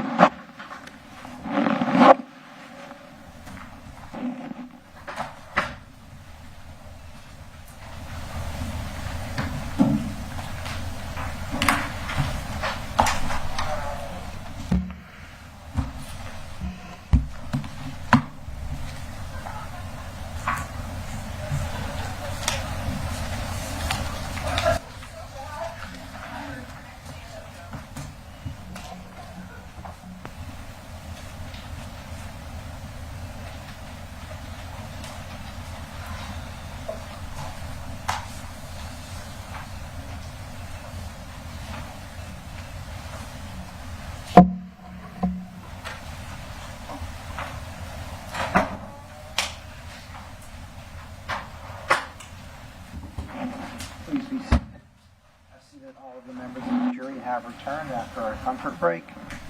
Please proceed. May it please the court. Yes, sir. The defense would call Laurie Shaver.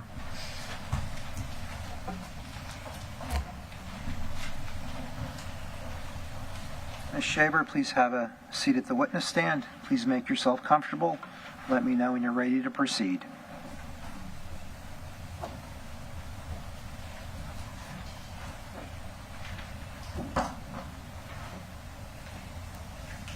Please state and spell your full legal name. Laurie Filmer, Lauriefilmer. Okay. Please raise your right hand. Do you solemnly swear or affirm that any testimony you give today shall be the truth, the whole truth, and nothing but the truth, so help you God? I do. All right. Thank you. Please proceed. Thank you. Ms. Filmer, would you state your name for the record, please? Laurie Filmer, previously known as Laurie Shaver. Big day in your life, isn't it? Big week. Been several years, hasn't it, Ms. Filmer?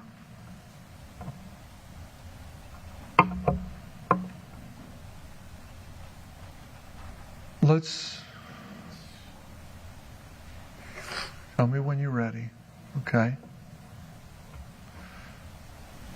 Would you tell the jury who you are and how you met Michael Shaver?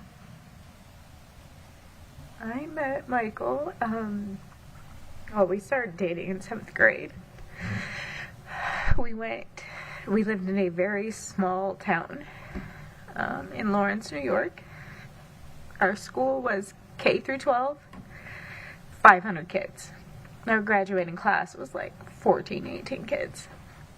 We went to kindergarten together. I met Michael in tech class, when they actually did tech class, in 7th grade.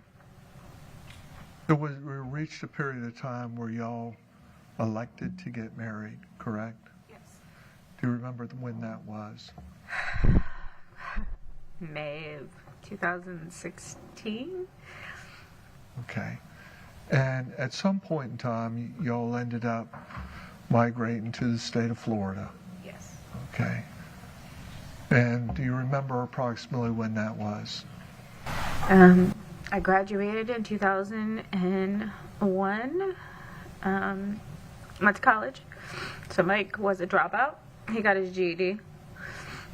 He wanted to become a pilot. Didn't have much funding for that. My parents paid for it. I went to school for business administration and focus in health service administration. So I was very socially awkward. Wasn't a popular kid in school. Okay. My brother, one of my oldest brothers, I'm the youngest of 5. One of my brothers got meningitis at 7 weeks. And he was severely mentally retarded. He got picked on a lot.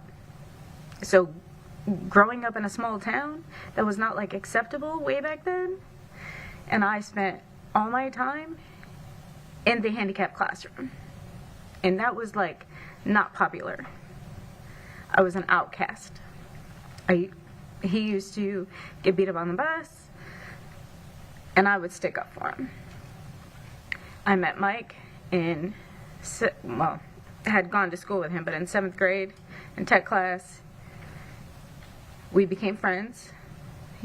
He was an awkward kid as well, because he was kind of like a troublemaker at that time. And I didn't have anybody, he didn't have anybody. We kind of clung together at that point. Okay. So there's some period of time went by, y'all got married, ended up down here, correct? Yes. Mike wanted to be a pilot, couldn't do that, or what? No, he did. Yep. Okay. Did he? Eventually did. Okay. Did he fly commercial, or was it a hobby? Nope. He, my parents helped him get his personal private pilot's license. He wanted to go on and get his professional pilot license. My parents told him that if he was going to date me, he was going to get his GED, and then they would help him.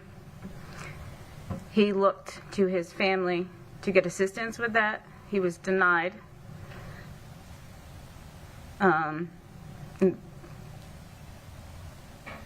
So it took some time. It took a lot of time, but eventually he made his way.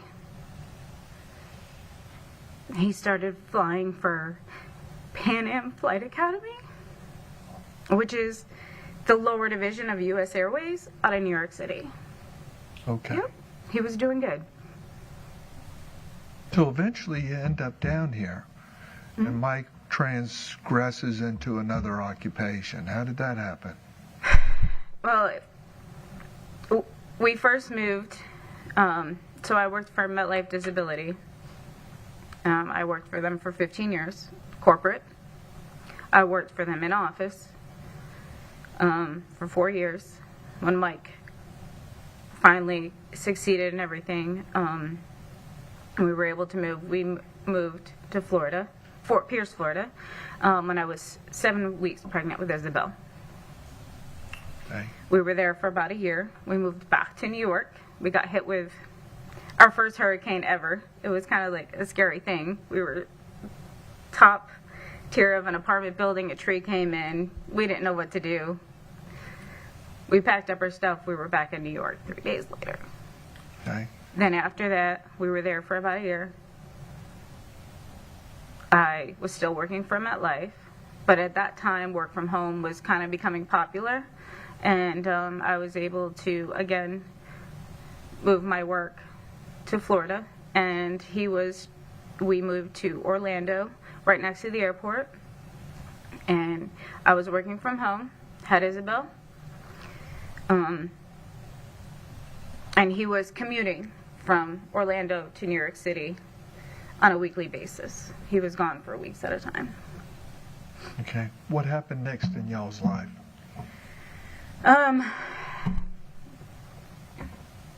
There was a lot. We just had each other. I don't know how else to explain it. We just had each other. I was a single mom in a new place with no family, no friends. He was a pilot. He was gone all the time. There was no support from either family. Now we heard from family in this case of Mike's come in and they said, well, we haven't heard from him for this period of time or that period of time. Was he close with his family at all? No. Do you ever visit him? Stacy? Yes. Did any of them ever visit your residence? Never. They didn't even come to the wedding. Okay. But when we were growing up through high school, we would go to Stacy's all the time. Christmas, Thanksgiving, birthdays. I knew Desiree. I knew Danny. And you know that. And every time we would go over there and meet, you and Mike used to always get together and talk about how your dad evaded the whole family. Okay. What was the next step in y'all's marriage? So from there, there was a lot of issues. A lot of issues. He was away, gone for over a week. I packed up Isabelle, and we had flight privileges. We could fly for free. I packed her up,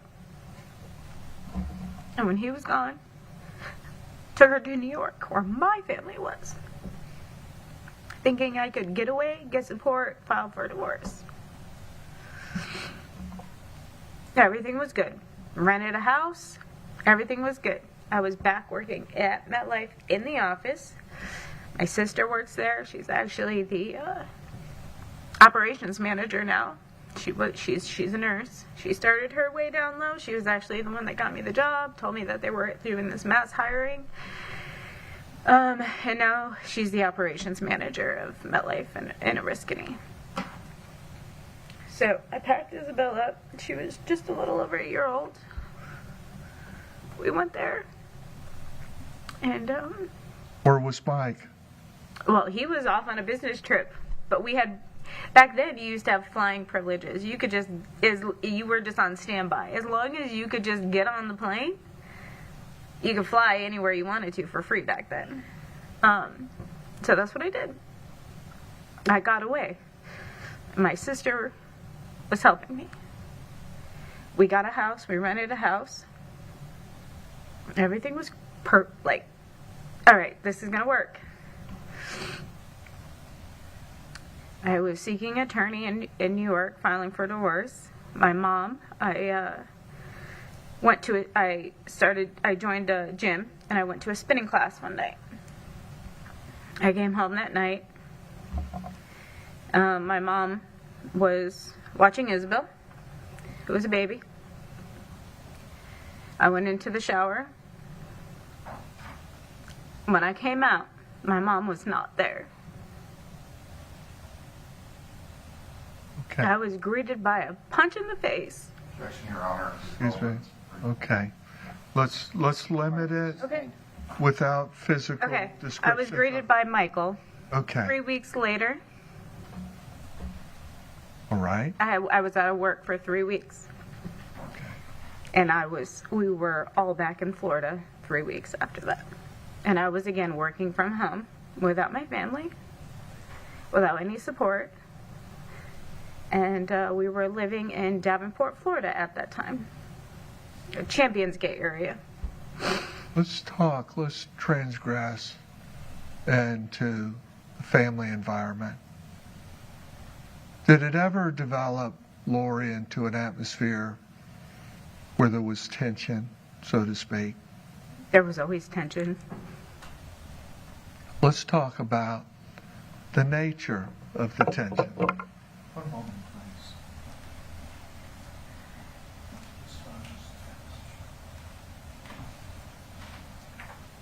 If I can approach you. Yes, sir. I don't want to see pictures. I'm showing you a composite of images. I want you to look through those. Laurie, that's number 2.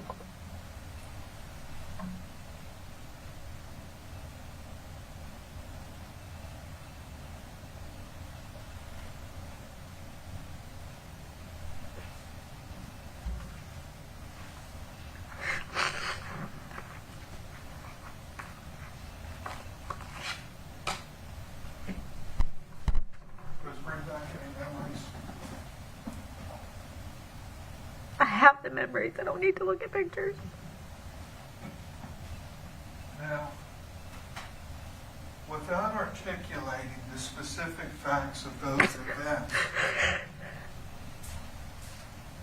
did you suffer any injuries at the hands of Michael Shaver? Yes.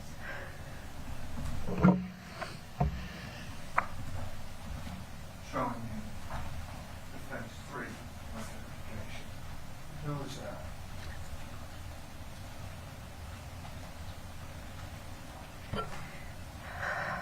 Who's in that photo? Michael. Whose blood is on that shirt? Michael Shaver. Michael's. Okay.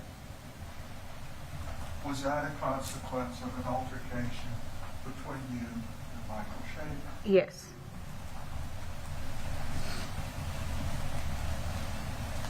When these incidents occurred, would these occur around the family Yeah. and the occupants of that family?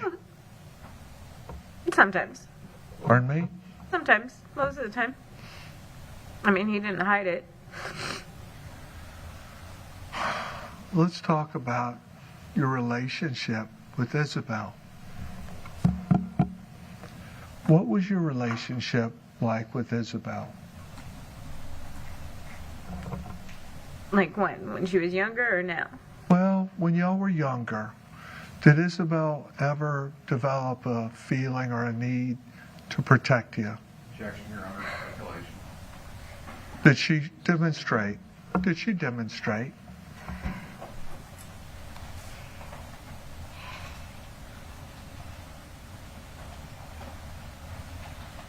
Isabelle grew up really fast.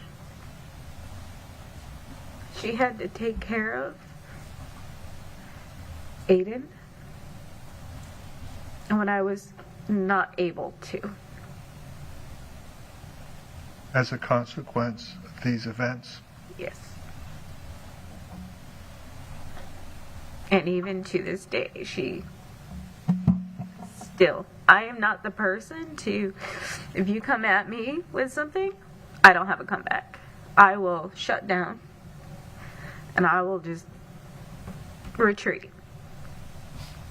She's not that person. She will get right in front of me, whether we're at the gas station or grocery shopping. There used to be a time period where I could not even go into a grocery store by myself. Would were there events wherein you were not free to leave the residence? Yes. Would anybody control your freedom of movement? Yes. Obviously I've gained weight over the years, but my eating was controlled. I had anorexia and bulimia. I probably the way this now, what I did with all 4 of my kids, but I literally reached for an Oreo one time and was thrown off the couch.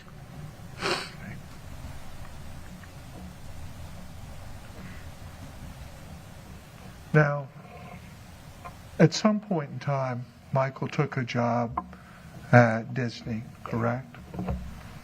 Okay. Do you remember when that was? I don't remember the exact time. When we had moved back from New York to Florida, that's kind of when the whole Disney thing came about, because he didn't want to leave me alone. And I mean, from my presumption, it was because he wanted to be around and, you know, make sure that nothing was going to happen. Okay. Or I wasn't going to leave. Was there any attempts to leave, Michael? Probably about 8. Okay. One moment.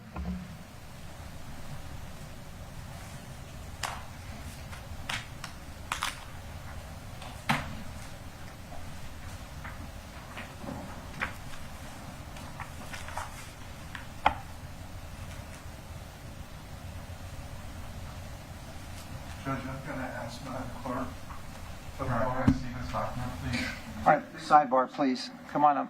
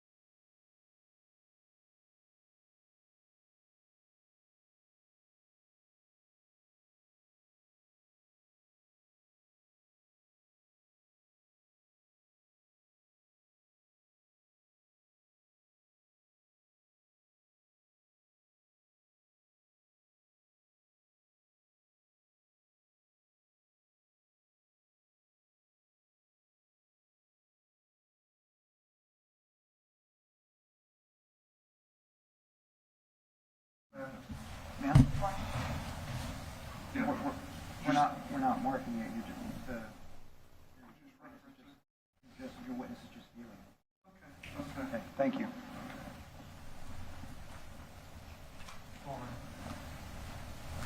I'm showing you 3 documents.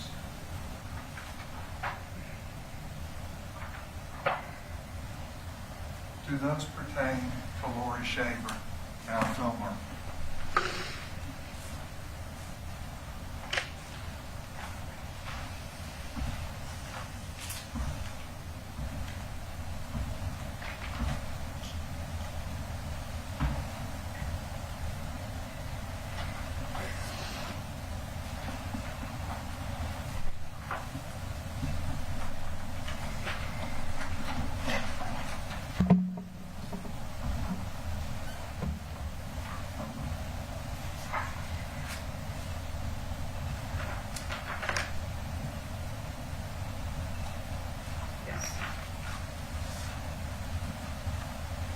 those documents refer to Michael Shaver?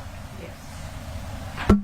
Do these documents pertain to any acts of violence pertaining to Michael Shaver? Yes.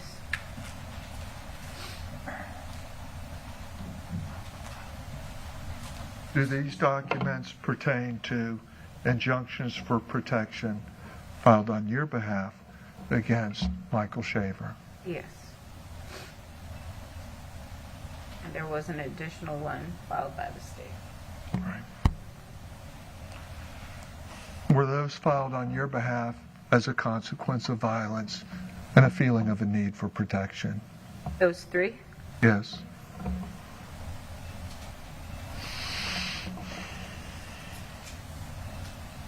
Was Michael at points in times directed to reside outside of the residence Yes, he was. by the courts? Yes. Okay. For the need for your protection? Yes. Okay.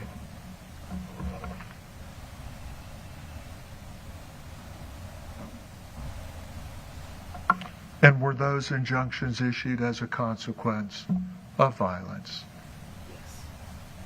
Yes.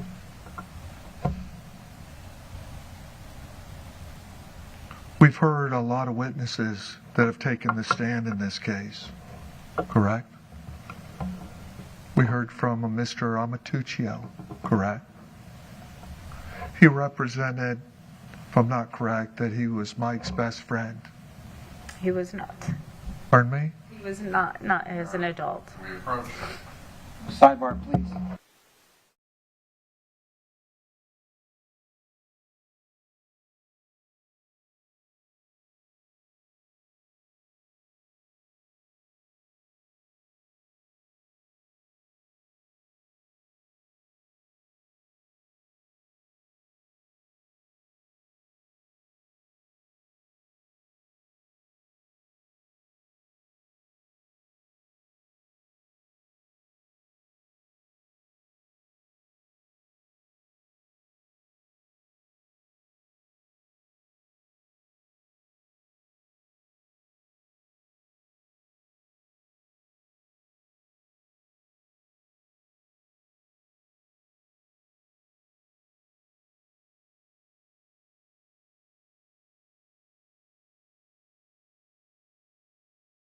I believe Mr. Amatuccio took the stand and testified to this jury that he was Michael's best friend.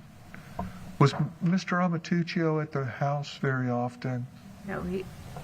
Pardon me? No, he was not. Not after we all got married and had kids.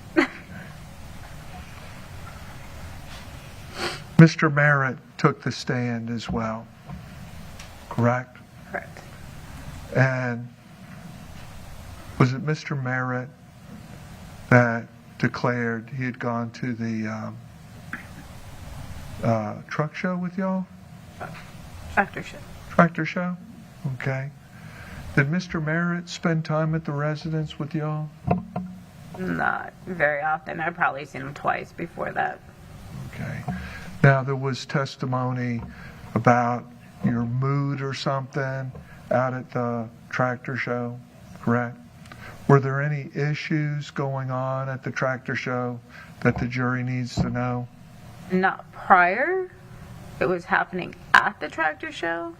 What was happening? Isabelle was not feeling well. She was getting sick to her stomach. She was getting dizzy. She was getting hot. She's not able to her body does not tolerate heat or cold. Like, she becomes very flushed and sick, and I wanted to leave because she was feeling sick, and we were walking a very long time. I mean, hours. Okay. And there was no stroller, nothing. I just wanted to leave for her. He did not want to leave. I guess the whole point was for us to go there to maybe get a mutual relationship with Frank and Rita. But she was sick. And I was, as a mom, I just wanted to leave because she was sick. And he didn't want to leave. I don't know how else to explain it. Okay. There was testimony about contacts with you, and you represented that Michael, you believed he had left or gone to a certain location, correct? At what time period? There was a witness that testified that you had reported that he had gone to Georgia or New York or somewhere.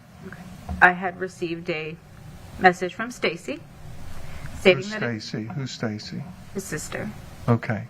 She had contacted me saying that she hadn't heard from Michael. And I told her I did not either. And she said, well, his mom is sick. So, if you hear from him, or you can let, I said, if I hear from him, or I will let one of his friends know that his mom is sick so that they can relay the message. Frank Merritt came by. I told him that his mom was sick. So if he's seen him, to let him know. Frank Merritt was not close with us. So I never told him that he went to Georgia. I said he went to go see his mom. Here is the misconception. His mom, Sharon Shaver, the one that was sick, lives in New York.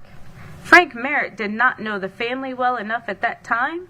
He automatically assumed, in my mind, that he went to Georgia to see his stepmom, Sharon Shaver. I see.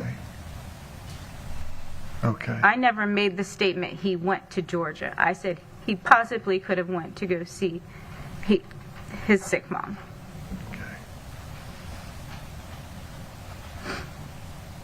We also heard other witnesses testify, correct? There was testimony about a sale of guns. Correct? Now, my understanding, y'all had a relatively large cache of guns around the house. Is that correct? Pardon me? Yes. Okay. Was Mike collecting guns? What was his... He had a hobby of building them. I see. Okay. So Mike would build guns, sell them out on the market somewhere? For his friends, or no, he built them and would just keep them, collect them. Okay. And with regards to the guns, we heard Isabelle testify that Mike had dealt with the guns and been training the kids how to fire guns? Yeah. They knew gun safety. Okay. Did he practice this with them? Yes, he did. Okay. Did Isabelle know how to fire a gun? Yes. Okay. Everybody did. We had the 5 acres. There was target. We taught we used to go to the gun range as well, but we taught them how to various guns, check to see if they were loaded, unloaded, how to fire, and he would have them walk around the house after they checked to see if they were unloaded or whatnot, walk around the house with them pointing down, teaching them not to point at anybody. Even with Nerf guns, they were not allowed to point them at people, things like that. Okay.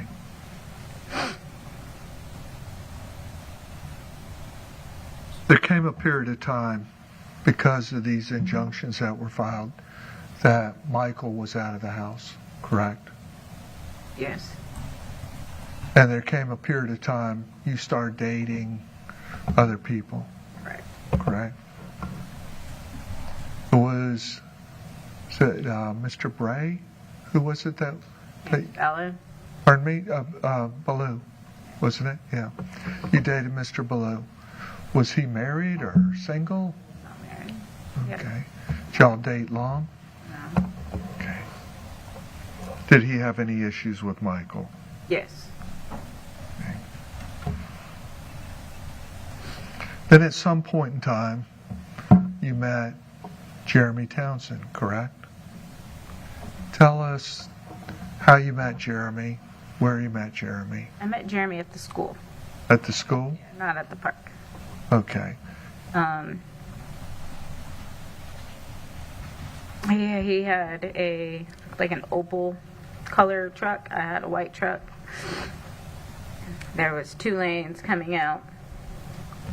And we were both there at the same time, towards the end of August.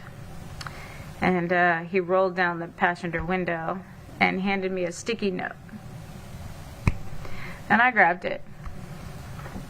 And it said, I know what you're going through. I can help you. Call me. And he gave me his number. Why would he suggest that? I had marks on my face. Okay. Yeah. So did you call Mr. Townsend? I did. I went to, the racetrack right there at the end of 33. And I called him. Okay. Now, Mr. Townsend testified that this was kind of an informal relationship. He characterized it as one of friends with benefits, correct? He did. Okay. Did Mr. Townsend lead you to believe that he was single? Yes. Okay. There's digital data that's been introduced, have text, I believe. Does some of that contradict his statement here in court? Well, that's why I asked him, why did you lie to me? Pardon me? That's why I asked him in those texts that were introduced today, why did you lie to me? Why is that? Because he was separated from his wife. And then I found out that he was now back together with her. So I said, why did you lie to me? Why all of a sudden are you wearing your wedding ring again? Yes. I see. Now, did Jeremy come by the house often? Every day. Every day? Every day. Morning, night, what times? He would come by in the mornings. Well, initially we would meet at the school. He would drop his son off. I would, when our relationship first started, and I would have Isabelle and Aiden, and we'd show up early and we'd sit in the school car line, and he'd come back to the truck where I had my kids, and we'd all just converse in the morning while we sat there and waited until school started. Sometimes Vanessa would come out and get Trent out of his truck early and take him in because she was a teacher there. And then he would leave, go off to work. He worked he did landscaping. He had a partnership landscaping business. And I worked from home. So from there, probably in December, because prior to that I did Beachbody from home. I was doing Beachbody sales from home. Social anxiety. I had never, ever been to a gym before. He was going to Gold's Gym, which I don't remember what Austin said it's called now. But anyways, it was the Gold's Gym where he was a member of. And I was like, okay, that's fine. But I don't know how to use anything. I'm not going to go in and do it because I only worked out from home through videos. So he goes, no, I know somebody there. It was a female because I wasn't comfortable with males. And he set me up with Rebecca Filmer, a personal trainer. That's how I met Austin and Becca. Becca and I became really close. We would go out dancing on Fridays. My social life just kind of expanded from there. I started to see that there was a life outside of my home. Little as it was, but it was still nice. Now, did you ever confide in Jay about your situation with Mike? Yes. So that all happened at the beginning. Obviously, he had seen that I had marks on my face. So I called him, and we did meet at the park after that to talk. And we met a few times. And it was just talking, friendship. And it was nice to have somebody to talk to, but he told me about his history in the military. He also told me that he was a bodyguard for some professional boxer, and I cannot remember the name. He would travel and be his bodyguard whenever he was on tour. He told me that He was in special ops. He served on the Bush administration in Washington, D.C. as security. Tons of stuff. Sniper. Told me everything. Okay. And we saw those contradictions with his testimony, correct? Did Mr. Townsend make any representations to you that he would protect you from Michael? Yes, from the very beginning. Okay. Yep. He told me if I ever needed anything, that I could contact him.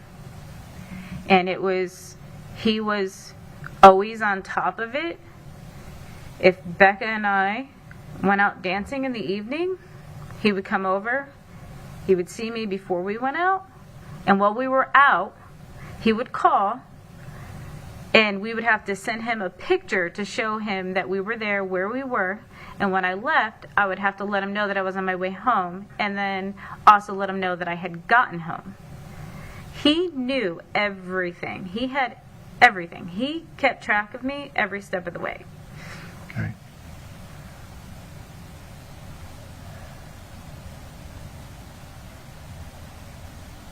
Let's talk about the event that's landed you here.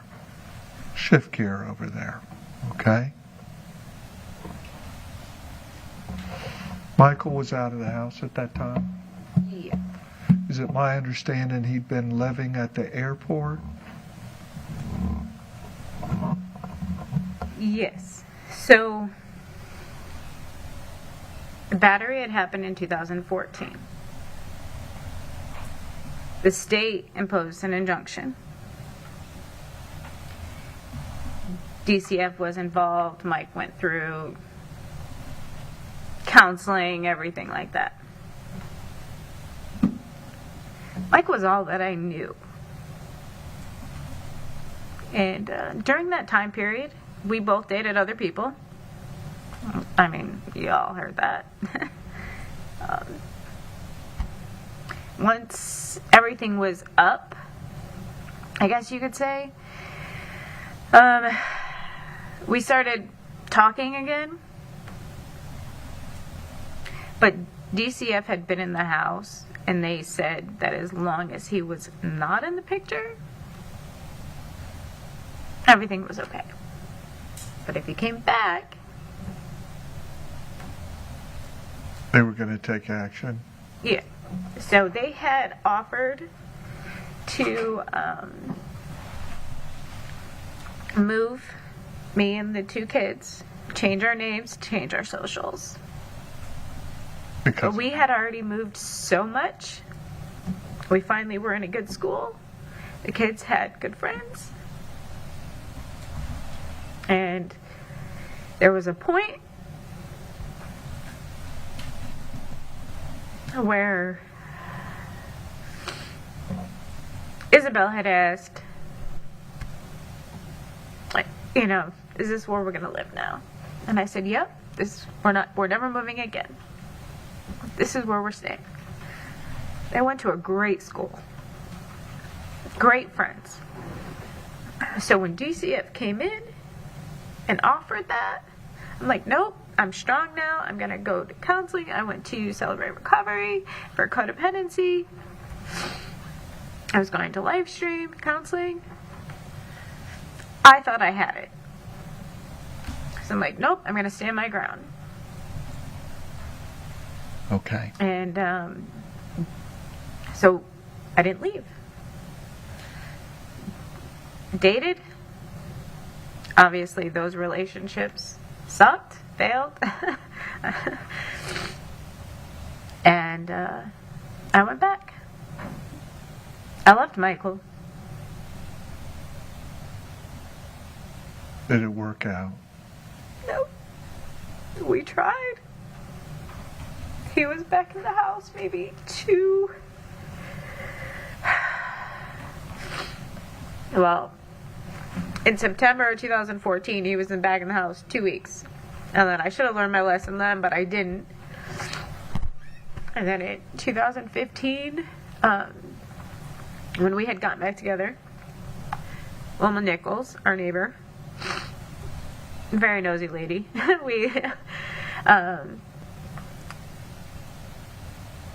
Mike would go to work. We would pick him up at L.J. Yates' house, who has not testified. L.J. Yates lived on 33. He also worked at Disney. Mike would drive from Disney to his house, and we would pick him up there and bring him back to the house, and he would duck so nobody would see him. And then he would sleep there all day. He built a privacy wall on our back patio so Wilma couldn't see. And she had put a gate so that she could just come over whenever she wanted. So we put a lock on there so she couldn't do that. And then he worked overnights.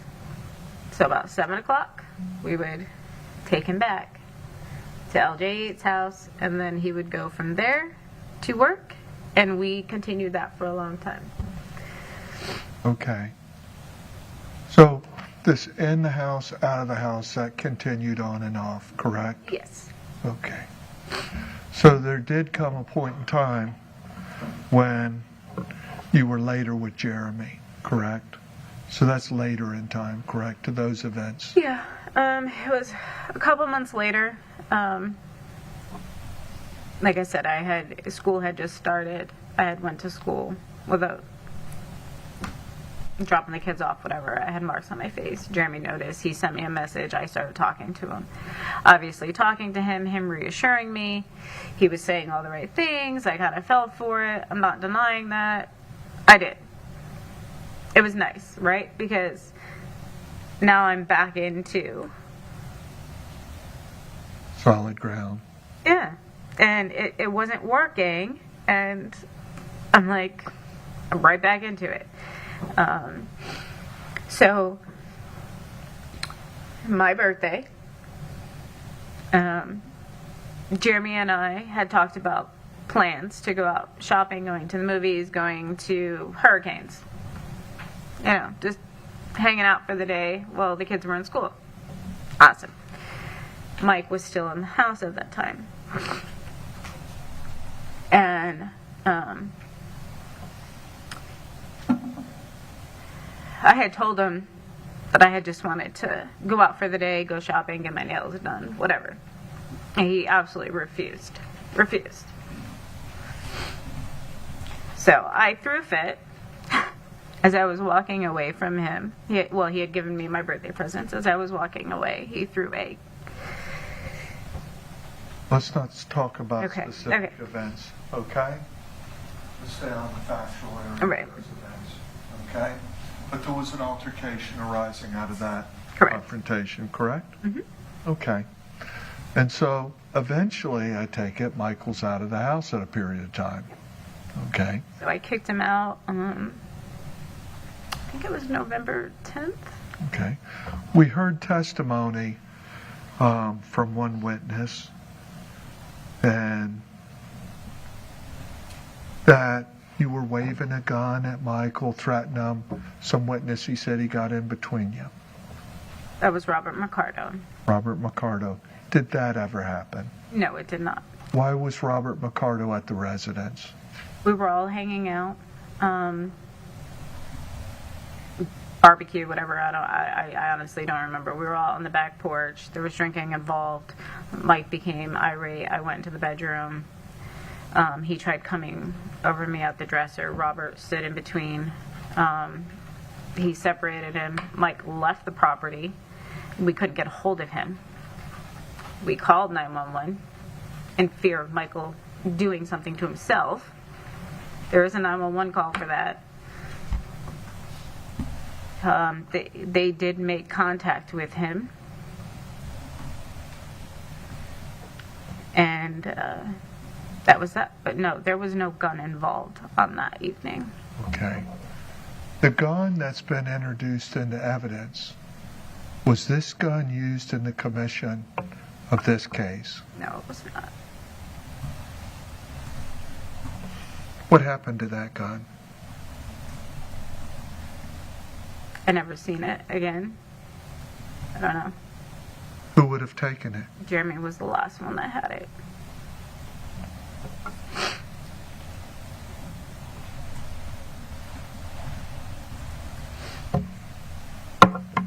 let's transgress into this event that led to these charges.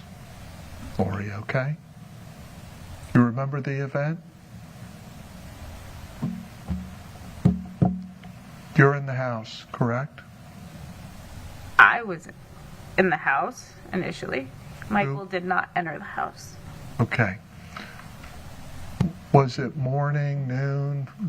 Take us through it. Morning. Okay. And tell the jurors how this transpired. I got up, got my coffee, and then that's when I noticed he was sitting out on the back patio. We had 2 tables. There was like one long one, and then there was a smaller round table with 2 chairs. I seen him sitting there. So I got the kids. I don't remember if it was Pop-Tarts, breakfast bars, whatever. They're Ovaltine. They always had Ovaltine. They had tables in their bedrooms. I went in and got them their clothes, gave them their breakfast, turned on the TV, and I just said, eat your breakfast, get ready for school, which they did. Just like every other morning, I'm going to go out and take care of the animals. We had over 400 birds. We had pigs. I rescued a horse. There was lots of animals on the property. So that was not unnormal for me to go outside while they were inside getting ready. So I went out there, but I knew he was sitting out there. I could see him through the kitchen window out in the back patio. So I went out there, and we started talking, and it escalated. And I went to walk back in because this wasn't going anywhere, and he was not leaving. And I opened the sliding glass door to go in. And when I did that, he took my phone and slammed it up against the sliding glass door. There was an imprint of my phone on that sliding glass door. He grabbed my arm, pulled me down into his lap. In the furthest chair that was, I don't have a picture in front of me, but the sliding glass door, there was like a post, and there was we had like a bistro table sitting there in front. And on this further side, I guess, in front of the sliding glass door, there was a chair. So he had pulled me down in his lap. He was holding on to me. And at that point, I was just trying to convince him, like, okay. Enough. We'll work it out. What's he saying to you during this, Laurie? I was talking at that point. I was scared. That's what I'm saying. Okay. We can work it out, because that's what I did every single time, because I was scared. And he told me not this time. Was he upset about anything in particular that you're aware of? Yes, he found out I had gotten pregnant. From Jay? Yes. Okay. So, is he mentioning that in his discussion, or what? Oh, yeah. I mean, not at that time. We had, it was previously before he pulled me into his lap, but I mean, he knew. Okay. So I was like, okay, we'll work it out, because at that point I had already had the abortion. So, are you facing the house or facing away from the house? Tell us your direction.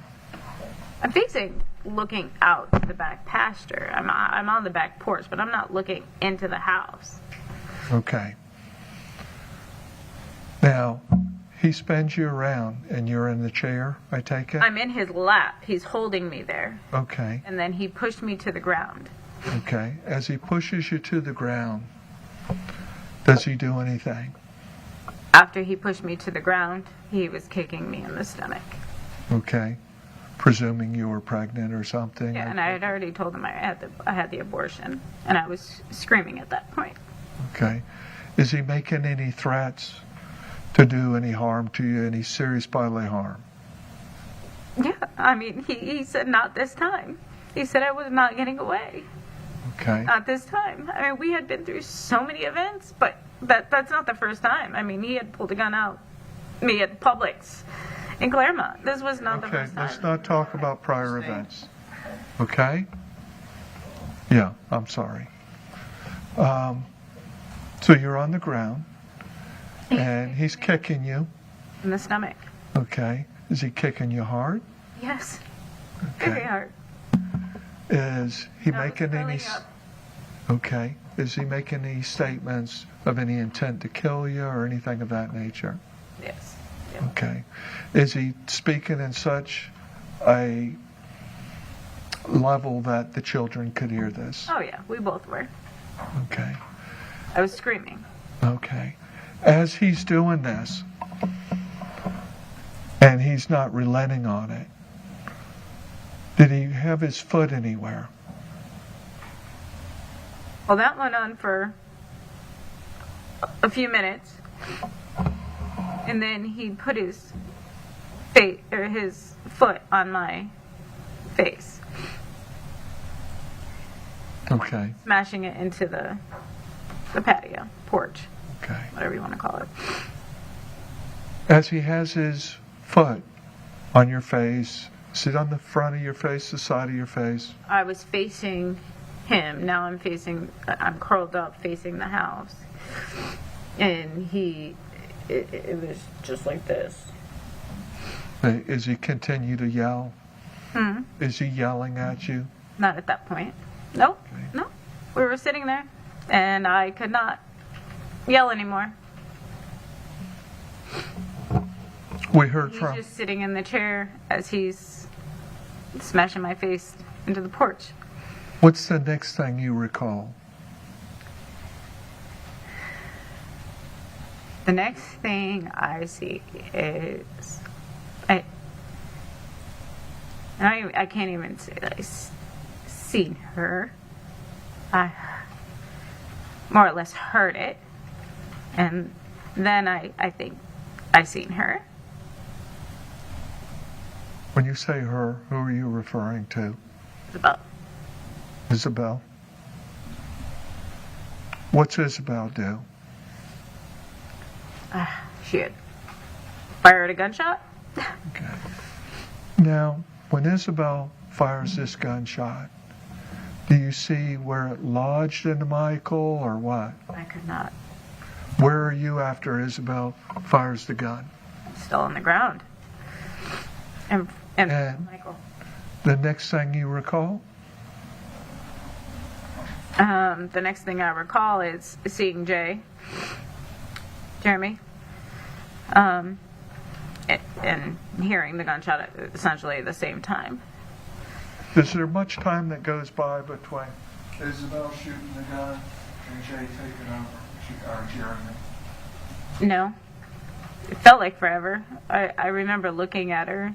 Had you gotten off the ground? No. No. I had not. Michael was still sitting in the chair. After Jay comes, you hear Jay discharge the firearm.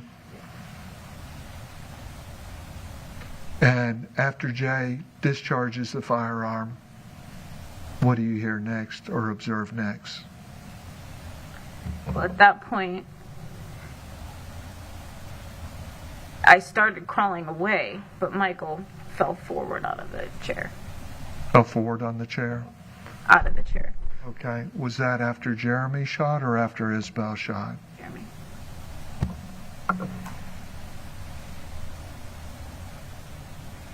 After Jeremy makes that shot into Michael, what happens after that? I got up, we went into the house, we went into Isabelle's room, and Now, who has the gun at that point? I don't recall that he had the gun. I don't know. Okay. He was the last one with the gun. Okay. Did you see Isabelle carrying it after that? No. But it wasn't carried into her room where we were having a conversation. Now, Jeremy makes that shot. You get up, you go into the house. Are any statements made by Jeremy?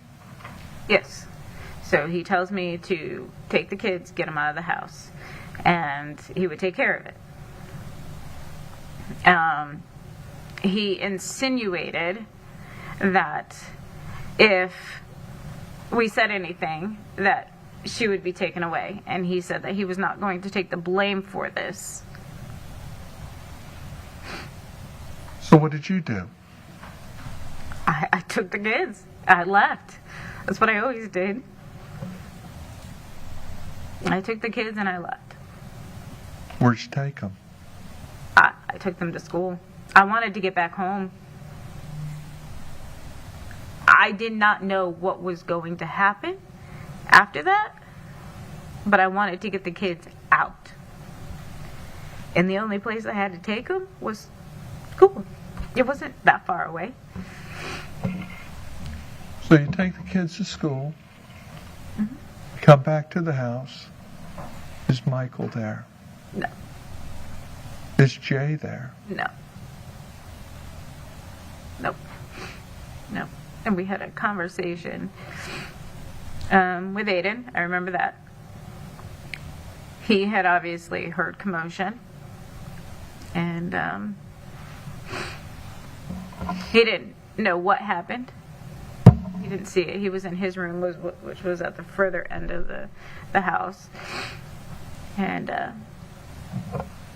had just told him, your dad's going away for a long, long time, and insinuated that he was going to jail.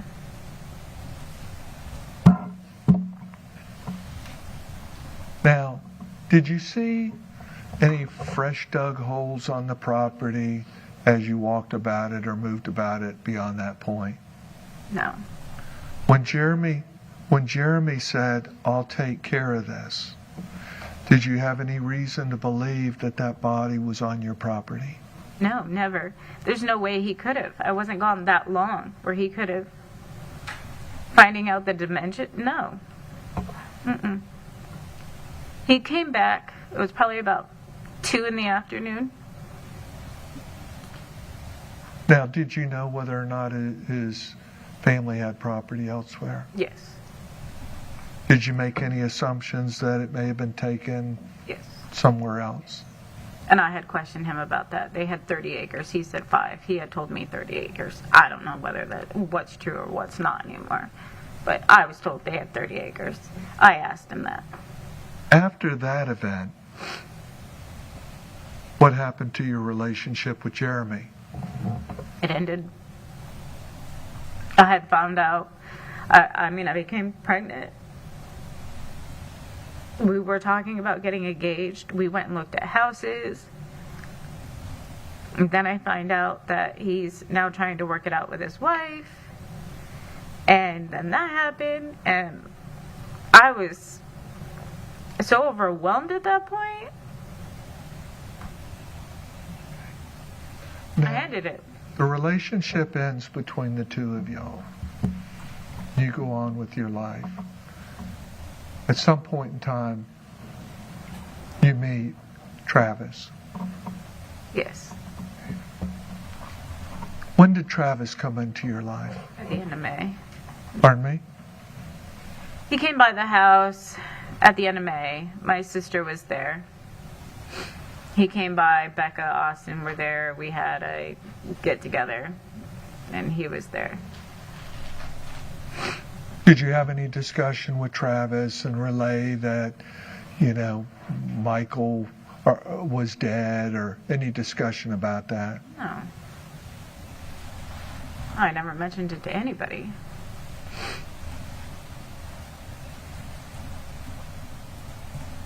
There later came a point in time when this patio was built, correct? The fire pit? Yeah. Tell us, we've heard circumstances about that. How did that end up, and why did that end up being placed at that location? It was a big open area in the backyard. When Jeremy and I were together, it was an idea that we would lay concrete down. He was supposed to help me with it. That's why the concrete was bought in January of 2013. 16, I think it was. We sat down, we talked about the dimensions of it, and he was explaining to me how to calculate how much concrete you would need and whatnot. I went out and bought it. And then bought it, unloaded it into the shed. And it sat there until September, later that year. And then you had broken up with Jeremy, correct? And then later you take up with Travis. Correct. Correct. And eventually this fire pit gets dug, correct? Or had been dug, prepped for a duck pond, correct? We didn't dig any more. Yeah. It had been dug out, my understanding, for a duck pond, correct? Yeah, previously. That was even previous to Jeremy. Yeah. And y'all abandoned that attempt or effort? Yes. So you move on. Deep. I mean, it was just like, it was just an outline. We didn't even dig deep into it. So Travis comes along, some time passes, and y'all elect to put the patio there. Yeah, that was the original plan. Okay. You'd broken up with Travis. Jeremy. Jeremy, excuse me, I apologize. You'd broken up with Jeremy. Now, Wilma next door testified that they detected an odor about your property. Was there any odor floating about on your property? No. I mean, we had rescued one pig. We got another, a wild male and female. They had babies. And Robert Seha and his wife, they had horses. They also had dogs. They were renting the back property to keep some of their horses. And they had dogs. And there was a few occasions where the dogs had come up and with the little pigs. It's not a pretty sight. So I don't know if that's what she was smelling. But, and with the birds, like I said, with 400 birds, we used to slaughter them. I used to cut the chicken meat. Like, we had ducks, guinea fowl, quail. We had tons. I had a license to sell. We sold to a restaurant in Winter Garden. There was an obvious odor. Yes. So when y'all prep this area and you put the patio down, did you and Travis put your initials in the concrete? We did. Would you have done that if you knew there was a body underneath there? No. Would you have posted photographs on the internet or on social media? Absolutely not. If you had knowledge that there's a body underneath Absolutely there? not. If I knew, everything would have changed, everything that occurred. The only reason why we laid the patio when we did was because we were trying to have this huge birthday party for Isabelle. Robert Seha and his wife, they had the horses.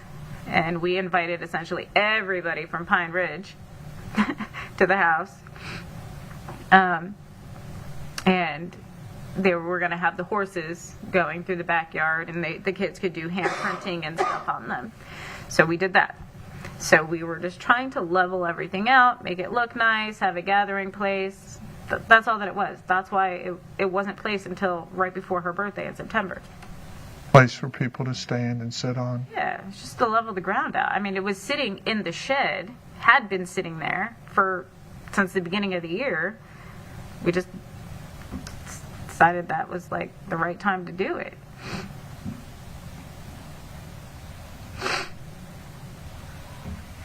Now, there's been talk about and documents introduced regarding this social media, Facebook, etc.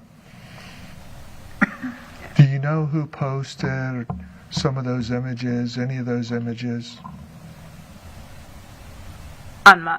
There's images from your account, Michael's account, other accounts. Did Jay have access to social media at your house? Yes.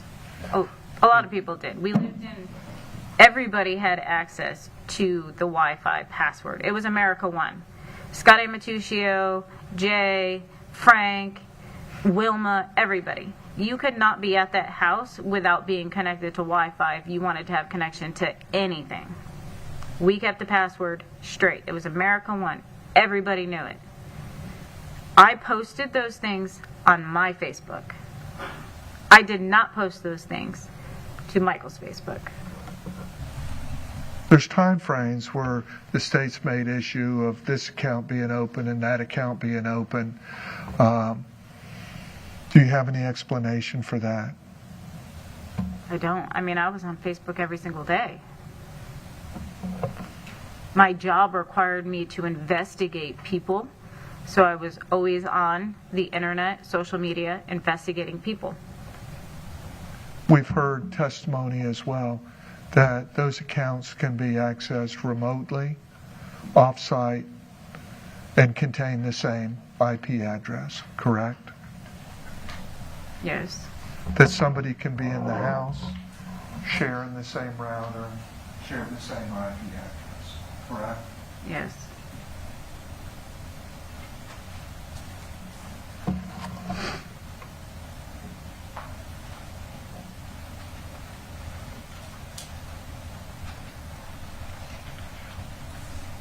We've seen, and the state has introduced into evidence at this stage, a tarp that was in this pit. Did y'all have ownership of a blue tarp? Not at that point. We had a tarp when we got a pool. I know Travis bought a tarp to put under the pool. Later when you were with Travis? Yes. Okay. Did you have one at the time of the demise of Michael Shaver? Not to my knowledge. Did you have the strap wrenches that were introduced, or the straps themselves, on your property? No, not to my knowledge.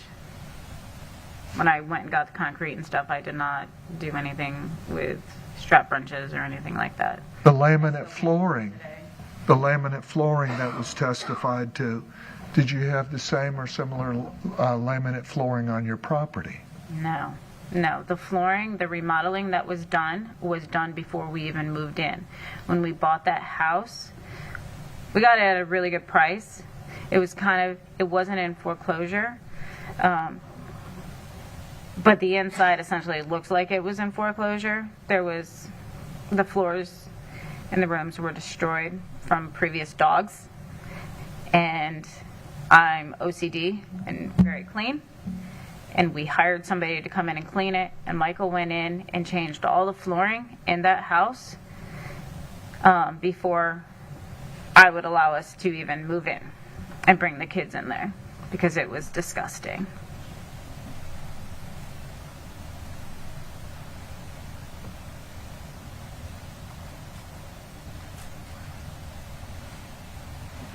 Was Austin Fillmore, or Austin, was he at the house when that pit was poured, the patio? No. He testified he was. He was not. He was not there. Travis and I did that ourselves.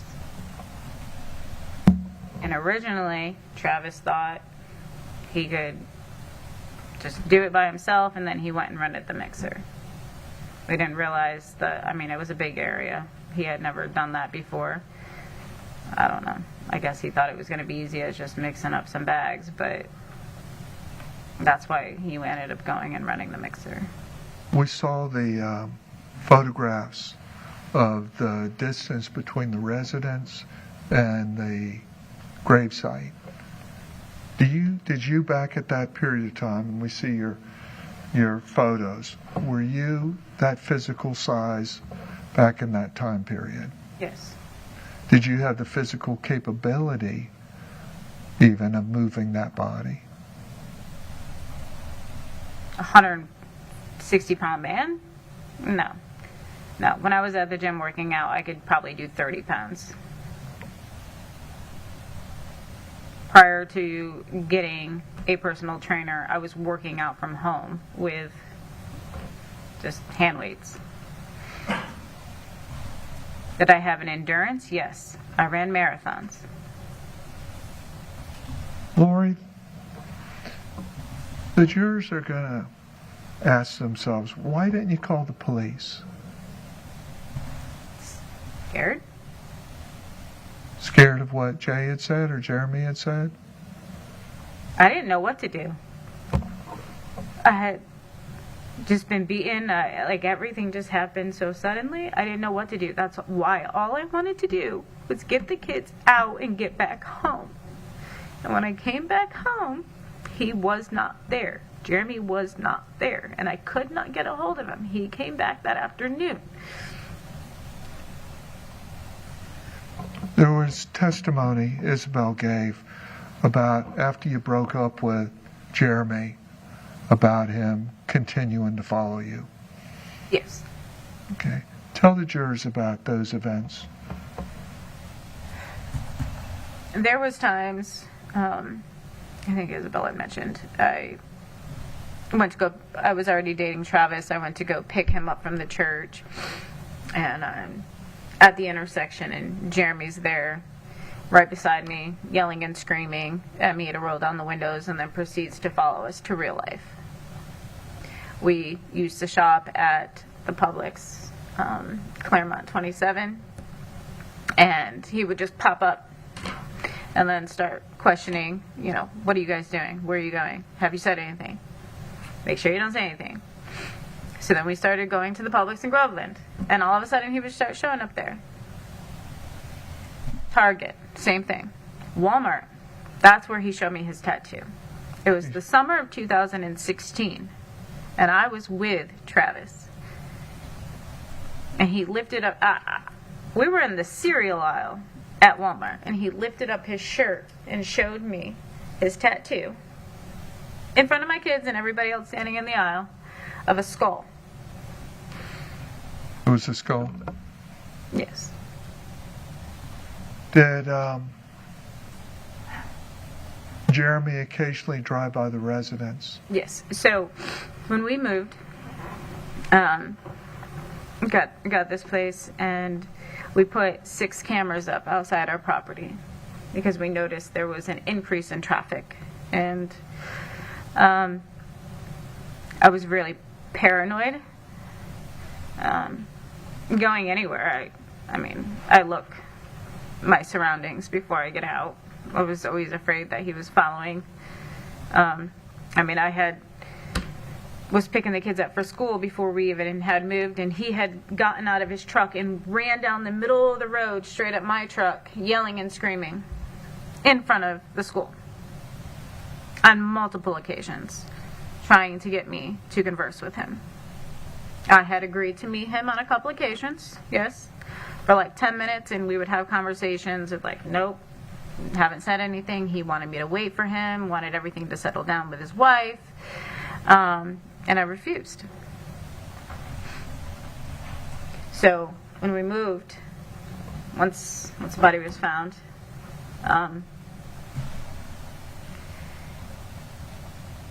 I lost my job. Travis was a youth leader at the time. He started working for a granite company. Finances had gotten really tight. We found a home that we could afford. We got the cameras, and Jeremy was caught on those cameras on a couple occasions going by.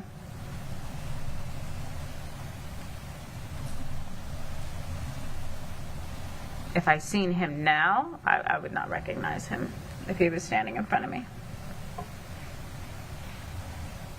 Go back a bit. You spoke about, and you have images, clear images, as to the events that would happen on a regular basis. Let's reflect back on that, though. Were these acts events that would cause serious bodily harm to you? Yes. Were these events that would involve, likewise, domestic violence, shouting, and threats? Yes, that and more. Okay. you believe that you would be here today but for the act of Isabelle? Sorry, what? The event where Michael was shot, Isabelle acted, came to your aid. Do you believe you might not be alive but for Isabelle and or Jay? Correct. Yeah. Laurie, have you testified from your heart the truth of these events? Have I left anything out that you feel that you need to tell the juries to clarify any issues that you've spoken of at this stage?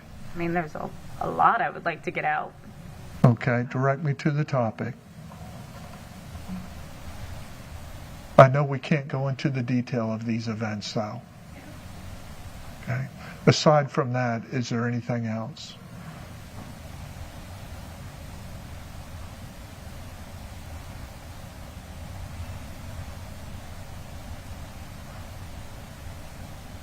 Michael had a lot of anger.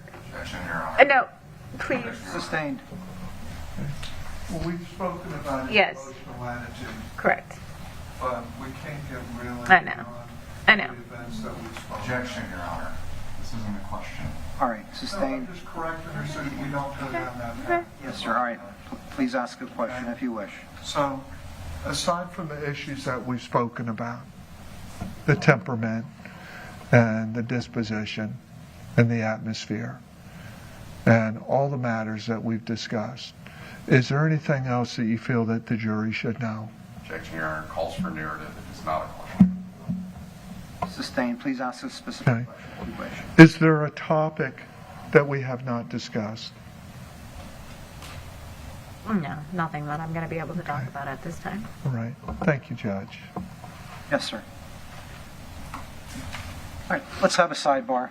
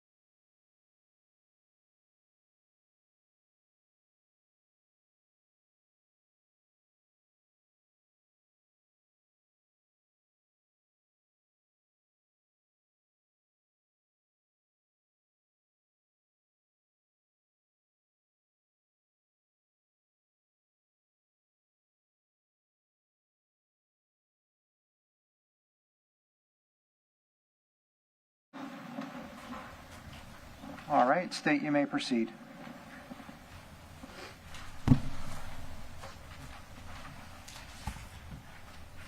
Ms. Shaver, in the beginning of your testimony, I believe you may have misspoke.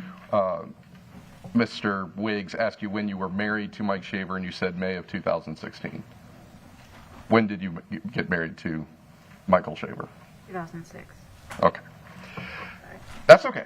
Now, the biggest question I have for you, because you didn't mention it once in your entire story, is when did your husband get killed? The exact date I cannot recall. It was beginning of May of 2016. It was not November. Okay. So sometime, you don't know, but sometime in May of 2016 is when this happened. Okay. Now, your phone number prior to this homicide was 352-431-0419, correct? You don't know your phone number? That's not my phone number now. Okay. You don't... I do not recall my... Okay.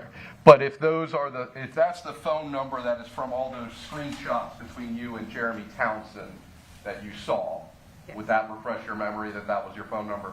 Yeah. Okay.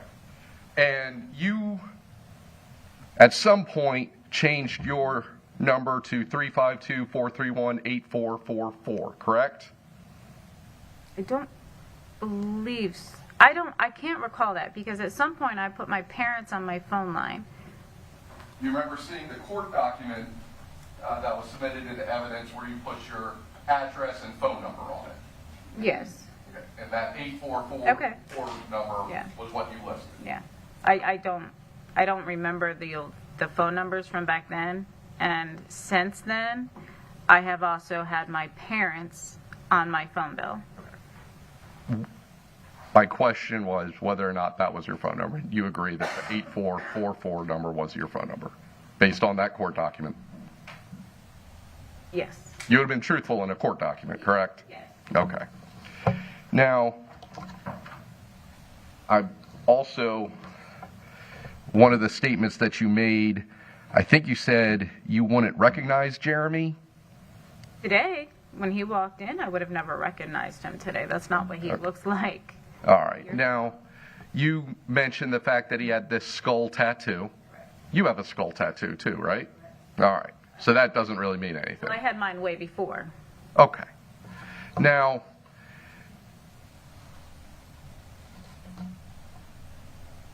you were saying that you met Jeremy Townsend in August of 2015.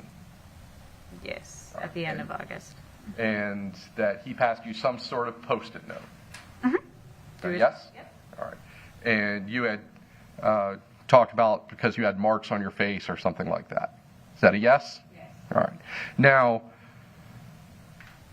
according to you, Michael Shaver had left the residence in November of 2015, correct? Your residence. Yes. All right. I had kicked him out. All right. Well, I thought that you were the type of person that would just shut down and retreat and couldn't confront anybody. That was your words, right?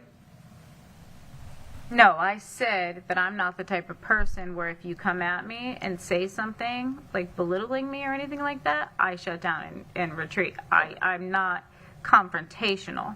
All right. And that was in the context of me and my daughter.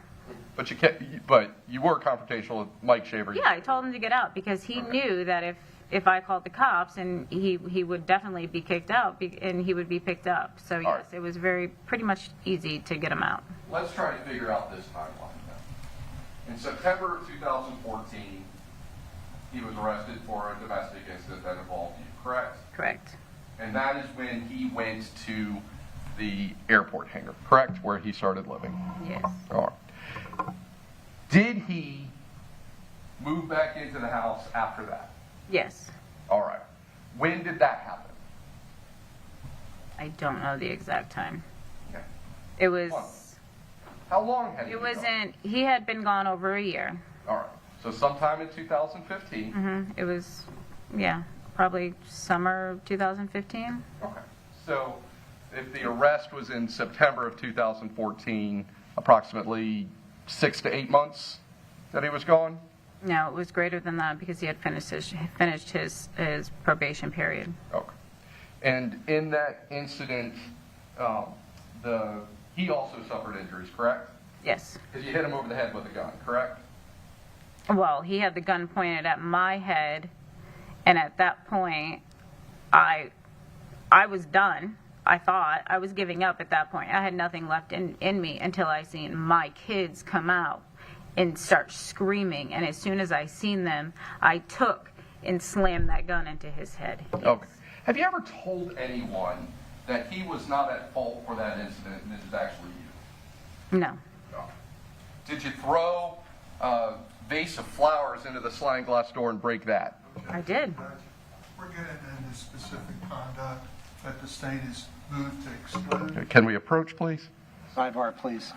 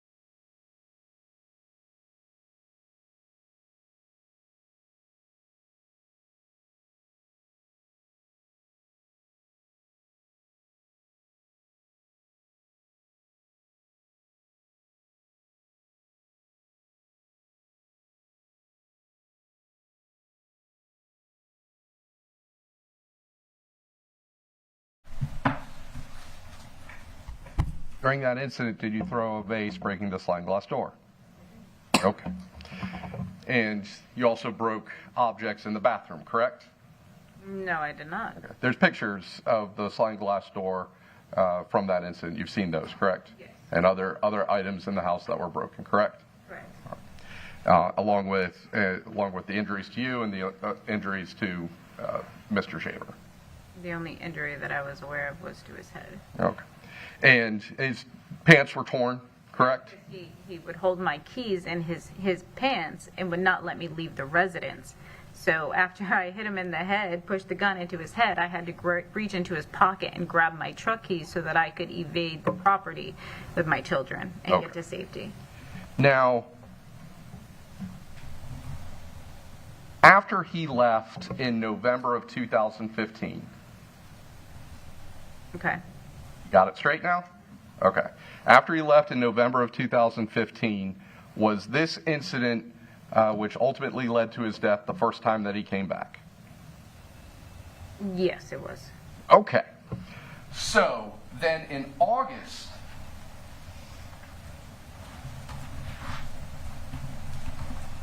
I'm sorry, you're saying you actually started a relationship with Jeremy Towson in August of 2015? We started talking in August, and Michael was still at the residence. Okay. So after November of 2015, he does not come back to the house. Correct. So that check that was sent to him and deposited in his account, he would not have received, correct? I don't know. He got his mail. How did he get his mail if he wasn't at the house? The mailbox was not at my residence. It was at the end of the road. Okay. So after he left in November of 2015, are you saying that he would just come by every day to pick up his mail? I don't know what he did.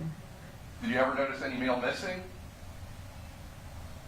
How would I know if it was missing? Did you ever notice any of your stuff missing? No. Did you ever notice any mail coming for Michael Shaver to that address after he left? Yes, a few things. What would you do with that in order to get it to him? I would take it back to the post office and do return mail. No longer at this address. Where was it going? I don't know. Where was he? I don't know. I assumed probably back at the hangar. If he left in November of 2015 and went to go live at the hangar, why would he quit his job at Disney? Because there was a sexual harassment charge against him. Okay. You heard that his supervisor came in and said there was no such thing and there's nothing in those records, correct? Oh, I did. I heard that. Are you saying that Disney falsified those records? The sexual harassment complaint filed against him came directly from Michael's mouth. Okay. And you had access to his bank accounts, correct? Yes, he had access to mine as well.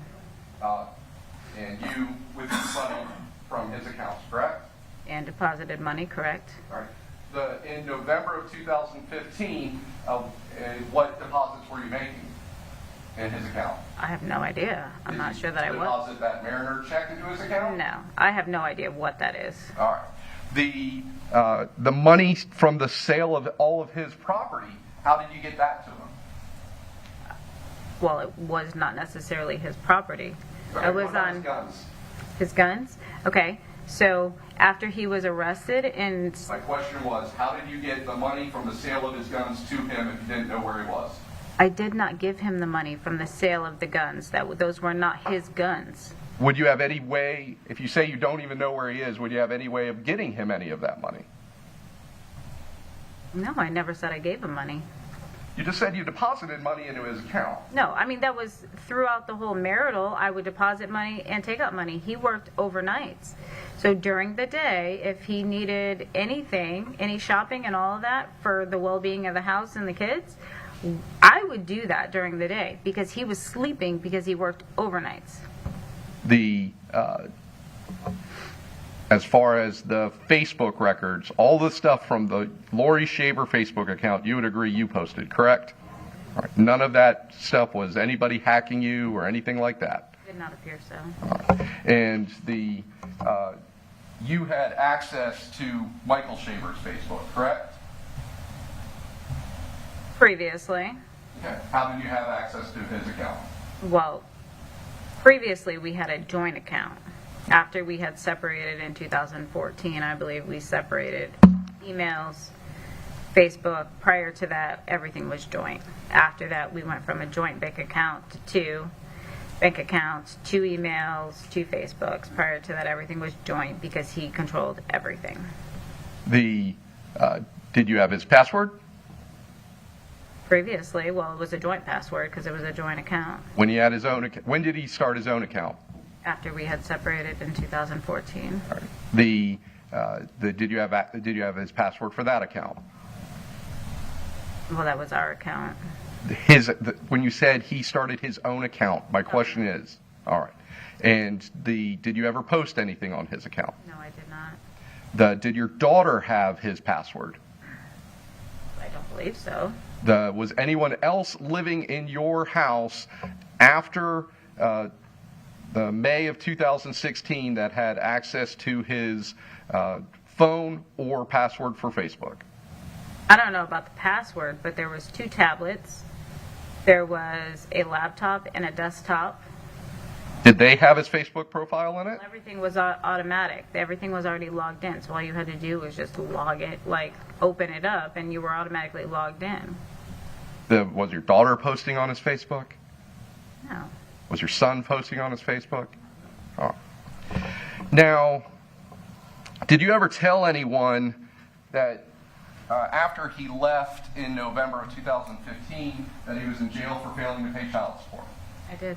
That wasn't true, correct? No, it was not. That was an old manager that I had a relationship with way back when, and he had moved back from Connecticut to Florida and was reaching out to me, and he was curious. Okay, I was not. That's Ramin, correct? Correct. And when you say relationship, that's another affair, correct? Correct. But you told him that Mike was in jail for failing to pay child support and his license was suspended, correct? I gave him my personal information, and he was asking about that because. Okay, wait, hold on one second. How is Mike being in jail your personal information? Accurate personal information because he was questioning. Because prior to that, there was conversations where Michael had threatened once again, after finding out, to kill me. All right. So when you told your manager that you had a prior affair with that Mike was in jail, that was a lie. Yes.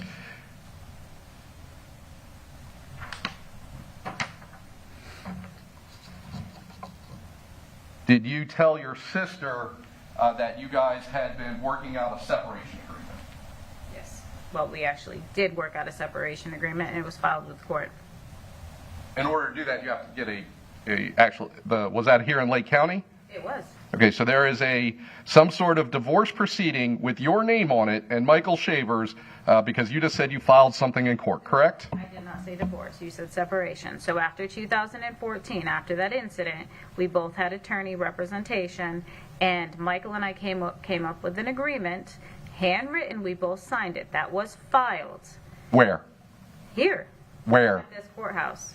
What case is that in? Whatever the prior DCF is, and I had won that case with no adjudication. I don't know where that record is, but it was filed. And in that agreement, he agreed to pay X amount of money. I would keep the kids. He could not take the kids. He would see them every other weekend, whatever. We had that separation. I made more money than he did. I covered the health insurance. I covered the kids. I kept the house. He was moving out of the house, and he was going to pay X, Y, Z. That was a handwritten document that both of us signed in front of the mediator at this DCF agreement that I won with no adjudication. Was there ever a divorce proceeding started? No, there was not. Not in the state of Florida. After 2015, was there ever a divorce proceeding started? No. When law enforcement came and asked you about the whereabouts of your husband, you were not truthful with them, correct? I didn't know where he went. You know what happened to him, correct? All right, you didn't tell him that, correct? The Walmart purchase that was on your husband's bank account. You did that, correct? I don't recall doing that. That was sent to your house with your name on it, correct? Yeah. All right. I don't recall, like, the exact parameters around it or what I bought or anything like that. So this event happens in May of 2016, correct? Say yes? Yes. Your relationship with Jeremy Townsend ends very tumultuously in May of 2016, correct? Say yes? Yes. And your relationship with Travis Filmer then begins in May of 2016, correct? He came over at the end of May. Yes. And you were actually engaged to him in July of 2016, correct? Yes. In April of 2016, Rebecca Urbanowski was living with you, correct? Right. And the fire pit itself was built in March of 2016? I guess so. I don't That's when you posted it, right? Yeah. And then how big was your property? 5 acres. And out of all of that land, you just happened to choose the area where your dead husband's body was found to put that cement slab. That's basically what you're saying here, correct? No, because I did not know his body was there. It went there because that area was already dug out. Quite a coincidence, you'd agree, correct? No, not necessarily. Not if you realize the whole parameters of what came first and how that all transpired. Like I said, that was something that Jeremy and I had originally talked about doing because I had gotten rid of the animals and we had the fire pit and we were talking about wanting to, I mean, it was his suggestion to put in concrete. So the March 2016 is when you put that fire pit in, and 2 months later is when your husband is killed on your property, correct? Yes. But the concrete was not poured until September. Correct, by you and your now husband. But I had no knowledge that he was under there. If I was trying to cover him up, why would I do that so many months later? And only... I haven't asked you a question, ma'am.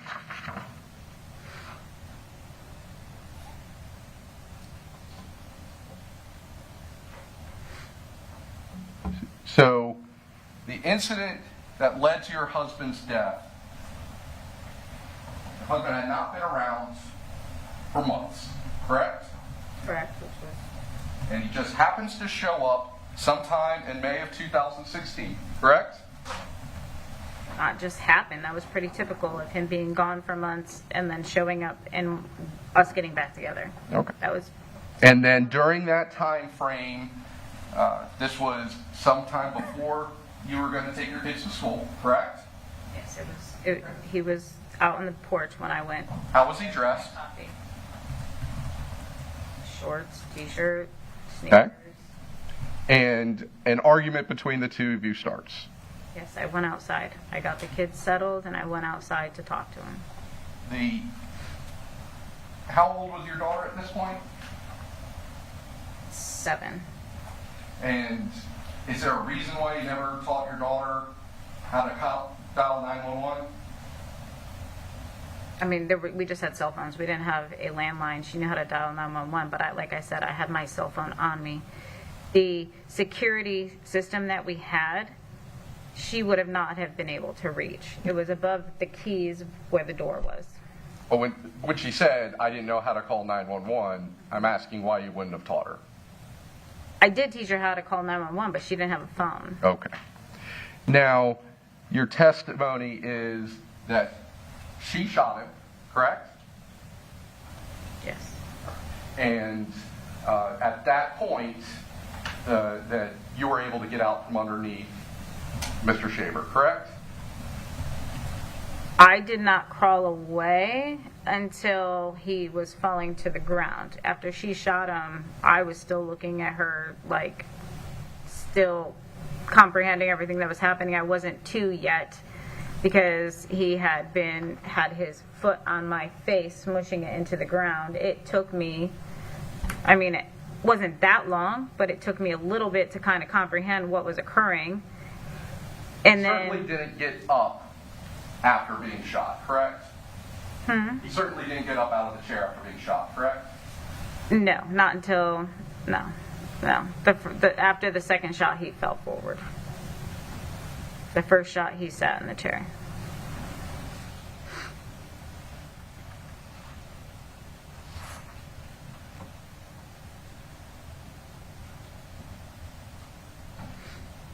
At the time of his death, Mike Shaver was about 5'3"?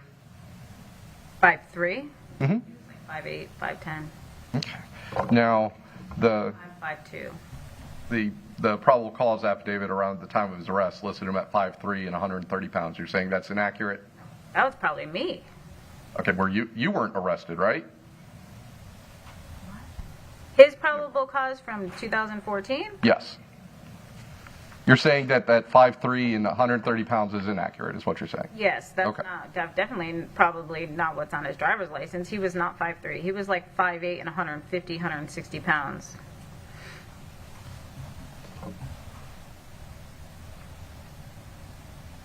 I was 5'2" and 115, 20. When Mike left, he left his vehicle, correct? You're talking about the black car. No, I'm talking about he had a vehicle and he left it behind, correct? His black car had been sitting there for a while. He had a bent rim and the air in the tire could not stay inflated. So he was driving my truck back and forth to work. Right. My question was, when he left and moved out, he left his car, correct? He did. And he left everything that he had that had any sort of value that could be sold, correct? His guns, He took his stuff, tools, yeah. his ATV, left all that behind. Well, the tools that were in the shed were of no use to him. They were like old tools and stuff like that, and it wasn't an ATV. My question was, he left the stuff behind, stuff that he could have sold, correct? Correct. He stopped going to work and lost his job because of it, correct? I was not aware of that at that time. So he lost his ability to make any money, correct? I was not aware of that at that time. Prior to November of 2015, he would call you on using the phone frequently, correct? Yes, because he was back in the house and we were trying to work things out. After November of 2015, there is absolutely no calls to you after that November 7th, 2015, correct? I don't recall. There's not a single call to you, to the children, anything, correct? I don't recall. There's no activity on his bank other than withdrawals from the ATM in Claremont where you live, correct? I wouldn't know that. November 2015, he just vanishes off the face of the earth. No one can account for him, correct? I don't believe that's true. But you've definitely not had any contact with him in any ways until he shows up someday, which you do not know, in May of 2016 when this incident occurs, correct? No, he showed up prior to May. I At asked my you- property, but he was already causing trouble prior to that, which fits within his history of doing this. My question to you previously was, after you kicked him out in November of 2015, and prior to him coming up the day that he was killed, I asked you, did he ever come, have any contact with you? You said no, correct? Not physically, correct. But calls and stuff like that, yes. Calls? Texts, his threats, stuff like that. You saw the phone records, which show Right. absolutely no Text, calls from Facebook him messages, after November there 7th, was- correct? Let her answer the question, please. All right, He please was- allow the witness to finish. Thank you. He was communicating with Jeremy. I believe he had sent me text. He had sent me a nasty text prior to that, telling me I was just like my mom, something to that effect. He was communicating. From your IP address. I don't know that that's my IP address. How can you verify that? Because it's the same IP address that your account that you says you used posted on as well. Okay, how do we know that he didn't post on my log into my Facebook? Anything else?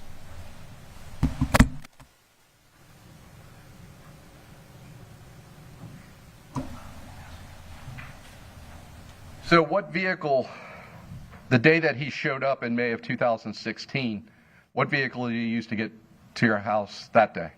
I don't know. What vehicle was in your yard that you didn't recognize that day? In May? Yes. There was not a vehicle. So he gets walked? I don't know. He just showed up without a vehicle in your house on the back porch. I was not paying attention to that. Nothing further, Judge. Thank you, Mr. Wiggs. I don't have anything. Thank you, Judge. All right. Yes, sir. Thank you. You may step down from the witness stand.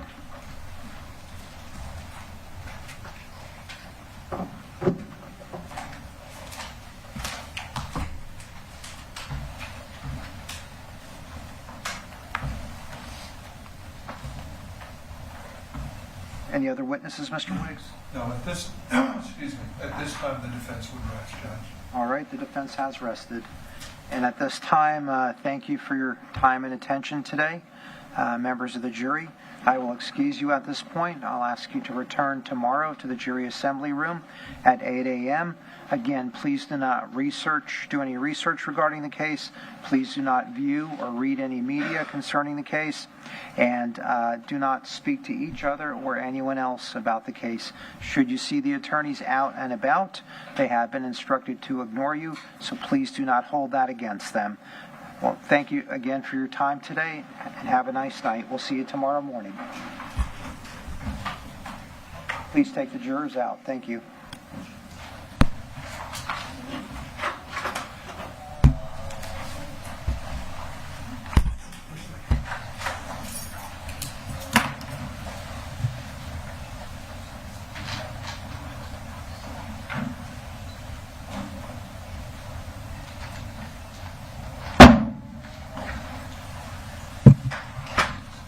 Are there any motions at this time? Judge, yes, we renew our motion for judgment of acquittal, same grounds. There's no causation, proof of homicide to be, that the state could establish. That's attributable to Laurie Shaver. There's no tangible documents. The IP data and the digital documents were unreliable, not authorized. Of course, there's prejudicial not mistakes, but evidence that the state has introduced in the form of introduction of other guns, banking records, nothing to tie Laurie Shaver to this homicide. There's digital data, there's improper stacking, and I know that stacking's proper, but the state didn't follow the proper procedures to do so. And the state has failed to lay the proper predicate for the digital data and reliability therein. All right, state's response. We'll rest on our prior arguments. All right, the motion is respectfully denied. Thank you. Is there anything else before we conclude? We're going to meet at 8 o'clock tomorrow morning for the charge conference. Is there anything further? No, sir. Yes, sir. All right, then we're adjourned for the day. Thank you. Thank you, Judge. Have a nice night.